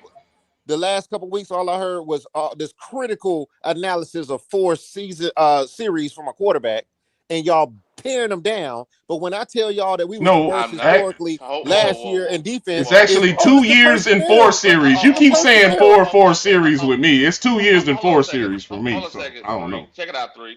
In those games, you said that was one score games, right? Huh? Please tell me the scores of those games. They were one score games. I couldn't hear you. What you say? Let me say. Those games that you can hear me better now. I can't. It's not cracking up anymore. It's not. Go ahead. I can hear you. Okay. All right. Those 4 score games. Those 4 games. It was one score game. Please tell me the scores of those games, because if those were like in the 20s, late teens, early 20s, that's good defense. Even though Everett had no pieces in those games, whenever Bryson turned the ball over, a lot of 3 and outs, the defense, even though they had practice squad guys, were able to get off the field and gave Bryce a chance. When Bryce started playing better, he gave them a chance to, even though the talent wasn't there, they were good enough to give him a chance to win, as long as he didn't turn the ball over all the time. That's all. Yeah. And that's coaching. All I'm calling for. That's why I say y'all keep bringing up Everett. Y'all not putting the shit into context, even with the numbers. Okay, we know defense win championships, right? When we lost the last Super Bowl, true. that defense whipped our ass. Defense win championships. So how you gonna blame all of this team dysfunction on one side, one player? Is my point. We're not blaming it all on him. We're just saying maybe he not has all these. He's having all these assets and is not doing what he's supposed to do. That's the reason you put it over there. A3. Have you heard the updated version to that quote that you just made? Defense wins championship. I'm sure you're gonna let me know, Red. What's up? Yeah, let me tell it to you. Defense wins championships, but offenses get you to the playoffs. I never heard that one. I heard offense put butts in the seats. Yeah, but do you like it though? Atlanta ain't no, because Joe Burrow threw for 5,000 yards. He went home. He tried to tell you because he had nobody on defense, my man. Ain't nobody about to stop. They couldn't stop a cold last year. You know it. Yards, he went 3, home. come so on. That just proved. That just but 3, what Red said. but 3. Can you? Okay. Can we agree? And I get you 3, but can we just agree that the Bengals defense couldn't stop a cold last year? Can we agree on that? What was their ranking? They was ranked higher than us. Oh, come on, 3. You saw the games, man. Come on, man. What was they ranking when they finished? I don't care about no rankings, man. What was the ranking? What you saw, they couldn't stop a cold. Were they better than us? All right, man. All right, were they better than us? Oh, my goodness. Did they finish better than 32? I'll look it up. You know they were I mean, if you want to look it up, I mean, does it really matter, though? It does matter because y'all tell me our top 5 quarterback couldn't do what y'all. I'm telling you, couldn't do what y'all claimed. We want Bryce to do. They ain't had nobody on defense other than Trey Hendrickson. For real, to be honest with you, Red, bring it up. The guy they won't even sign. Joe Burrow killed all your arguments because he goes against everything No, it y'all don't. No, it don't. The Bengals have no defense. That's why they didn't go to the playoffs, and that's why we saying if y'all don't put, if y'all don't give us no better players on defense, we ain't going nowhere either. That's what we saying to you, but you still want to keep defending Bryce on it. Overcome his defense. Why couldn't Joe? That's what we saying. Bryce can't even overcome it if we don't put nothing on defense. But y'all we blame ain't Bryce. Gonna get no better. Blame Bryce for everything when he had a historically bad defense. Look. What we're doing is giving Everett credit early in those games for them fuckers playing above their heads with a historically bad defense. Now, if you didn't see the games, they was playing above their heads in a lot of first halves. You got to give it to them. So if they're historically bad and he keeping them in the game, he's got to be pretty fucking decent after all them 3 and outs. Hold on, sir. Red, you just told me that offense gets you in the playoffs. Why didn't the Bengals get to the playoffs when they had over 5,000 yards of production? Why didn't they? Because it's only 14 slots. Okay, so they wasn't good enough to make that 14 slot. Not with that defense. Okay, so not with that. But it wasn't the offense's fault. So what you just said is false. Let's look at the other playoff teams. Look at the defense. Look at the offense and the defense. These are the offenses that went to the playoffs. Baltimore Ravens, Detroit Lions, Tampa Bay Buccaneers, Green Bay Packers, Washington Commanders, Philadelphia Eagles, Buffalo Bills, Minnesota Vikings, and LA Rams. Okay, how many of their quarterbacks had 5,000 yards? I don't know. I mean, I can only look at one statistic at a time. Sound like the top defenses in the league to me. Yeah. And I just looked it up. The Bengals had they were 25th in NFL total yards. They were 5 spots higher than us, and Joe Burrow got 4,000 to 3,000 yards more than us. Why didn't he go to the playoffs? And what are the rankings on defense with them teams too? What and the personnel they got? I'm just trying to help you out and end this real quick. What you mean? They lost against they have more talent on defense. All them playoff teams he just named too. And we don't have that. And Joe Burrow doesn't have that. That's why he's not in that list. They were 25th. They didn't lose against some good teams. They lost against some bad teams too. But exactly. All right. The Patriots. Who lost to the Patriots? The Bengals. So you want to start to talk about measuring a team based on whether they beat good teams or bad teams? I mean, what you talking about? Don't. What you talking about then? Because hold on. I'm saying that because if you saying that Joe Burrow is just carrying and the offense get you to the playoffs, why he losing against bad teams? Exactly. They had a 9-8 record. You think that that the 8 losses that they had came against bad teams? Okay. I'm just asking you. I mean, he brought it up. I mean, shit. I'm just asking you. A couple of them came against. Okay, maybe a couple. Maybe Joe a couple. Burrow's in his Matt Stafford Detroit years. Thank you. I don't want to talk about Joe Burrow as a comparison. In 3 years, they keep bringing him up. It's not a good comparison. We did. Hold on. It's really not. Hold on. I got some breaking news. Yeah, Mo got signed. No, Adam. So it is true. We are looking at moving Adam Thielen. The Vikings reached out to us. Hell yeah. Oh yeah. That's going down. That's without a doubt. Yeah, he want to go home anyway. I mean, I don't. That's a no-brainer if you ask me. How many? I don't blame him. He got it. He got his money. Yeah. He got his money for 2 extra years. He stretched that thing out to 3 at home. Let's keep it 100, man. He probably want to retire there. No, it all worked out for him. He left home for 2 years, got stretched that thing out for the 3rd year, get back to the crib, might add a 4. He's straight. I think he wanted to be here, but I think when he saw that wide receiver room, Bud, he was like, "Hell no, I ain't. I'm too old to compete with these." I mean, yeah. But when he got here, it was dicey anyway. Let's keep it real. He probably does want to be in Carolina because Carolina has shown him love. But if he get a chance to make money, go back home and retire, that's a no-brainer, bro.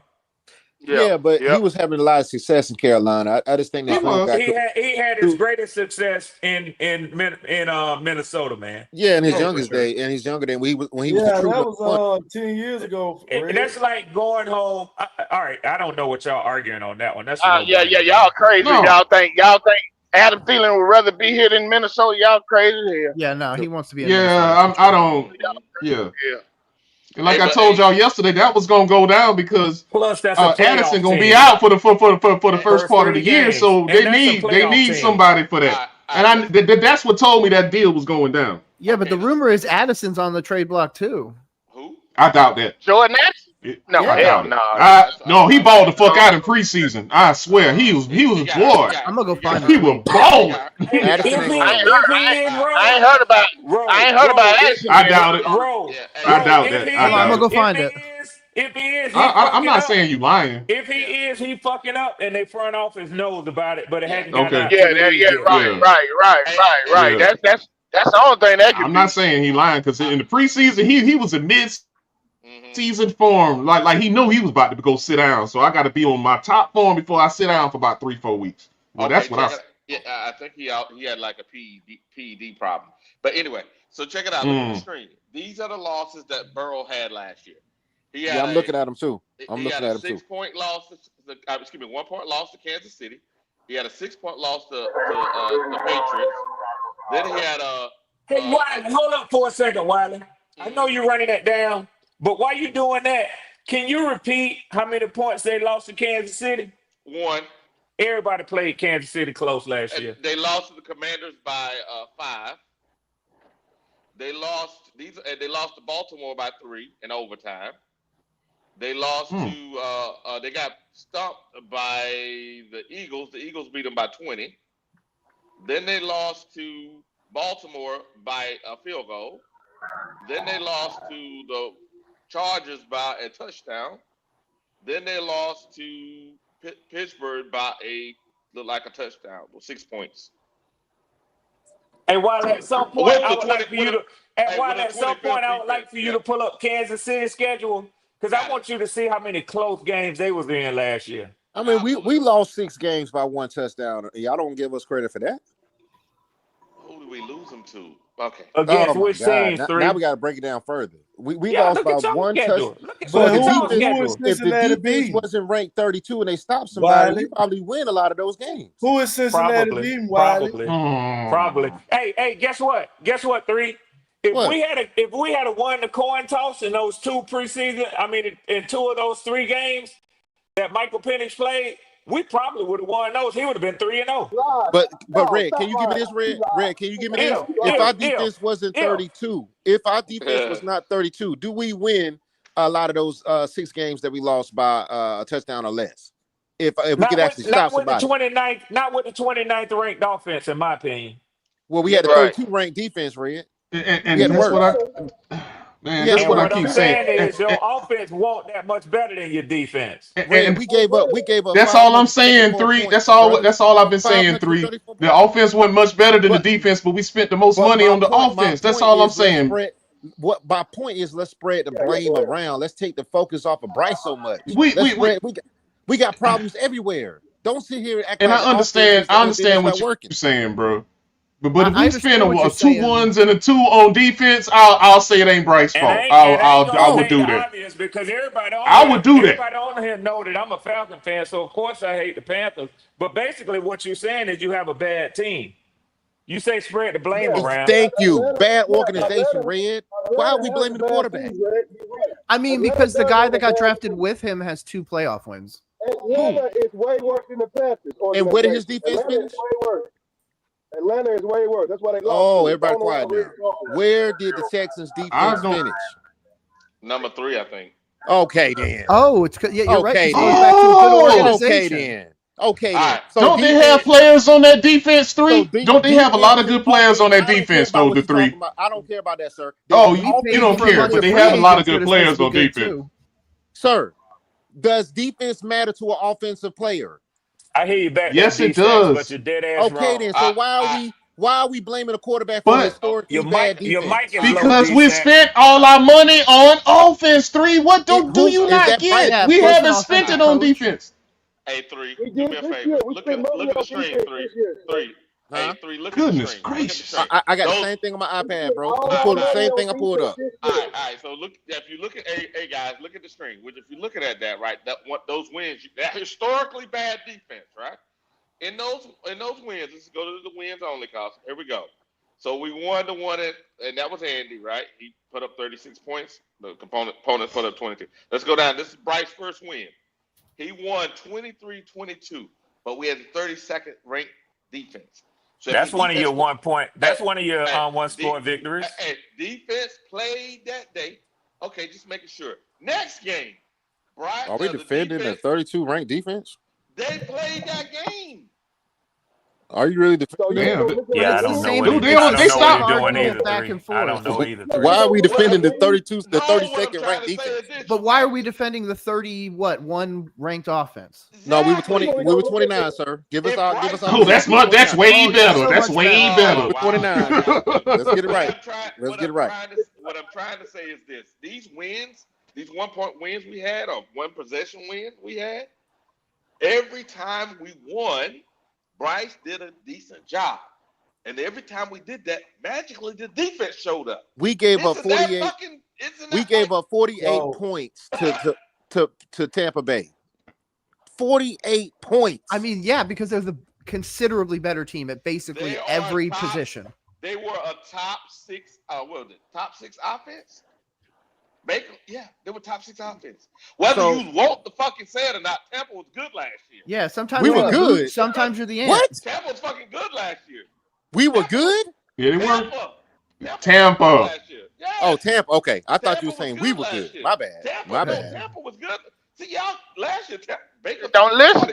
He had 47 total touchdowns, 41 in the air. I do listen, sir. Swept the Falcons. By the way. Go ahead.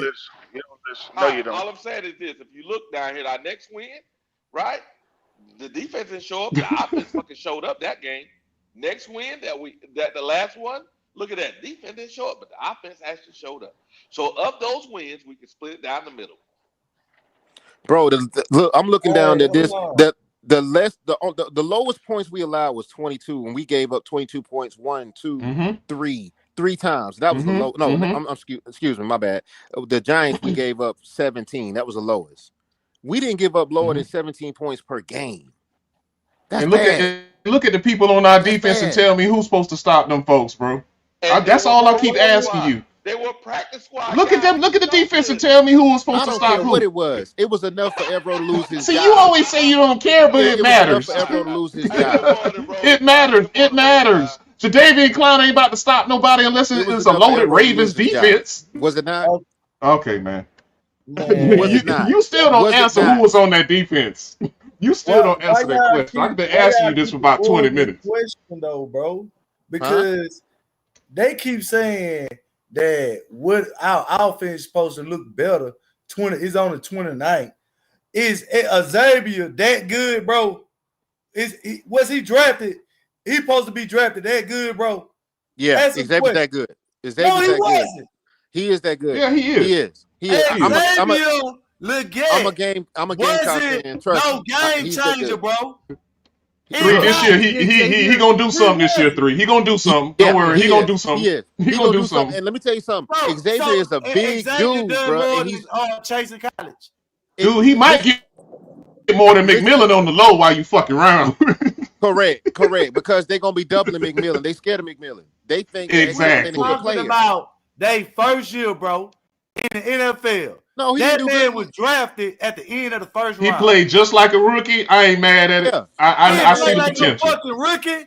Yes, he did. He did play like a rookie. He didn't. Yes, he did, bro. He did okay for his rookie season. You saw Jamar Chase when he got. You saw Jamar Chase drop all them damn balls when he got in the league, bro. Right. Are you crazy? Dropping balls. He dropped everything. I'm like, what the fuck is wrong with this dude? Now look at him. He had 1,700 yards. Devontae Adams too. Devontae Adams dropped a whole lot of balls. He forgot. Yeah. They had to adjust, man. That shit different. XL different. If you look at film of XL, that nigga gets separation every play. Every play he gets separation. And I think he a legit 6'3", bro. I think he's 6'3", 200 pounds, and he running faster than most of the niggas on the team. Yeah. He running faster than most of the niggas. This is how these niggas just lie. First year, NFL, 1,400 yards. Who? Dude, when he started, when he got, when he's, dude, I don't think you remember. In the NFL, he was dropping a lot of balls, bro. You don't, all right, bro. You might have not been there. You might have not been there, but I saw it. Wiley, don't stop him from I ain't got to. You want to talk to me? Don't stop him. About a nigga. My team from LSU. You want to try to compare this nigga? Oh, you an LSU fan? With this nigga? You a fucking fool. You're an LSU fan. Okay. We know that 2019. We're trying to compare situations. We're not saying they're the same player, bro. We're not saying that they're the same player. We're comparing situations. Higgins had 1,000 yards too. So they don't fucking excuse. Boy. Hey man, stop all that goddamn hollering, man. Dude, I think everybody can agree that watched the game, saw Jamar Chase drop a lot of balls preseason in the first couple of weeks of the season. I think that's a fact. That was a fact. That was a fact. So that's all I'm saying. Look, brother, you go his career. Chase is special. I'm not saying that's not his career, son. That's his fucking rookie season. 1,400 yards. We know that, but we're saying receivers go through that when they go into the league. That's the only point we was making, man. We weren't talking about that. Somebody get that nigga a pillow and a blanket. You want to talk about fucking Leggett? Just a great receiver. He was Hey, hold on. Hey, calm down. Had 8 drops. He had 8 drops, and just because 2 or 3 of them made Bryce look bad, don't mean he sucks. Yeah, but I have a question. How are we expecting him to be wide receiver 1 now when we're still questioning the quarterback? What that feedback? Thank you. That's why I came on the call to ask that question. Hey, Scott. Hey, Wiley, I'm gonna drop out and let you get your Panthers fans up in here, man. Hey, I enjoyed it, fellas. Good chat. All right, Red. All right, Red. Yes, sir. Hey, All right, preseason will be in the book soon. The cut down is next week. It's time to play some football, and Falcons will win the NFC South. Oh, get out of here with that bullshit, Red. Holla at you, though. All right, Red. Holla at you, Red.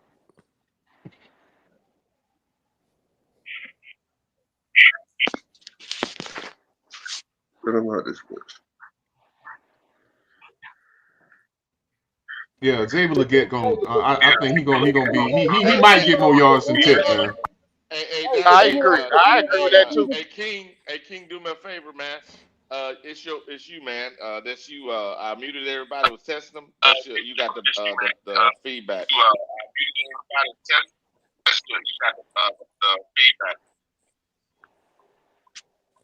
Okay. Did any of our receivers get 1,000 yards last year? Feedback. Yeah. Yeah, it's gone now. Any of our receivers clip 1,000 yards last year? Did anybody?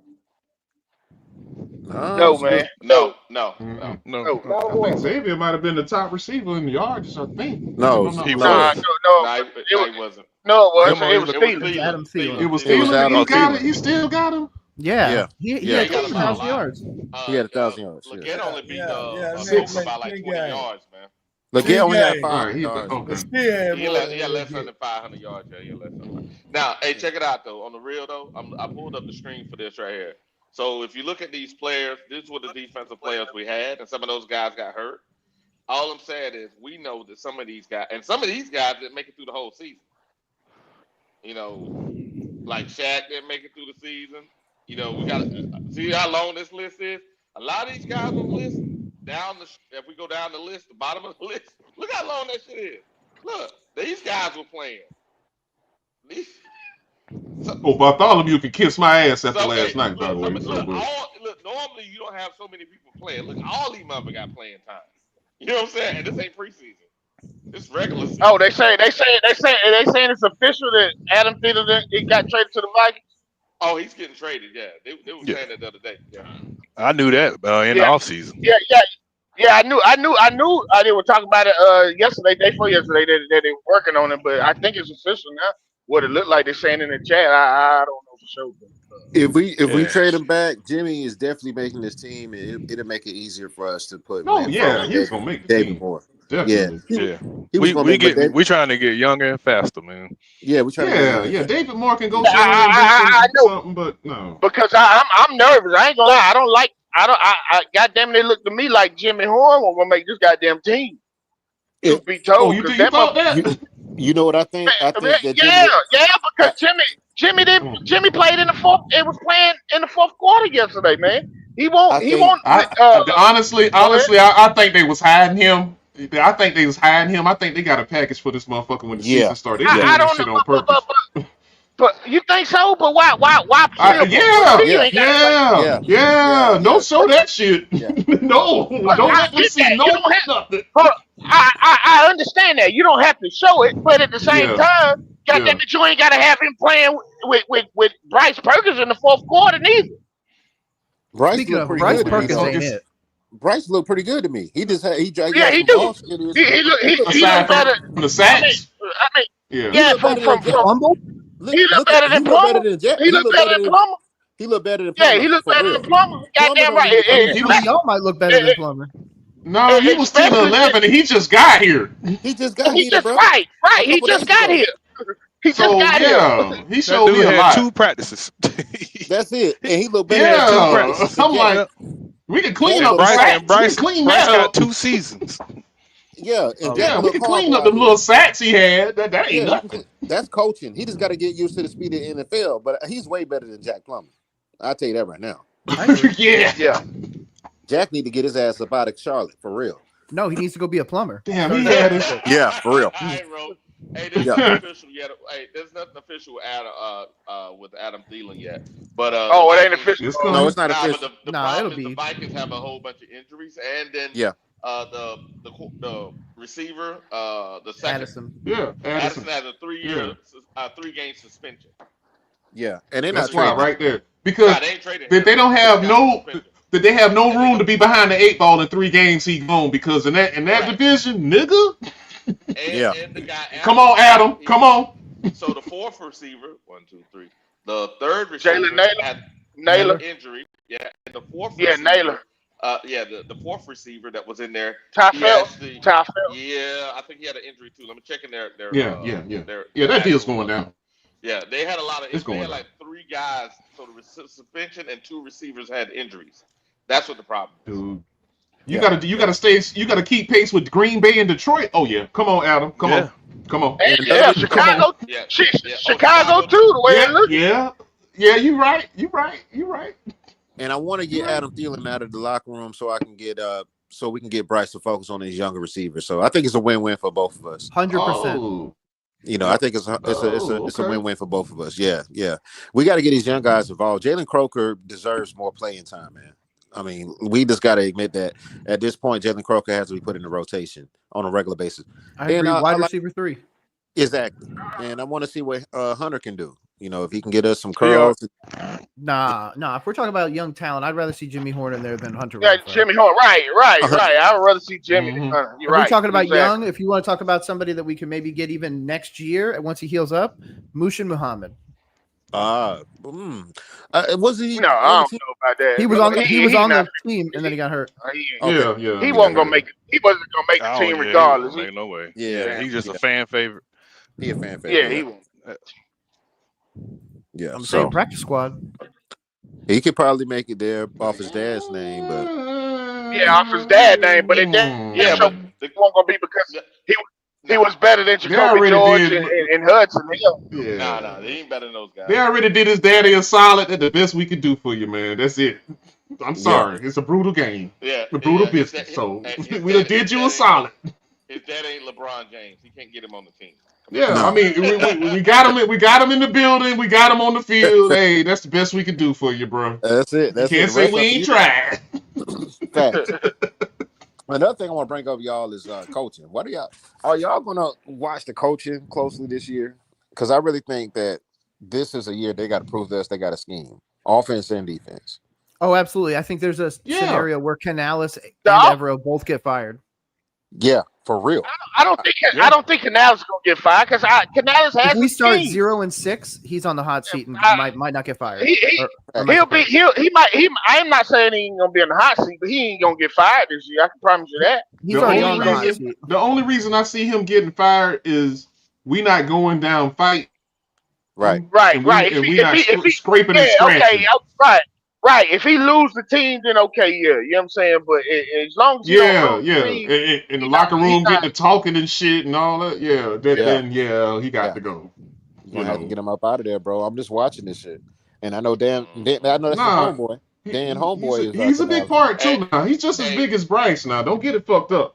I was gonna say if Canales go, him and Bryce gonna be walking out the door holding hands. I agree. I think that's usually how it go. Hey, we got an update on Minnesota. This is the problem. So it ain't just Jesus; it's Jefferson too. So Jefferson hurt too. He's hurt too. He got a hamstring issue. It's questionable. Yeah. Then we got Jefferson with the hamstring. Naylor is week to week. It doesn't say what he's week to week for, but then you got the other receiver here. Where is he at? He's on injury reserve for his knee. That's more. Then we have a 3-game suspension for the other guy. Oh wow. Yeah. But Jefferson gonna be all right. They just was baby Jefferson. They just baby him. He gonna be all right. Addison suspended for 3 games. So that's 1, 2, 3, 4 receivers and a tight end that are questionable. At least they won't be there the first game. Yeah, they need better. That's why the deal going down. Yeah, that's why the deal The deal going down. And the Vikings still going to win more games. Now, a deal going down ain't necessarily 100% guarantee it's going to be Thielen. They're going to get a receiver, but it might still It's might gonna not be be. Thielen. It depends. Well, somebody I could. hope You it know is. what? You're right now. Somebody could step in at the last minute. Here's the problem, Because I seen Romeo Dobbs was an option too. Romeo Dobbs was an option. On a playoff team, I'm gonna go with Thielen, bro. Nah, Thielen, man. He already got a relationship with the coach. There's 4 teams with injuries. San Francisco. But y'all telling me Romeo better? I mean, Thielen better than Romeo? No, you don't get No, for the Vikings, in a pinch, better than Romeo. In a pinch. No. There's 4 teams that require receivers. That is Minnesota. That's San Francisco. That is that's true. Who else? Who else? The other one was. San There's Francisco 2 more. Fucked up. Yeah, 49ers. Yeah. Then there was They might be worse than the Washington is having a holdout, so they're looking for a receiver too. And then there's one more. I'll look it up. But yeah, there's 4 teams. This is the reason why Washington losing their man. Yeah. So they know that they know they're getting their receivers back. So if they bring Dodds in, they got a problem because you still got these receivers. But if you bring Adam in, they only hit, he has a year, and they can get rid of him. Well, yeah. Bucks got wide receiver injuries. Speaking of the comments, that's true. But they have a Mecca at Google. Romeo Dobbs would be long term. What do y'all want for Adam? What do y'all want for Adam? You ain't gonna get but a 7th-round pick for him. I was gonna say a 5th. Yeah, if we get a 5th, I heard people saying 4th round pick. No, you're not. But you're not getting no 5th for no 34-year-old receiver. What's y'all crazy? You could get a 4th if they that desperate. You could get a 4th. That's as far as I'm gonna go. You could. No. If they that desperate, that's as far as I can go. You're not even gonna get no team's gonna give you a 5th-round pick for a 34-year-old receiver. That ain't happening. You heard that list they said, man. People hurt. Exactly. And then I don't know. But that's as far as I go with the 4th. A fifth is expensive, man. Man. Not for if he was 30, okay, maybe, but not no 34. A one year rental, they not giving you no 5th-round pick. Hell no. If that'll hold you down to get you to the playoffs, them first 3 weeks, just to get him, that's worth it. That's worth it. And that's all I'm saying. If you don't want to go with that, well, just go with that injured ass receiver room then. So we got. I don't think y'all understand the value of. I understand that, but if you can get to the playoffs and all them other receivers get their situations and get healthy, it's worth it. There you go. Correct. But that's what I'm saying. It depends on the receiver. Dobbs who might have to give up a 5th-round pick, but not for no damn Thielen. Okay, any receiver, right? Remember I told you there's 4 teams that need receivers. You're in competition with them too. So say you give us a 5th, and say you decide, okay, I'm not gonna give them a 5th. And Dodge is gone. What dependable receivers that are left? Now your ass is playing against Chicago. Yep. Right? You playing against the Lions. Who else you playing against? Green Bay. Green Bay. Fucking stacked. Yeah. All of them are stacked. Remember, that's what I'm saying. He can't be behind the 8 ball. You had to win 13 games to get in last year? Yeah. Green Bay. Well, I don't know because Green Bay goddamn receiving court just as beat up as goddamn Minnesota. The only receiver they got healthy is Golden. The rest of them, and Dobbs. The rest of them boys are fucking. They draft some receivers this year too, didn't they? Hey, Savion Williams, but I think he hurt too. Bro got a good scenario. Thielen in the 6th for Minnesota 5th. I like that. All it is I like that. That could work. That could work. Now that could work. Thielen in the 6th for a 5th, but they not gonna give you no 5th for Thielen. That ain't gonna. You're not gonna get no 5th for just Thielen. I'm telling you that right now. That ain't happening. It depends on how desperate they is. That's what we're saying. We got them by the ball. Well, exactly. But they can go get another receiver. They got that's better long term than Thielen. The problem is Thielen is a legacy there though. Correct. He was there for 8 years. And he's a day one receiver. Makes that money. They don't care about that 5th-round pick. He a day one receiver. Right. Yeah. Out of all the people that's available other than Thielen, he the best option to start an NFL football game. The playbook. Yep. He led them guys in touchdowns. Right. Before Diggs, he's the before best Jefferson, option. there was Thielen. Thielen was putting up 1,400 yards. Correct. Yeah, he Correct. can. Yeah, 10 touchdowns. And that will calm fans down because I'm pretty sure the fans are fucking them over right now. Yeah, I they say missed we that trade dude. Thielen. Yeah. I say we trade Can't blame Thielen him. and John Rivero. Trade Thielen see, and there we go Devereaux. again. man. All right, man. All right, man. Hey, look, I'll try to break it to a wide receiver discussion. You know, I wasn't trying to go back to where we was because this the hot news right That's now. what I'm saying. Like, what the hell is that about? I'm just fucking around. I'm just fucking around. Somebody said, "What about David Moore? If they want David Moore, they're gonna have to give us no lower than a fifth. If they want David Moore, no lower than a fifth. They might have to give us a fifth and a linebacker. Shit, for David Moore. That's Canales' dude. I don't know, man. You not getting no fifth for no David Moore. Who's giving you a fifth? What are Canales y'all ain't letting talking him go about? without a first. Nobody giving you no fifth for no David Moore. Hey, we give you David Moore, Thielen, and you give us and a six, and you give us a linebacker. Well, I don't. Good. Y'all better go. Y'all better go back and research the history of draft picks, man. David Moore ain't worth no damn fifth round pick either. No, To Canales, he's worth even more. To Canales love David Moore, man. He didn't follow Canales. And that's a problem, right there. Canales love David Moore, but the NFL don't love David Moore. I like it. I like David Moore, man. David Moore he's decent, but David Moore's a really good player on a really bad team. A 7th round draft pick and went from a 7th last year draft pick. I'm trying to remember what team it was. You say what? You say what, Wiley? You say what, Wiley? A team took a 7th round draft pick, and now they turned that 7th to a 5th and a 6th. You know that, right? They just did that. Yeah, I know that. But look at the player though. Look at the age of the players. What I'm telling you, the age got a lot to do with draft picks. A 7th pick to a 5th and a 6th. Hey, CJ made a good point. George Pickens went for a 5th round pick, guys. Yeah, you're right. That's what I'm telling y'all. That's what I'm telling y'all. You're not getting no that. That's what I'm telling you. You think you're getting a 5th round pick for Thielen? Are you crazy? Hell no. What I was saying was that's different now because George Pickens was acting a damn fool. Come on, I might be able to get it to go through on That Matt. ain't the same shit. Yeah, let's see if it goes. George Pickens was showing his whole entire ass out there. You're not getting a 5th round pick for David Moore neither. Y'all. I'm telling you, y'all. David Moore. I mean, you're not getting no 5th round pick for no David Moore. You'd be lucky. You might get a 7th round pick next year for David Moore. You get a 2020 7th round pick for David Moore. You're not getting man. Y'all don't. The draft, these motherfuckers is tight with draft picks. Draft picks are fucking valuable as hell. They don't just give you no damn draft pick. Are y'all crazy? Not for no old ass Adam Thielen. You're not getting no 5th. You're not damn sure ain't getting no 4th. I think they could have got more for George Pickens. I think they just wanted him out the building. No. But no. It was a bad situation, there, boy. You're right. You could. That's what you could have got. I agree. Think about it. Think about it. If Pittsburgh would have had George Pickens now and they dealt him to Minnesota, they could have got a 2nd for him right now. I agree with that. But go back and look at other players that has been traded. You got to look at what motherfuckers give up.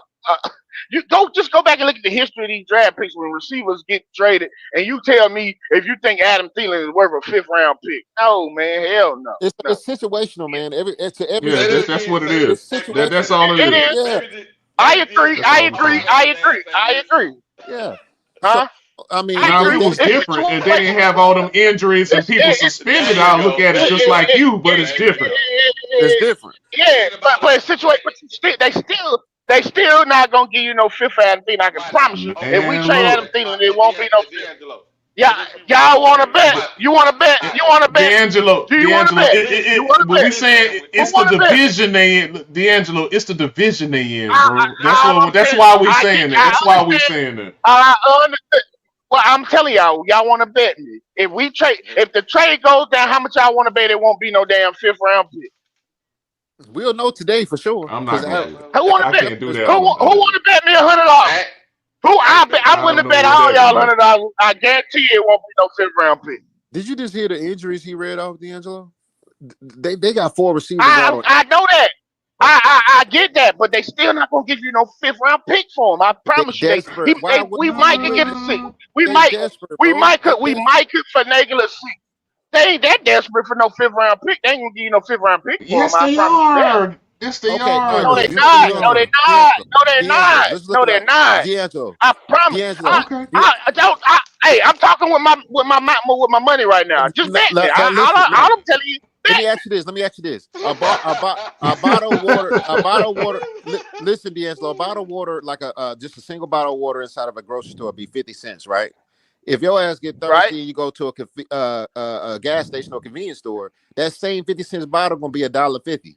You gonna pay that $1.50? That's true. You're right. You're right. You gonna pay that $1.50? You gonna pay that $1.50 if you thirsty? Yeah, but I agree. You will. You're right. You're right. But at the same time, but Adam Thielen ain't no goddamn water. Ain't no fucking water that I need right now. We didn't say that. We just said the situation. That's all we said. And I agree with y'all. I agree. Okay. I agree. I'm agreeing with y'all, but I'm just telling you, it still ain't gonna be no 5th round pick. I promise you, it ain't gonna be no 5th round pick. You're not getting no 5th round pick.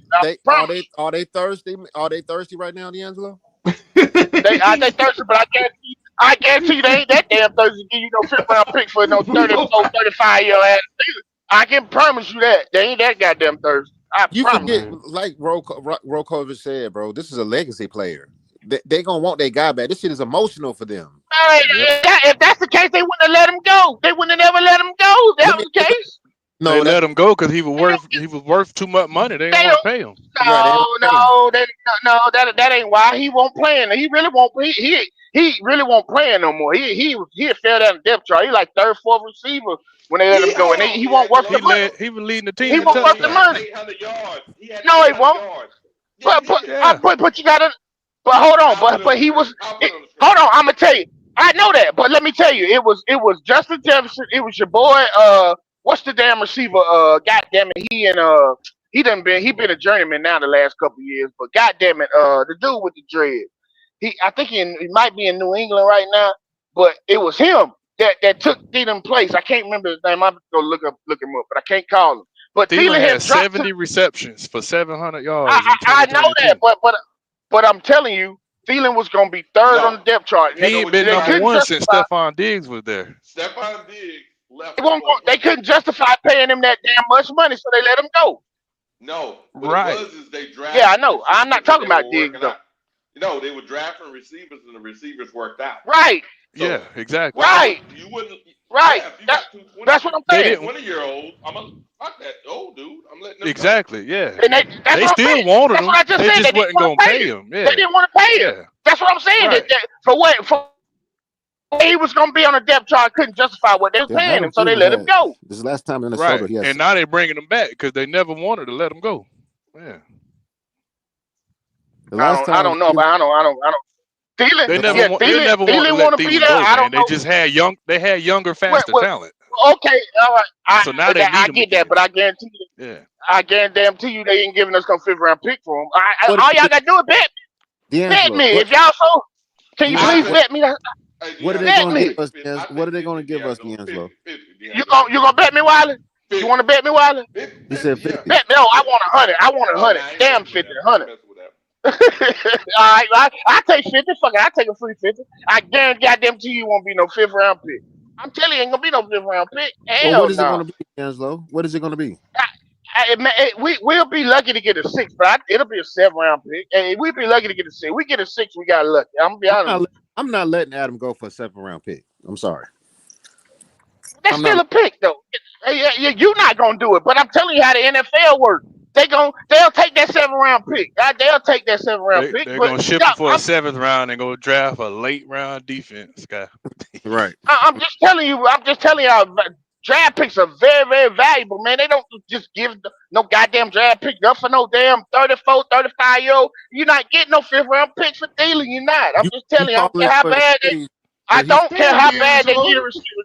They're not giving you a 5th for no fucking 34, 35-year-old receiver. That shit not happening.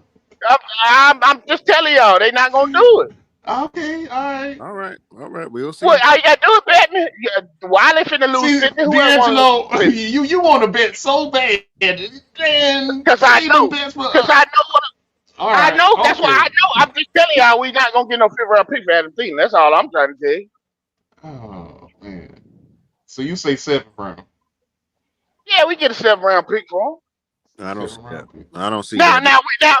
now we could if we get a 6th round pick, it won't be this year. It'll be next year. I guarantee you, if we get a 6th round pick, it won't even be this year. It'll be next year. Okay, even with all those deficiencies they got with injuries and suspensions with Minnesota, you gonna say that? Yeah, I'm just Okay. yeah. I'm All telling right. Now in the regular scenario, everybody healthy, I see it. But okay, in All this right. one, Hey, I we don't got a see couple it. super chats here, guys. Flame for Jesus. I think you did. Yeah, we did that one already. So Flame for Jesus got this one. That was Dan Morgan that not Fitterer last year. I said it would be historically bad before the preseason even started in the defense last year. Yeah, he was. He did say that, Flame. Yeah, KJ Osborne. Thank you, Cleese 25. That's what I was trying. KJ Osborne was what I was trying to think of. Black 8 Elements said 3. Read this 3. Check it out. Yeah. He said that. Burrow, go ahead. No, I'm looking at it. Go ahead. You can read it, bro. Yep. 3. Burrow still put up elite numbers regardless of bad defense. Yes, they lost games, but elite quarterback will produce. That's true. They did lose some games, and we looked at the games they lost. They lost some. Yeah. But my point is, would have been happy. I bet Burrow would have been happy with 3,000 yards to make it to the playoffs. I bet he would have been happy with 2,500 yards to make it to the playoffs. Those elite numbers don't mean nothing when you're on the couch. Right. Playoff time. Right. He went to the same couch that Bryce went to. So that don't matter. That's very true. I'm not disagreeing with that. Yeah, and 2,000 yard receivers. We could call that too. We can have that. Really, it doesn't matter unless this is my perspective. Unless you win the Super Bowl, none of that shit matters. That's the goal. You know what I'm saying? That's the goal. Unless you win the Super Bowl, you just lost ability to draft a better player. That's all to me. I'm wrong, but that's how I feel. Yeah. Now we got a last one, Flame for Jesus. We got $20. Why do we have problems though? We need a right tackle, true, linebacker, much worse than we need a wide receiver this year. Now, that's true, but we got what we got. Bryce needed a wide receiver to make him look better. True statement. We aren't addressing team needs. Hold on. Bryce. Yes, that's a factual. That ain't true. Can y'all name me a great quarterback who didn't have weapons? Can I get some names? Who currently doesn't have weapons? No, who never had weapons in their career. Nobody. Okay, then. So why are we talking about him getting a receiver to make him look better? No, sometimes, man, some of these things, y'all gotta get thicker skin, because even when a lot of I just want to say this. I was just gonna say this, Wiley. I mean, every great quarterback has had a great weapon at some point in their career, but you got great quarterbacks that they ain't always had great weapons, like Tom Brady and motherfucking Patrick Mahomes ain't always had great weapons. Patrick Mahomes ain't had a great weapon since Tyreek Hill been gone, other than the damn tight end. My bad, guys. The real said Cam Newton. Y'all say Cam Newton. Right, Cam Newton too. But guess what? But Tom Brady took Deion Branch and motherfucking Rashay Caldwell to the goddamn Super Bowl, man. Come on. Hold on. Y'all saying Cam Newton, but I remember when Cam was here, y'all trashed him. Y'all said he was overthrowing receivers. We didn't appreciate Cam. We didn't even help Cam. We fucked up a Hall of Fame career. That's true. Yeah, that's true. I agree with that. That's true. That's true. Niggas was crucifying Cam when he was here. They didn't give him mercy until they saw what we lost. Now we in a quarterback purgatory. Everybody missed Cam. When Cam was here, we didn't give a damn about Cam. I did personally. I did too. The jerseys I had, and it's funny. So the only jersey I ever bought was actually Cam. Then when I came and saw Goat them for that in 2023, remember that Goat? I bought 2 jerseys. Remember? I bought Louvu and I bought Burns. And guess who ain't on the team? Both Louvu and Burns. Both of them. I was trying to make And wonder why we got a bad trash defense. You ain't replace some shit. Yeah, but it's all good. But they trash Cam, man. It's crazy they hollering. A lot of people did trash Cam. But hold on. I just thought about something.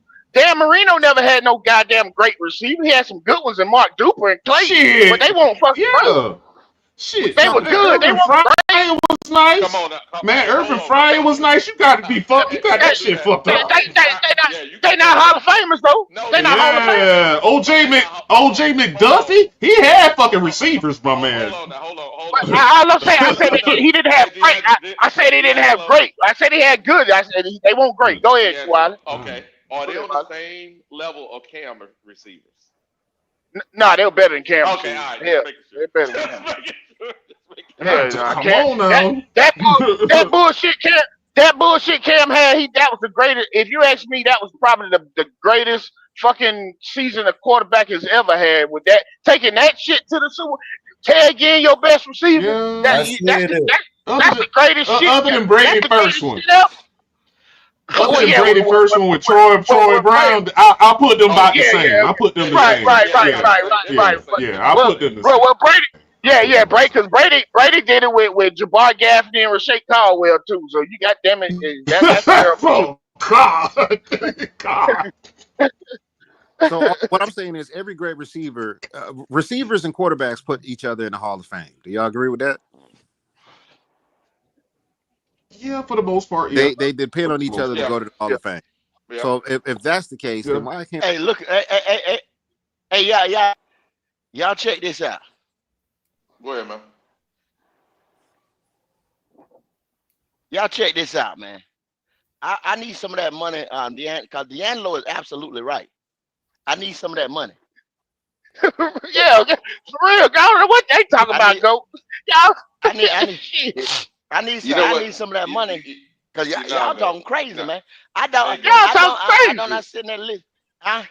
I'm sitting there listening.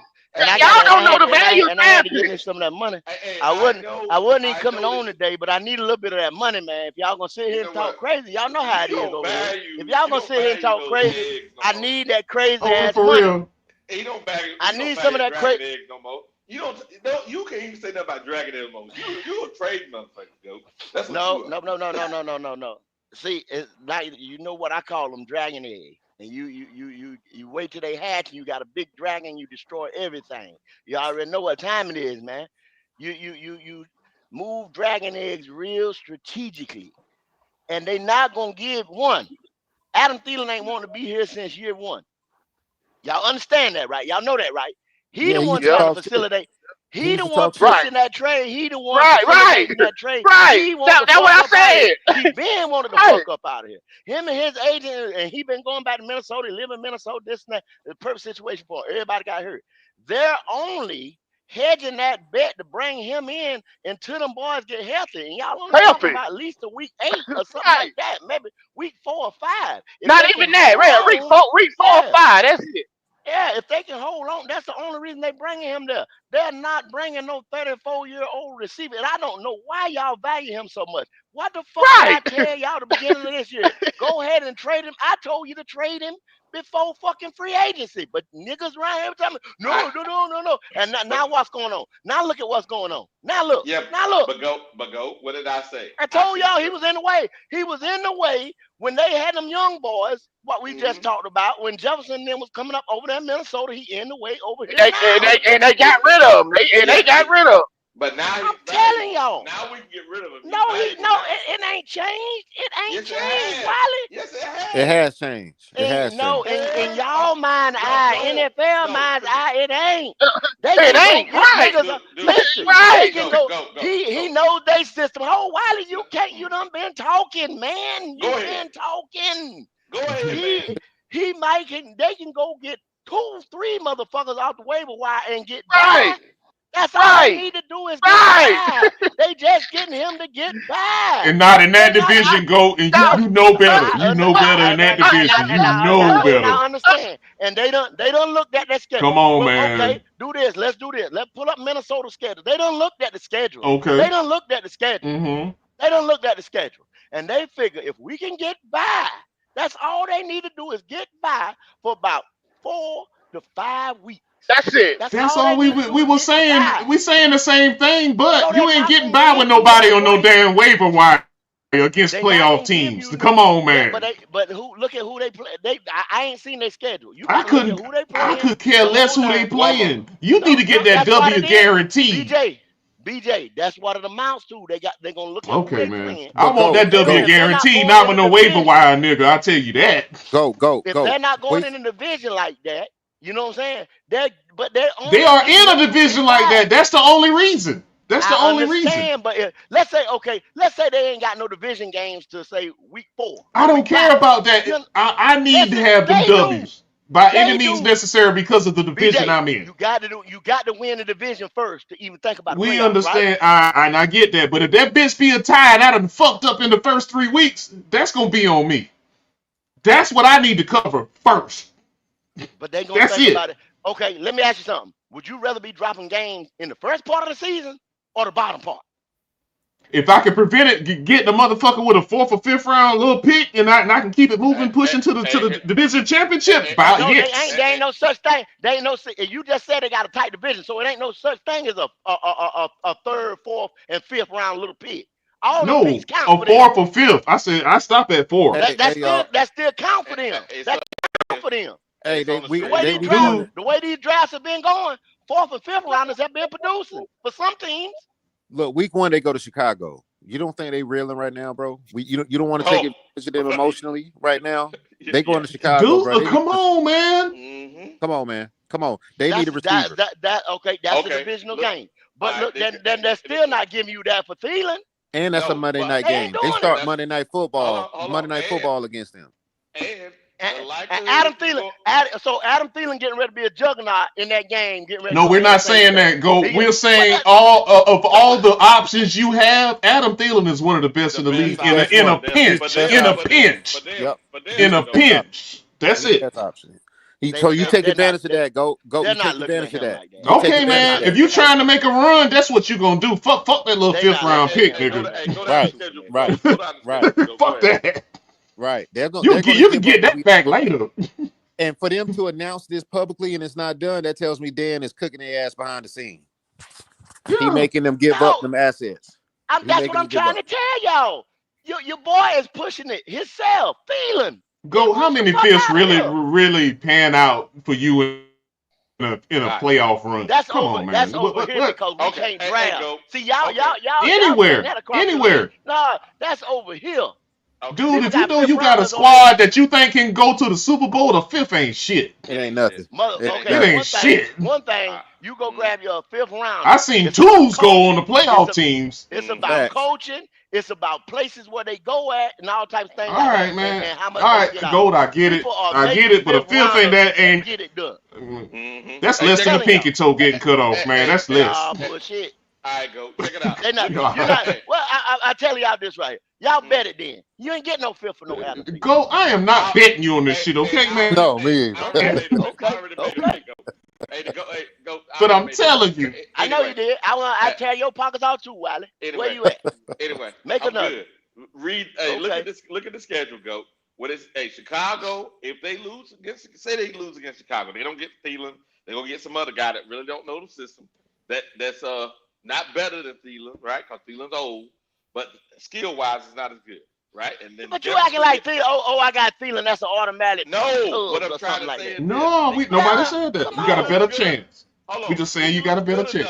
Hey, Thielen's good enough and respected in the league enough that you won't roll triple coverage to fucking You won't roll triple coverage to it. You will roll double, not triple. But you put some other motherfuckers out there, they're gonna roll 3 guys over top of Jefferson.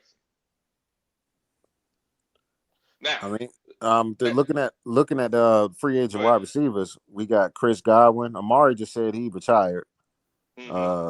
Oh, no, this is not an updated list. My bad. Because That can't be updated. Okay, no, I can't because they signed Godwin. Godwin done signed. Godwin done signed back. Yeah, that's not. Yeah. Go. But I'm surprised at you because you know good and damn well out of all the receivers available, Thielen is probably the best in the NFL right now. That could be traded in a pinch. Dude, if you know you, man, get up out of here, man. You know the. All right, man. BJ, the nigga don't want to be here. It's okay, and that's even better. Hey, go. That's even better. Hey, the first 5 games they playing Chicago, Atlanta, Bengals, Pittsburgh, and Cleveland. Ooh, that's a hard schedule. You see what I'm saying? That's a hard schedule, bro. The only one they can afford to lose one in the division. Come back when they boys is healthy by week 5 right there. You understand what I'm saying? Yeah. And not miss a beat. Man, that's gonna bite you in the ass. Tell me they can't. Remember now, but hold on. Remember last year they had to be they had to win 13 wins to get in the playoffs last year. Remember? Because remember. The Lions had 14 wins. They got that still get them that. But everybody said the Lions gonna lose a step this year because they lost 2 coordinators.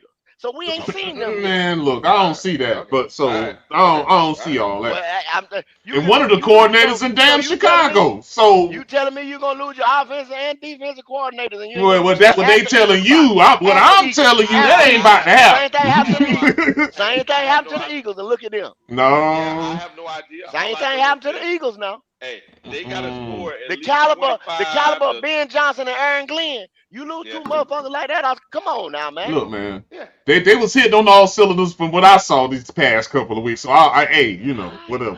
Hey. Well, y'all boy.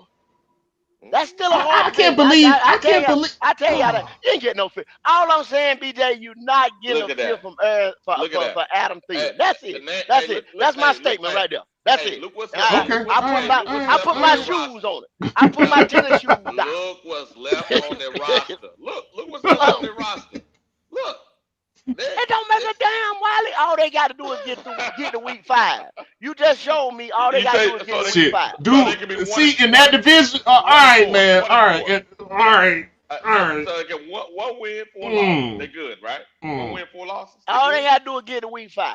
Did you not? All right, 0-5, they still straight, huh? All right, okay. Did you not? Yeah, look now. Look. That team, they can come back from that. They can come back. Dude, 0-5, you really behind the 8 ball in that division. You really, and something like that. If all they got to do is start off limping, start off sputtering. You know what I'm saying? Then they hit the gas. That's all it is. But look, go. Now say they split with Detroit, right? They split with Detroit. They split with Chicago. Say they were 1-4. They split with Detroit. They split with Chicago. Now that's 6 losses. Right? Now, if they go down the list here, who else on this list that can possibly beat them? That's murderous row right there, boy. They still got Green Bay twice. Washington, you know what I'm saying? Washington can probably beat them. I know they probably got a hard schedule because they won 13 games last year. So you already know they, you know what I'm saying? They got and everybody schedule. Not about to come right back by week 4 either. Baltimore. Man, they're gonna be. Everybody's not really coming back by week 4-5. Let's be realistic now. That could be 7 losses. That means so they go out, they win the rest. That's 10-7. 10-7 in that division ain't getting you the damn. Well, and then think about it like this. Let's think about this now. Let's the caveat in the room. I think highly of J.J. McCarthy, but he didn't play now snap last year, but except for in the preseason. So actually, he's a rookie quarterback.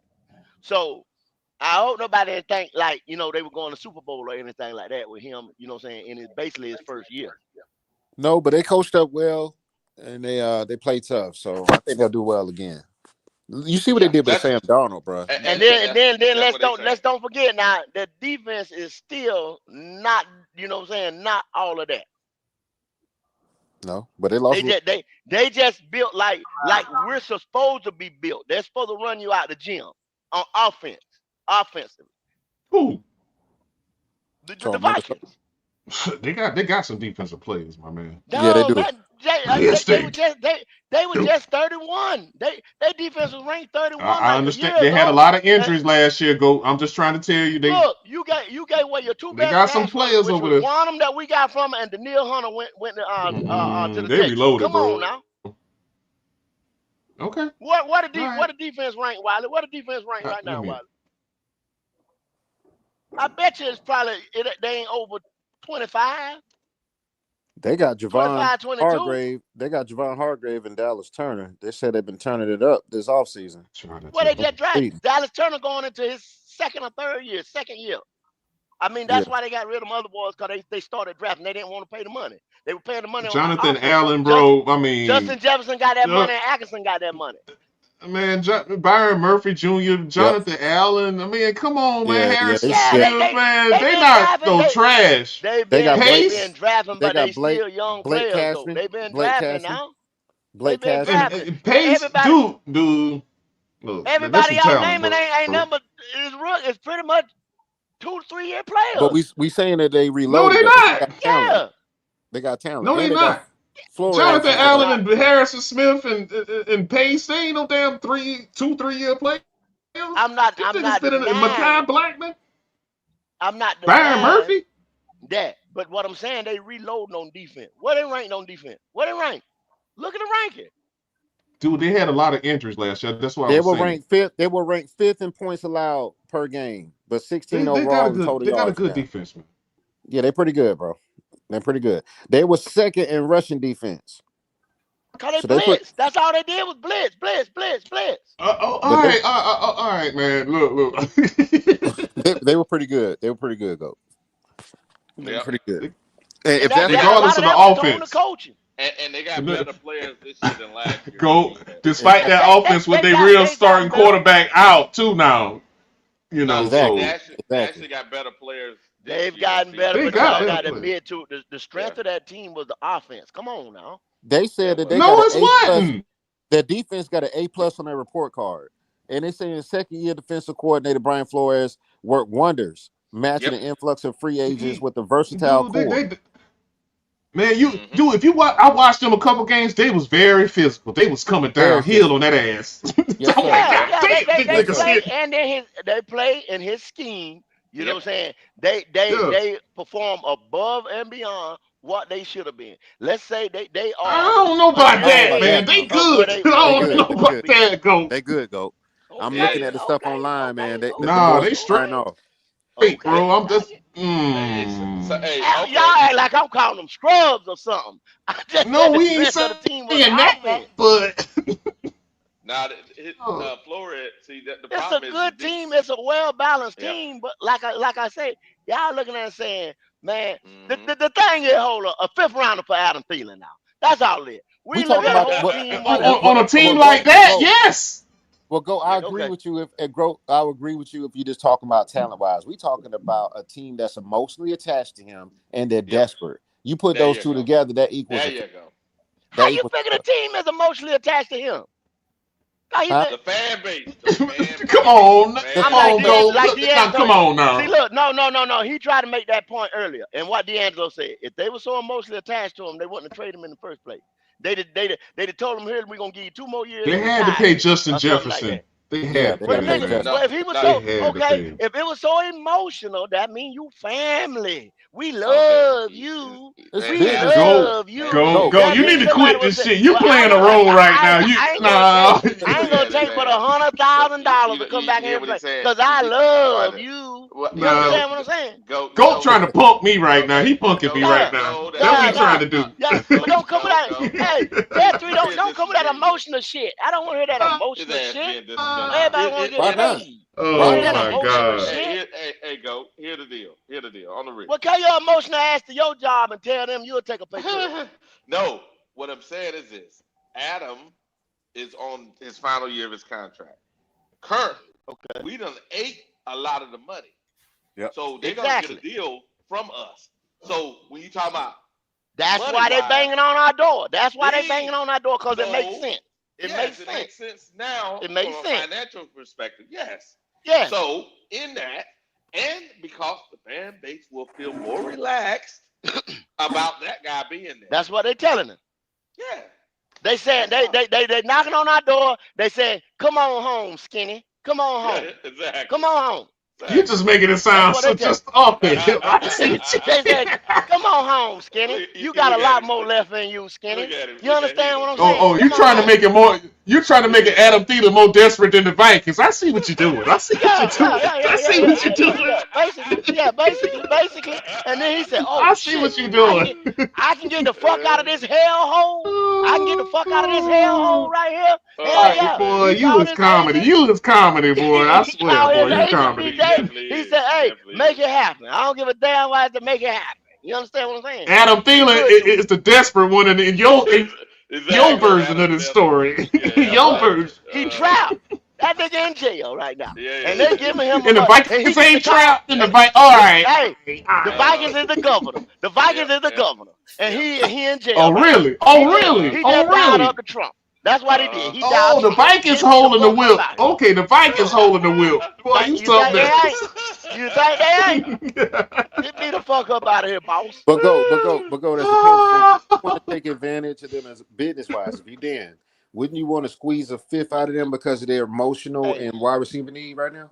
Check it out. Look, you can look at how the preseason played out. He only played a little bit. They knew this shit was going on behind scenes. He didn't play a whole lot. He only played a little bit. His role was minuscule, and that was just basically tell him, "Hey, look, I can still do this. I can still do that. Boom, here I go." They knew this shit was coming. I told y'all this months ago. They don't need him. He in the way. He is in the way. I agree with him, but I would definitely want to try to get as much as I can for him right now. So they're gonna do that. They're trying to do that. That's what negotiation going back and forth. But they ain't gonna get no feel. Like you said, my eyes will be bulging. Like I said, for a 6. You know what I'm saying? Something like that. Some kind of maybe, I don't know. And then again, y'all may be right. They might say fuck it. You know what I'm saying? I don't know if they got compensatory picks or whatever, how they draft picks look or whatever. It just depends. It depends on a whole lot of shit. I think when they watch Adam ball down in Charlotte the way he has the past couple seasons, they was like, damn, we can use that veteran leadership in our wide receiver. No, they don't need him. They won 13 games last year. They don't need him. What they need is they need sure-handed joker for the next 4 or 5 games. That's what they That's it. A proven commodity, and that's who he is. That's all. Yep. That's all they want. He gonna bring his ass. He bringing his ass back because you just heard say I'm with my kids and brother. He bringing his kids and shit. He know this is his last motherfucking hurrah right here this year. He carrying his ass back to Minnesota where it all started, and that's it, baby. And the Panthers gonna be nice guy like they is and help him get on over there. He gets to lead. He came in a Minnesota Viking. He gets to lead NFL Minnesota Vikings. He glossed over that a little too sweet. We let him go there because we straight. That's why we let you go over. That's we straight. They gonna figure they straight. We straight. As it is right now. That's what I'm saying. We straight. That's how they saying we straight. We straight. But at the same time, we know you a little needy. You a little needy. You a little needy at the moment. Because them injuries that he pulled up, all them people ain't coming back by week 3, 4. They not coming back. So no. Let me ask something, BJ. How you think that conversation went? It say, okay, hey, I don't know who the GM over there for Minnesota is called up. Hey Dan, what up, dog? You know what I'm saying? Boom. What up, cuz? Hey, what up, cuz? How you doing? Shit, good to hear from you. Hey man, let me go. Hey man, let me cut to this. I'm cutting the shit, man. Let me get old Adam back, man. Man, that one the heart and soul of the team right there. You know what I'm saying? I need a third. What the price? Is you fucking with me? Bullshit. You know what I'm saying? I ain't getting you that for that nigga. He was just talking to me the other day and said, you know, man, he wouldn't mind coming back over here. I got a 6 or 7 to give you, you know what I'm saying? And I'll take the rest of that money off your hand. Man, I don't know. Let me think about it, man. Now, in this scenario, them pockets a little drier than that, Goat. You know better. Them pockets a little bit drier. That's what that man gonna say. All right, man. All right. You got it. Okay. All right. You know them pockets a little drier than and I take that money off your hand, man. You know you got about 7 or 8 young guys. Man, if you're a playoff team, a 5th rounder is nothing. That's lunch money. You know it. Yeah, care about that 5th round. What if they got multiple 5th rounds, though? You still don't think they might. That's the situation. They got multiple fifth rounders or something like that, or they getting one back from somebody. Like say they made a trade this year and they getting one back from the Browns or some damn body. You know what I'm saying? They might come up off that one. So That would be the only way. Exactly. That's what I'm saying. Like we gotta look at their situation and what they got. You gotta look at the situation. Yeah, it's situational. But just like every day, you know what I'm saying, coming in here to say, oh, they need him so bad because of this right here. They only need him for anywhere from need him for anywhere from 3 to 4 weeks. That's worth a fifth. On a playoff run, that's worth a fifth to me. That's worth a fifth. Because we got him, y'all. That's where we part at, you know. It's supply and demand. What you want to do? Price went up. You need them. We got them. I mean, it's simple economics. You know what I'm saying? I don't think they're gonna hold with him wanting to get the fuck out of here. And here comes a buyer right now at your door. You know what I'm saying? That's just like a car lot.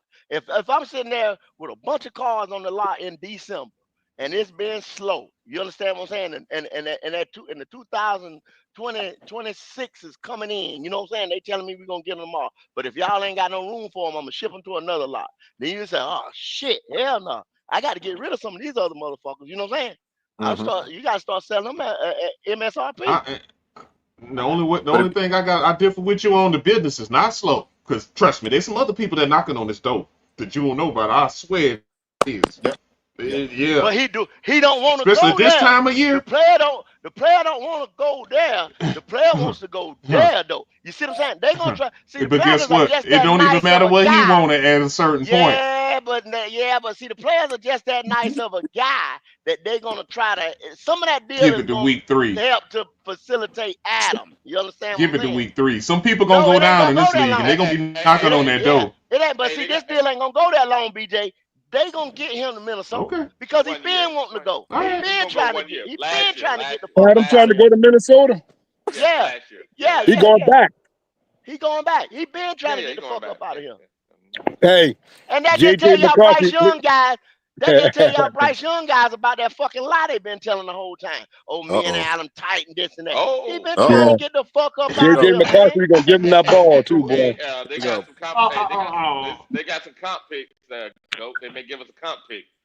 Oh yeah. You just know a comp pick is a third rounder, man. They ain't gonna give y'all that's high. Round. Those are fifth rounds. No, the fifth round. They ain't gonna give you. So no, you're not getting that. No, man. No. Let me check. I mean, shit, man. Let me check. Look, man. All I'm saying is a 5th round pick ain't shit for a playoff team. That's all I'm saying. It ain't shit. I tell y'all what. Here the bet go right here and ain't gonna cost nobody a dime. Howard, if Dan trying to bet Morgan, people right now, Howard. If Dan Morgan get a compensatory pick or anything over a 5th rounder, I won't say nothing bad about Dan all year. I don't give a fuck what he do.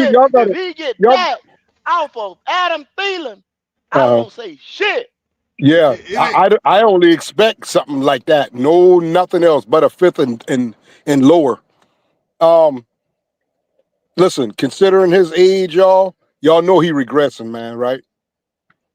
So yeah, go ahead and get. If they do that, yeah, I'll take a 5th for that boy. Hello, Adam Thielen is 35. But what we're saying is Minnesota got injuries and suspensions right now in the first part of the season. If he can hold you down and get to the playoffs, it's worth a 5th. That's all I'm saying. You talking about over here? Over there? No, Minnesota has a lot of injuries. Yeah, they don't have no receivers right now for the first part of the year. And if Adam Thielen can bridge you over to get to the playoffs, a 5th is like whatever. I'll take the 5th. And if what we know that they injured up over there, the wide receivers, I'll even push. Hey, give me a full. If they say no, okay, I'll take the 5. I'll take the 5. I'll take the 5. Hey, Minnesota got 2 comp picks, a 3rd round pick and a 5th round pick. So I think they'll give us the 5th. Well, you ain't getting the 3rd. No, they ain't getting the 3rd. Nah, you crazy as hell. They got a comp 5th and a comp 3rd, but the 5th is probably most likely. Yep. Yeah, 5th is what it is. Okay, you may get that 5th then. You may get that 5th. Yeah, that's what I'm saying. I mean, a playoff run, you could use somebody like Adam Thielen. Well, they tried to get to the playoffs. Well, all they doing, No, Howard. they were there last year now. They were there last year. No, but you know. But see, all they doing, Howard, they got some injuries. You know what I'm saying? So they just gonna drag it out. They got some injuries. Most likely, 3 of them are gonna be out at least 4 games. Yeah, they only gonna need him to hold the ship. You know what I'm saying? To hold the ship off the rock. Right? Jefferson probably come. He got a hamstring, so he'll probably play. But the number 2 receiver, right? The number 3 receiver and their backups are out. And you know what? I don't think Adam Thielen can hold no damn ship. The hell, I don't think he can do it. I didn't say no. I didn't say hold the ship. I didn't say hold the ship. I said keep it off the rocks for about 3 weeks. Yeah. 3 weeks. Yeah. Yep. Okay, I get it on that. 3 to 4. Because they got a good enough defense to pull the shit off now. Don't get it fucked up. And those guys gonna be back. They're gonna be taking their positions. He's gonna be on the roster. But, and McCarthy is a pretty decent quarterback as far as I think. Yeah, but if remember now, what do a rookie? He's a rookie now. What do a rookie quarterback? Technically, he's a rookie. Yeah, a rookie quarterback wants a dependable receiver that I know gonna be where he's supposed to be. Correct. He's supposed to be there and good hands, and that's what Adam is. Yep, that's a good point. That's all you need. That's all you need, bro. And you that need alone, a rookie out there talking about dude dropped the ball. I don't know if I want to throw it to him no more. And to add to your point, dog, that alone is worth the 5th round pick to get your rookie quarterback. Yeah. Get him over the hump. Get him over the hump. Yep, I agree. You know what's crazy? The real NFL ain't like Madden. On the Madden football, ain't a soul want no 5th or nothing. That's garbage. They tight. They tight on the man. They tight with it. Hey, Howard, I was talking about. There's 4 teams, right? Good teams too, that have a lot of injuries, right? And they ass out here talking about what can we find? What can we find? And guess what? We're sitting here out of all the damn years, finally got a good thing to be able to trade. Right. You know what I'm saying? Finally. He's a good trading piece. I mean, but even if we trade him away, we're not hurting ourselves. Now, what could we get with that 5th round pick? Probably 5th round, maybe you would probably go in there and get a offensive guard or something. Yeah. You know what I'm saying? Yeah. You probably development. You get somebody to develop. Yeah. Yeah. You can find. You know what? Sometimes you can find a center there. That's if you go down. If you go down the line, that's about what they've been pulling them at, trying to do that. Because everybody sit and say, "Well, we ain't been drafting offensive linemen." Yes, we have. We've been drafting guards in the 5th round, 5th and 6th, and shit like that. Primarily the 5th round for going on about 5 years, man. They just ain't been panning out.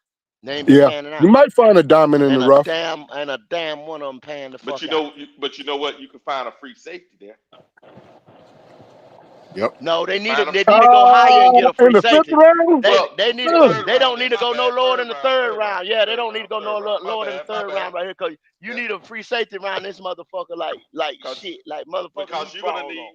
I think this goat. I was saying this earlier. I don't know if you heard. I said this. I said next year, right? Looking at what they said about us. Say we win the number of games they say we're gonna win, and we're in the top 10, right? Say we're in the top 10 again, and there's a guy, I think he's either Utah or Arizona, one of the teams, red and white. He's a left guard or something like that. I know what you're talking about. He can all over the place. Yeah. He can play everything. Yeah, he's the number 1 lineman in the draft. That guy, we need to, if anything, and we're sitting there, and you got either a linebacker or him, right? And you sign Moten to a 2-year deal. You sign that guy to a deal. Right? Then the following year, you get your number 1 linebacker. Because if that guy's there, you got to transition yourself away from Moten. You get your transition now. I'm just let me finish out. Transition there. Then you get yourself in the 2nd round.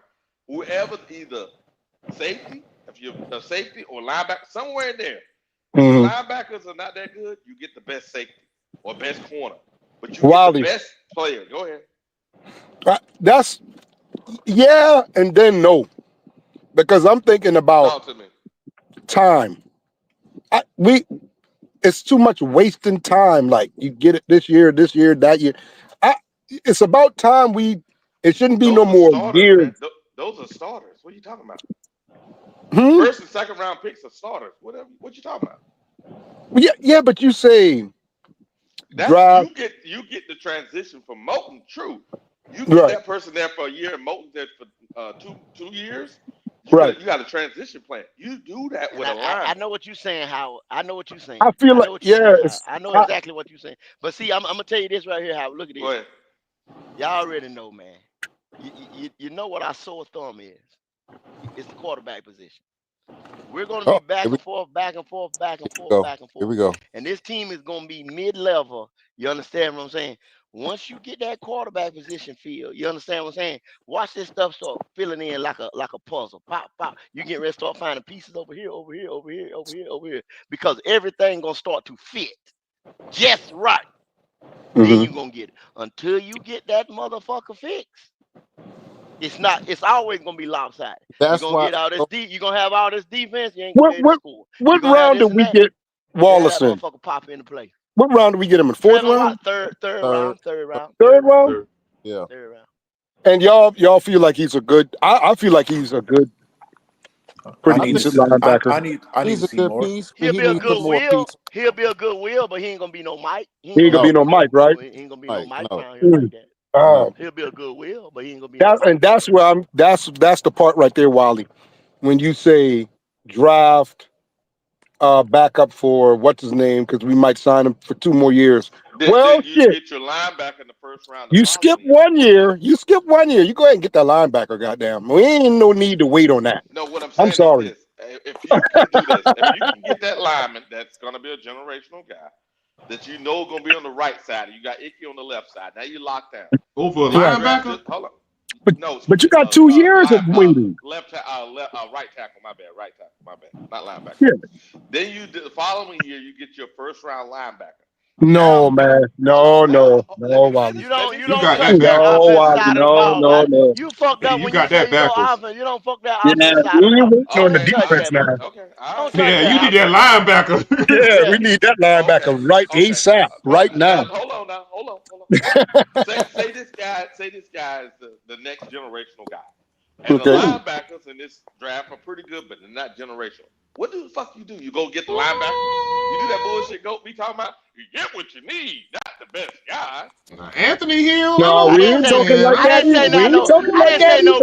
I didn't say no best guy, man. We ain't talking like that now. Put it where it was supposed to be. I said what we said was the Steelers chose Kenny Pickett because it fell to them. He was the best of the worst in that quarterback class that year, and they needed a quarterback.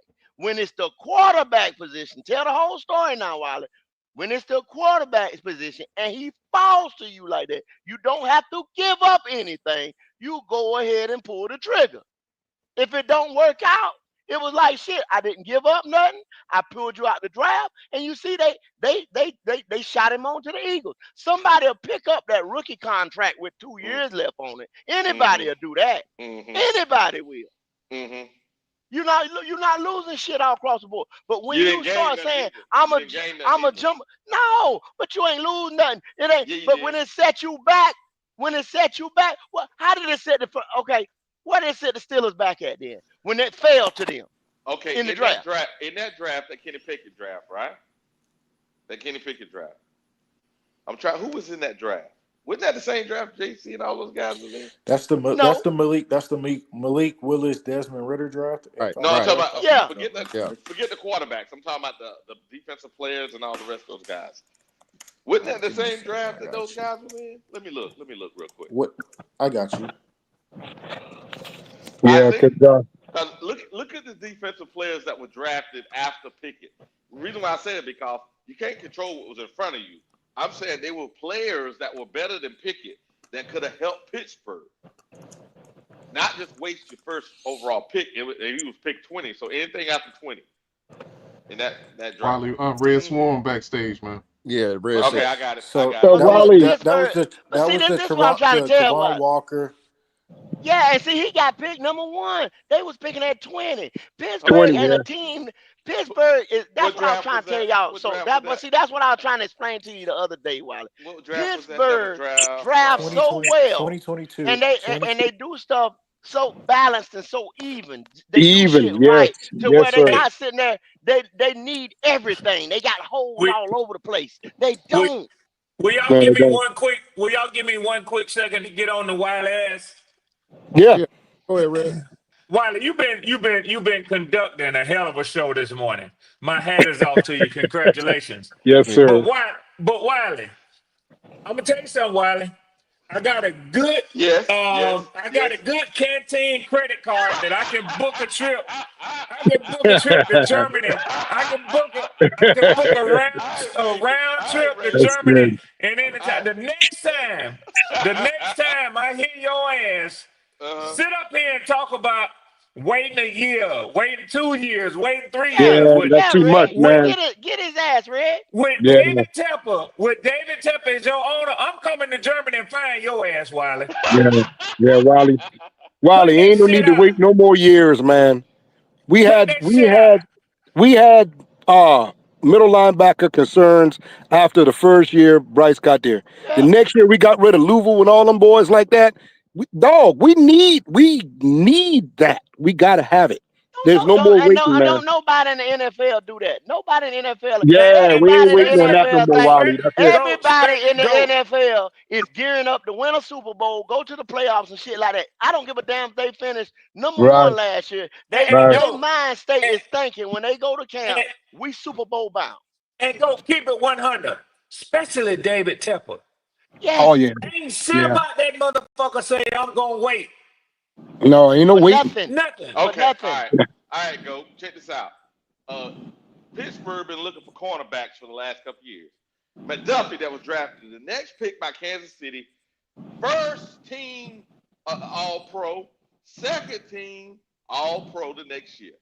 Right. Now, Look, you telling me? hey, listen. No, cause see, no, I'm gonna kick you. I'm gonna kick you in the ass. I'm gonna kick you in the ass. That's why they moved up the other year and got Joey Porter Jr. That's the only time I ever seen them niggas move up. Sir. They moved up, but they Wiley, didn't move he up ain't but a lying. couple spots, Wiley, He in ain't the lying, second Wiley. round. The other year, they don't do that often. They don't Right. do that. Okay, Porter. It's Porter McDuffie.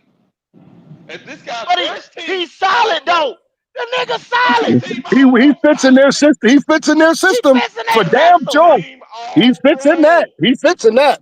Ain't nobody picking on him. Ain't nobody picking on him. That's Ain't all nobody I say. picking on him, is At all. it? And they make the playoffs every goddamn year. He fit like a glove over there. He fit like a glove over there. Solid guy, Red. Would you He give fit us like. Will you give us your number 1 for our solid number 2, Red?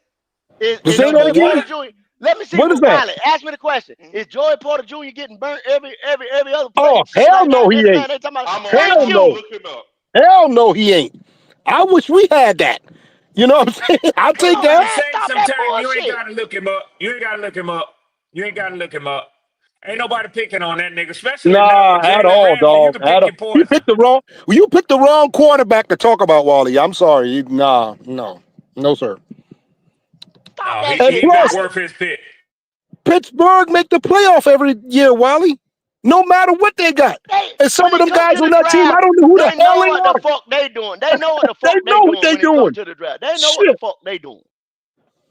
You ain't got to worry about them. Nah, they straight over there. They got their shit together. I think you fucked up. Them and the Eagles are some of the best drafted motherfucking teams in football, bro. Stop that shit. Is Mike Jack a good cornerback? Serviceable. Okay, number two. Guess what? Him and Porter got almost the same fucking PFF. Number two. Right. Hey, do you know what division he playing in? That's great. AFC, dog. Versus NFC, dog. Come on now. What you talking about, Wiley? PFF grade, Wiley. What you talking about, Wiley? PFF grade. Huh? What's the PFF grade? 55. Overall? Yes, 55. The hell with PFF on that. I don't give a damn with that. The hell with that shit. It's all right how we use it when we like it. We don't. Yeah, when you don't. Yeah. Hey, you gotta use it. I mean, but Wiley, what are you comparing? Just them two? Because that team over there, he's playing just the way he needs to play over there. He's playing just the way he's solid, and they're making the playoffs. I didn't say he was lights out, locked down. I said he's solid. Yeah. I'm saying you give up an all fucking pro guy to gamble on. But Wiley. But that just tells you what I'm just talking about for the team. I'm telling you, their team, the way their team is built, the way they draft, they got the quarterback that fell to them because they didn't have holes all over the damn team where they said, we got to reach and go get this guy here. All right, I trash ass. Remember now, Mike Jackson will be trash, right? He got a fucking I never called him trash. No, I ain't saying he's trash. There's plenty of people on this show say he's fucking trash. I'm not gonna say he's trash. But I feel like he could be a good damn. I feel like Wally. Porter had almost a 10% drop. 10% increase. Drop actually 8 point something. But yet, you see how this is? Y'all got but Wally. This is the thing right here. Over there, see, Porter ain't gonna get exposed because you got good linebackers and you got good damn defensive. That's what I'm trying to tell you, man. That's what you're forgetting about. Go. Ain't no quarterback that go against Watt. Ain't no quarterback got no time to sit back there and pick on nothing. They ain't safe at all. They ain't safe at all. Like that. That's what the fuck I'm trying to see. That's what we're talking about, Wally. They got the linebackers. When it fall to you. So here's the problem. TJ Watt coming off the edge. And even tackling, interceptions, the whole fucking thing, man. I trash ass second cornerback is better than him in every fucking category. You can't say, but you can't. Good. Do we have the defensive line they got? Do we have the defensive line they got? No. Neither the linebackers. Neither the linebackers. Do we have the linebackers they got? No. You can't compare. You can't make no comparison, Saul. No. So you wrong. He should have a better score. If you took Mike Jackson, you put him. When targeted, this motherfucker should be better. But look, what I'm saying, I said he was solid. I didn't say he was no superstar. He ain't locked down, but he fit in that system. And he don't have to be in that system. How many times was he targeted? So you don't have to rush, you don't have to reach and go get the superstar corner if the fucking quarterback fall to you. Over there, it's a difference in drafting over there because the team is being built and they've been drafted. They've been doing that for a long time. Hell, they only had 3 coaches. What that tell you? PFF. Help you with some of this. Help you with some of this, bro. I'm gonna put it on the screen. Okay. Now, Wally, Wally, you can't compare Carolina to no goddamn team, man. You got to stop with that. You want Carolina to be like a Pittsburgh? Well, we far from that. They got their shit together, my man. They got it together. Draft time, they know exactly what they're going after. It got continuity. What you want to see? Yes. Hey, Wally, I gotta take a call real quick. All right. It's like we've been in a flux of constant rebuild for the last 8 years. 8 years, dog. And they shit has been together for the last 8 years. But here's the thing. You understand? But here's the thing, though. What I'm saying is this, and I think this is being realistic here. Whenever we're evaluating our players, we say we need to get better players, but then we go to another team, the players have less fucking scores, worse off in a lot of different categories, but we say our guys are trash, but the other... Okay, but you know what this remind me of? But they fit their scheme. Remember we had this discussion about Frankie Louvu and Shaq, and we said our linebackers were trash, and they were fucking number 8 in the league. See, same thing when people talk about Brian Burns wasn't shit, but then he was fucking a Pro Bowler. People have these emotional ass perspectives without looking at the facts. I'm tired of this shit. But Brian Burns wasn't worth what he wanted us to pay him at the time. That was business. But that's what you say. That's what I kind of think Brian Burns was ready to leave from around Carolina anyway, man. To be honest with you. The Panthers gave him a number. He didn't like the number. He didn't like it. So we didn't want to pay him over that because of his production and what was going on with the pass rushers at the time. We made a good decision. He only had 8.5 sacks last year. No, they didn't want to pay him they was going to pay. They gave him the 5th-year option to I'm telling y'all, basically get them. I know. I'm telling you exactly what happened. What was. They gave him the 5th-year option. That was to give the team. That was to give them team some more time to evaluate what they were going to have to do. Then it was like, oh shit, we got to go in here and put this money in this offensive line. Cause look at exactly what they did. That's exactly what they did, didn't it? Right. When they let but Burns go, I think his scoring is going to be better than him. So I think we made the right decision. Well, guess what though? Guess what yet to though? be seen. You don't know. You Yeah, don't know. Guess Nick what though? Scott could Guess fall what? on a bottle cap. He could fall on a bottle cap tomorrow and be gone. You don't know. You don't know. But see, Same guess thing could what? happen to Burns. But see, Burns is already proven. You see Yeah, what I'm but saying? guess what? We lost Burns, we lost Louisville, we lost Chin. That shit fell like dominoes.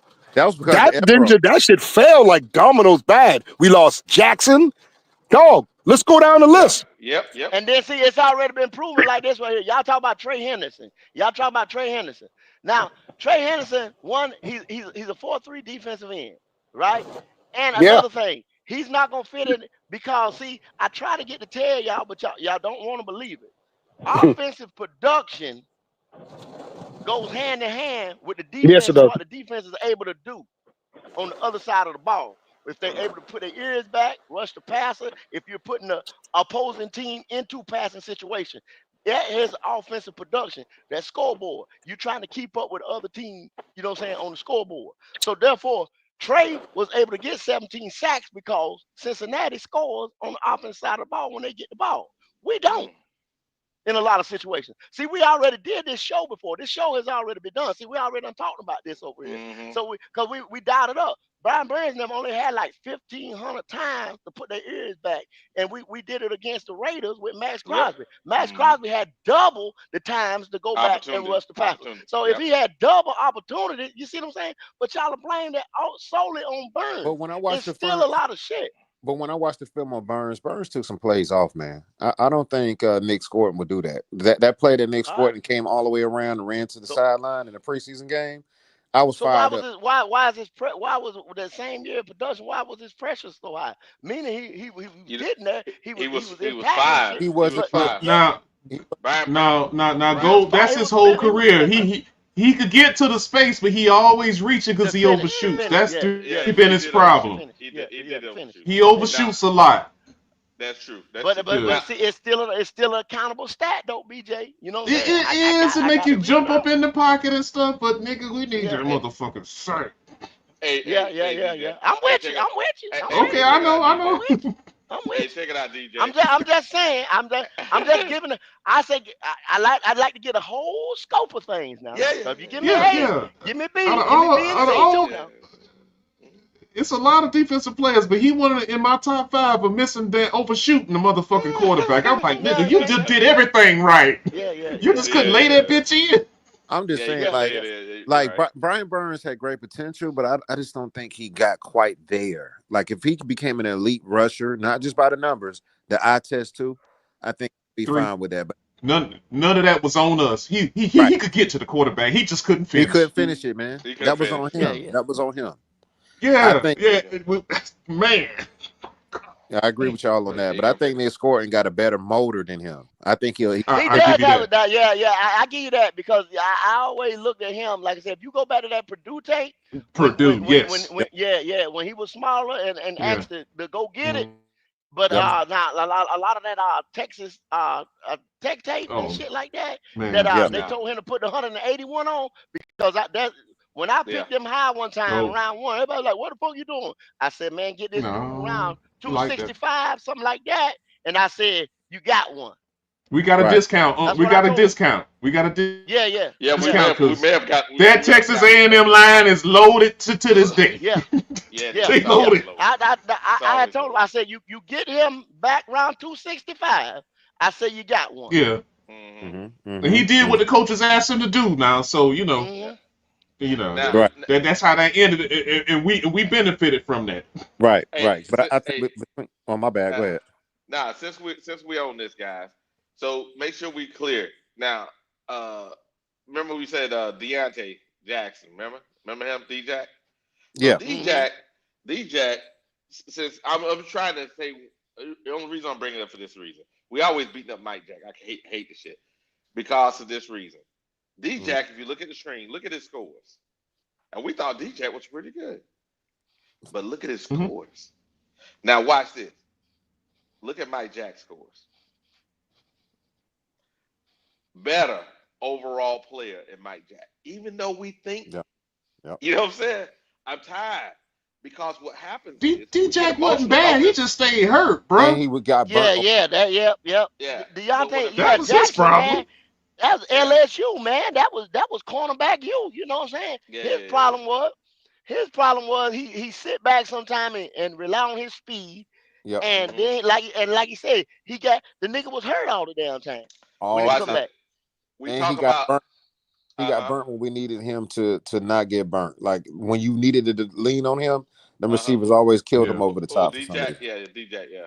So check it out. So if we look at coverage skills, right, for Mike Jackson, so we say he's garbage in coverage, look at his coverage skills. Hold on, we still got 14.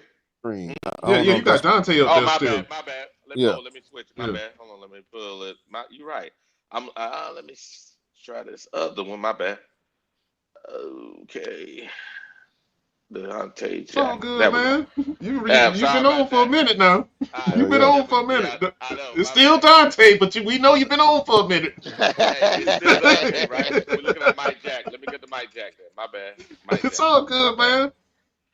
Hey, where we go? Damn, what time is it? You've been on for about damn. It's going on about 12. I got to get up out of here. It's going on 6 o'clock here. I'm finna get off in a few minutes. I just want to close this thing out before we're going with Mike Jack. My bad. So y'all see those scores, Mike Jack scores? Yeah. So now if we roll this thing down here, you can see on the right hand side, snaps wise. See how look at his actual grade is not that bad overall. I'm saying is if you look at look at this number here. See, he's 110 of 200, and actually his overall grade, he's 70th of 222 cornerbacks. So he's the 70th best of 220. Excuse me, number 70 of 22 of those guys. This guy's not a bad quarterback. The problem is JC's much better. How old is Mike Jackson? What does it say his age here? Oh, let me go to biography. It don't say that. It don't say this. But see, imagine if we had been chasing receivers. Oh, 28. Okay. 28. Okay. Yeah, 28 years old right there. Yeah. Mm-hmm. Just imagine if we ain't been chasing receivers. Could have got a better one, yeah. In the second or third round and got one 2 years ago. You see what I'm saying? Yep. See where you be at. Okay. Do y'all think that Mike Jackson, where he's at, which we looking at on the screen, is a floor enough for him to even elevate it after that experience last year? Do y'all see that? But how much more? I'm not saying it's gonna happen. He may get to 50. He may get to the number 50. Which, if he's a third guy at number 50, okay. Now, can he or is he Maya right now? You get the best of me right now. You understand what I'm saying? He got picked on like a mother. He got picked on like a mother last year. Yeah. You getting the best of me right now. See what I'm saying? That's what you're doing with a rookie in the draft. You looking at potential. But see, Mike Jackson, that's done been here, done that. But how much more we got? Why did it go? I have a question. So we talk about Philadelphia Eagles defense, correct? We say it's a really good defense. What do you think their outside linebackers / defensive ends rate in the NFL? I don't know because they getting ready to start something that ain't because they just let Sweat and all them boys go. Okay. What do you think? I say maybe 70s.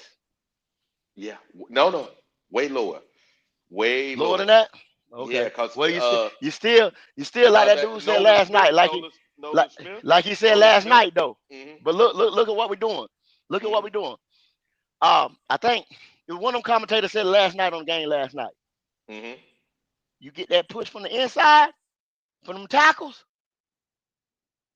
You ain't got to do much because see that's the shortest route to the quarterback right there, baby. That's true too. And they got two of the best. That's the Philly edge rushers, right? Yeah, edge rushers. Yeah. Yeah, they got two of the best in the game. See, they depending on that push from the inside. Yes, they are. They got Big Jordan Davis coming, and they got Carter coming, and then they got that other boy. You know what I'm saying behind him. That's why they let Milton go. Nakobe Dean. Yeah. Yep. That's why they let him go. Yep. And the guy. And then they got Jeremiah Trotter Jr. God damn. Yeah. See, They got linebackers. They got linebackers, but not outside. That's what I told y'all last night. But it's you get them middle, two big. Middle of the defense. That's why they can stop. You get them two big tackles, making that hole, and that makes a quarterback uncomfortable. And then what? If you got a running back, think about a running back. First thing what he looking at? Straight ahead, right there. That's and that's where they got those linebackers. Boom! Here comes the push. Yep. What I got to do now? I got to bounce it outside. That gives the linebacker time to read right there. I'm going in pursuit. You see what I'm saying? You made a good point, and that's what I kind of hope that we can do this year. Is kind of make quarterbacks uncomfortable from the D line. That's how you make them uncomfortable from right there. That's right. First linebackers for that one. That's where the push got to be. That's what the push comes from. That's the first thing he see when he first dropped back. I'm saying, goddamn, I'm seeing niggas fall in my lap. You see what I'm saying? I'm back there saying, goddamn, niggas falling in my lap. Right. Even if niggas ain't falling in his lap, if you give him the perception that niggas is coming and falling in your lap every time right there, he said, that's what Sam done. I'm seeing ghosts. He already jiggery. That's you right. See what I'm saying? We got one person that can do that. Who the other people? Derek Brown, Bobby Brown. We got a couple guys, man. Bobby, but back up, Bobby. We sold on Bobby. We sold on Bobby. Well. I'm just asking. I'm not Jay. I'm not BJ. I'm not. Hey, BJ, if Derek can be 75% of Derek, the last time we said him. We got one. We know that. Yeah, but say he's 75, just 75% this year, because maybe not. He's not 100%. Bobby Brown 75 can do it. No, I'm trying not to say that little guy, but 75% of Derek Brown still requires a double team. And Bobby Brown does what he did with the Rams, which there was no Derek Brown beside him last year, right? He had a guy on the outside, true, but there was no guy in the middle. He was the guy in the middle. If he could play up to that, with Derek Brown being what he was, and A'Shawn Robinson stayed at that average where he was, we got a good push up the middle because he was pushing people last year. He was pushing. If he can stay there, if Brown can stay where he was at last year, and A'Shawn can replicate, even though those numbers were bullshit numbers, if he can replicate those bullshit numbers by being there when the tackle is available to tackle, we okay. And don't forget Pat Jones. Pat Jones. Yeah, Pat Jones, they'll tackle now. The run stop, they'll do that. They may not be able to pass rush too much, but the run stop we can do. If we can just get some pressure, like Goat said, I think it'll mask some of our problems. Yeah, it will. You know what I'm saying? I just hope that they can do that consistently and we can stay healthy. So if we can do that, I believe. Yeah, I agree with you, man. But see, three, when you talking about masking the problem, now you're not fixing it. You're talking about masking it. Then see what you got to do. Then when you talk about just masking, you got to put some points on the board. You got to put some points on the board. I agree. They work off. You got to stay ahead of the opponent. Yep. They work. Stay ahead of the opponent. We not built to come from behind. We built up on somebody. No. Absolutely not. Yeah. No. Now you're getting it. Now you're talking. Now you're talking the language. Now you're talking the language. Yeah. Now you're talking the language. This is what I believe. You know what I'm saying? We got to play from. We got to start hard. That's why I want Bryce to start. You got to start fast. You got to start fast. You got to start because we can't come from behind. We can't. Thank you. And see, that's what I talk about falling into them 8 wins. See, that's what's going to have to happen. You're going to have to get that push from the front on the defense. The offense is going to have to score and score often. That's when I said 28 points a game. You're going to have to put 28 points of pressure on a motherfucker's ass every fucking game to even be in this motherfucker. Right. Facts. That's why the first drive. That's all I want people to accept because I'm not coming off that. I'm not coming off that square. I'm not coming off that square because that's what's going to happen. No, you shouldn't have to. Because the first drive is going to be key. Correct. First drive of a game is, man, you got to at least get that damn field goal. Yes, sir. Nothing you less. It's going to be a long afternoon or a long. Yeah. If you don't do that, they're going to start closing in on you. But like I said, I need Bryce to start hard. Everything starts with Bryce. If Bryce don't start hot, man, we're going to be in trouble all season long. But if he do, I think the other guys going to get inspired, and I think the talent we got going to start showing. That's what I believe, and that's what I'm hoping for. He don't have to start hot as he had to, but it ain't much. They're a little bit on defense. They are. But you're right though. You're right. Yeah, we gotta hop on people quick, man, because people don't have no you gotta patience. hop on their you gotta hop on their ass. You You gotta hop gotta on. have y'all remember that Miami game about 2 years ago where they threw up 14 points and Miami was like, who the fuck is this? Yeah. You know what I'm saying? You got to have that. Yeah. You got to have that every game. You got to have that every game. You got to have that every Did we game. win that game? I can't. No, we didn't No, win it. we They lost. came back like they said when they said That's who what the I fuck thought. is this? Then they showed you that track They team they woke had up. over there. Yeah, they woke up on that. They Yeah. show you that track team they had over there. They got fired up in that And locker we room. we couldn't keep up. They were like, oh, yeah. Then we like, okay, yeah. Well, I got some good news. They just announced that Nick Skirton is doing great and he's close to 100%. So it looks like he's gonna play week 1. That's great. That collapsed lung is some serious shit, man. Yeah. It must have been a false diagnosis because ain't no way it was a collapsed lung. Facts. That's what because if it was real, if it was real, ain't no way you be back this quick. Yeah, because I said how did after the collapse lung, I said how the fuck did that happen? That's a false. That's a false. Yeah, right. They must have thought it was collapsed and they said it. But anyway, I guess they were probably told worst case it is that. Therefore, they ran with it. You know how reporters do. Oh, it's collapsed lung. Yeah, man. Yeah. Hey, guys. We gonna need him. We're coming up on our 6th hour here. Yes, sir. We're gonna do about 5 more, and then we're gonna close this thing out. All right, yes, sir. Mm-hmm. Well, what I'll say is, next show, what y'all gonna do? Y'all gonna hop on week 1? Yeah. Okay. It'll be week 1. Yeah, we're looking, man. You know, right there the week before, we're gonna premiere the Goat and Red with D'Angelo. More likely that show is gonna be about the Thursday night game. No matter who we playing, you know what I'm saying? We're gonna break down those games, and then we're gonna more likely, if the Panthers are playing them or Falcons end up playing them, we'll break them down in that perspective, and we'll break them down for that Thursday night game perspective. So it'll be a question and answer session, little shit talk before that game. Probably show will be an hour and a half show at least. So that's coming up. Goat and Kitty, about 4 or 5 episodes will be coming up, you know what I'm saying, randomly. We'll be doing some shows with some super fans. But this is all when the season starts. Then you're gonna have Wiley on Mondays, Wednesdays, and Fridays. And then we'll do a couple filler shows, some fun stuff around here. And we always got a tailgate.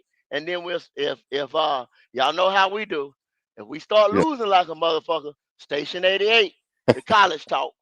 We will be looking at the time again. You got a fallback plan. You already know what time it is. You can't ask back to Station 88. We start back looking at the draft. Yeah. So, there it is. I just laid it out for you. So get ready. Yeah. I hope that's not the case, Goat. Me too. Me too. We don't want that. Yeah. We don't want that. It's gonna be hell around this motherfucker, boy. I'm gonna have to say it again. Station 88, NCAA. Station 88, NCAA. You might be ready to get ready for it. Yeah. Yes, sir. It might be the hottest thing going over here at Black Cat Panther Podcast. Yeah, you might not like that because it's gonna be Gamecocks all day with my ass. So Yes, sir. Man. But I'll be the watching good the thing is we done had a great show today, guys. Yeah. And Goat, I hope you saw some of it. I think overall today, the whole goal was to look at Bryce himself, but look at not just him, offensive line, defensive line. Look at the PFF ratings. We listened to them, right? The whole team rating. And then also look at the plays that actually happen. Because a lot of times we would get these discussions and we would not, looking at the film, right? The numbers are one thing, because the numbers can be screwed. Because if we can see some in the preseason, the offensive line was giving sacks that obviously we saw Bryce run into, or vice versa. They were drops that were uncatchable balls sometimes, and they were actual drops, like the drop in the end zone that should have been a touchdown for Bryce. The numbers don't always tell the truth. Sometimes you have to put your eyes on it. That's why we did that today. What we'll do is every Monday after the game, we'll put our eyes on it. We'll pull up the all 20. Yeah, we'll put our eyes on it. Yeah, we'll put our eyes on it. We'll put uncatchable balls out there. Put uncatchable balls out there. Put drops out there. This and that. Because we'll keep a track of it the whole season. And then we'll see who is not getting better. Is it the offensive line? Is it the defensive line? Who's not getting better? And then we go down to the end of the year. We should be able to go, okay, what positions do we need to fill? Because here's the shortfalls. We'll know it. It won't be so emotional about it. Hopefully, go ahead, go. Yeah, because it'll be undisputable. You know what I'm saying? If you sat there and he said if Bryce threw, say, go to Jacksonville and he throws 30 uncatchable balls, which I mean, you know what I'm saying? Hopefully he won't drop back that many damn times, but you know what I'm saying? Then it's like, well, damn, that was trash. You know what I'm saying? And especially if he come out with 115 yards or some shit like that or whatever. You know what I'm saying? Yeah, whatever the ones you have to put that on him. You know what I'm saying? You can't put that on receivers wasn't getting open or the line wasn't blocking or some shit like that. You know what I'm saying? So those two stats right there tell you, like, you know what I'm saying? That you got to put that shit on. I mean, I agree. So it's just stuff like that right there. Yeah. And if we can do it throughout the year, what it'll do is it'll also be a tally. Because what it'll do is, I think, what I hope to do is, we need to bring our fan base back together. At least, because this shit is crazy, man. Yeah, especially Riley, you just keeping a record of it, just like the NFL. If you're gonna do that, you just keeping a record of it, just but like Wiley, NFL. I tell you this, Wiley, You we start winning, you're gonna see the 2015 effect again. I'm telling you, if Bryce come out here and we start willing and dealing, and even if Bryce has some down games where we still win those games that we need to squeak out, the fan base will be all right. They're just tired of losing. That's all it is. It's a losing thing. If we start winning, they're gonna give Bryce more grace to develop. I promise you. Okay. They will. I just want the best thing for the team, and if it's Bryce at the end, okay. But we need to build a excellent foundation for him to operate on. Most definitely. Yeah. Last words there, BJ. I agree with y'all. If Bryce go down fighting, I'm straight. I don't care about the record at this point. It's just I just need to see something that we can build on. Just something. That's it. I'm straight. Amen. Hey, what's up, 3? Talk to me, bro. Last word. Not much, man. I agree with y'all saying, man. And we'll watch Bryce throughout the year. And I like the idea of coming back every Monday and breaking down what he did. And let's just hope and pray that we get some wins this year and we trending in the right direction. Because I'm telling you, if we do the opposite, it's gonna be hell around this mug. So, it's gonna be. That's all I got to say. I don't want no more of that, y'all. I don't want. Me either. Talk to me, go. Yeah, hey, man, I concur with all the things that the guys just said, man. And you just go ahead and do it, Wiley. All right, hey guys, here it is, another Friday, another Straight Talk with Wiley. And I appreciate the time with y'all, and I appreciate y'all guys' patience.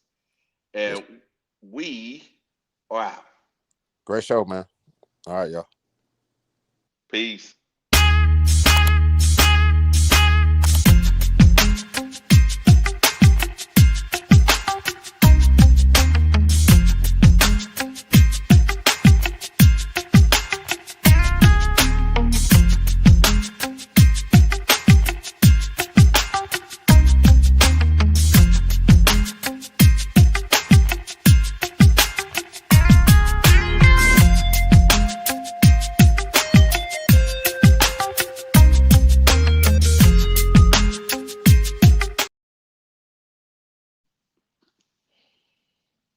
There you go. Kendall. You there? Kendall. Kendall.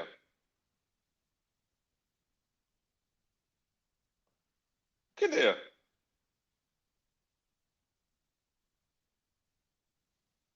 Hello? Stepped away.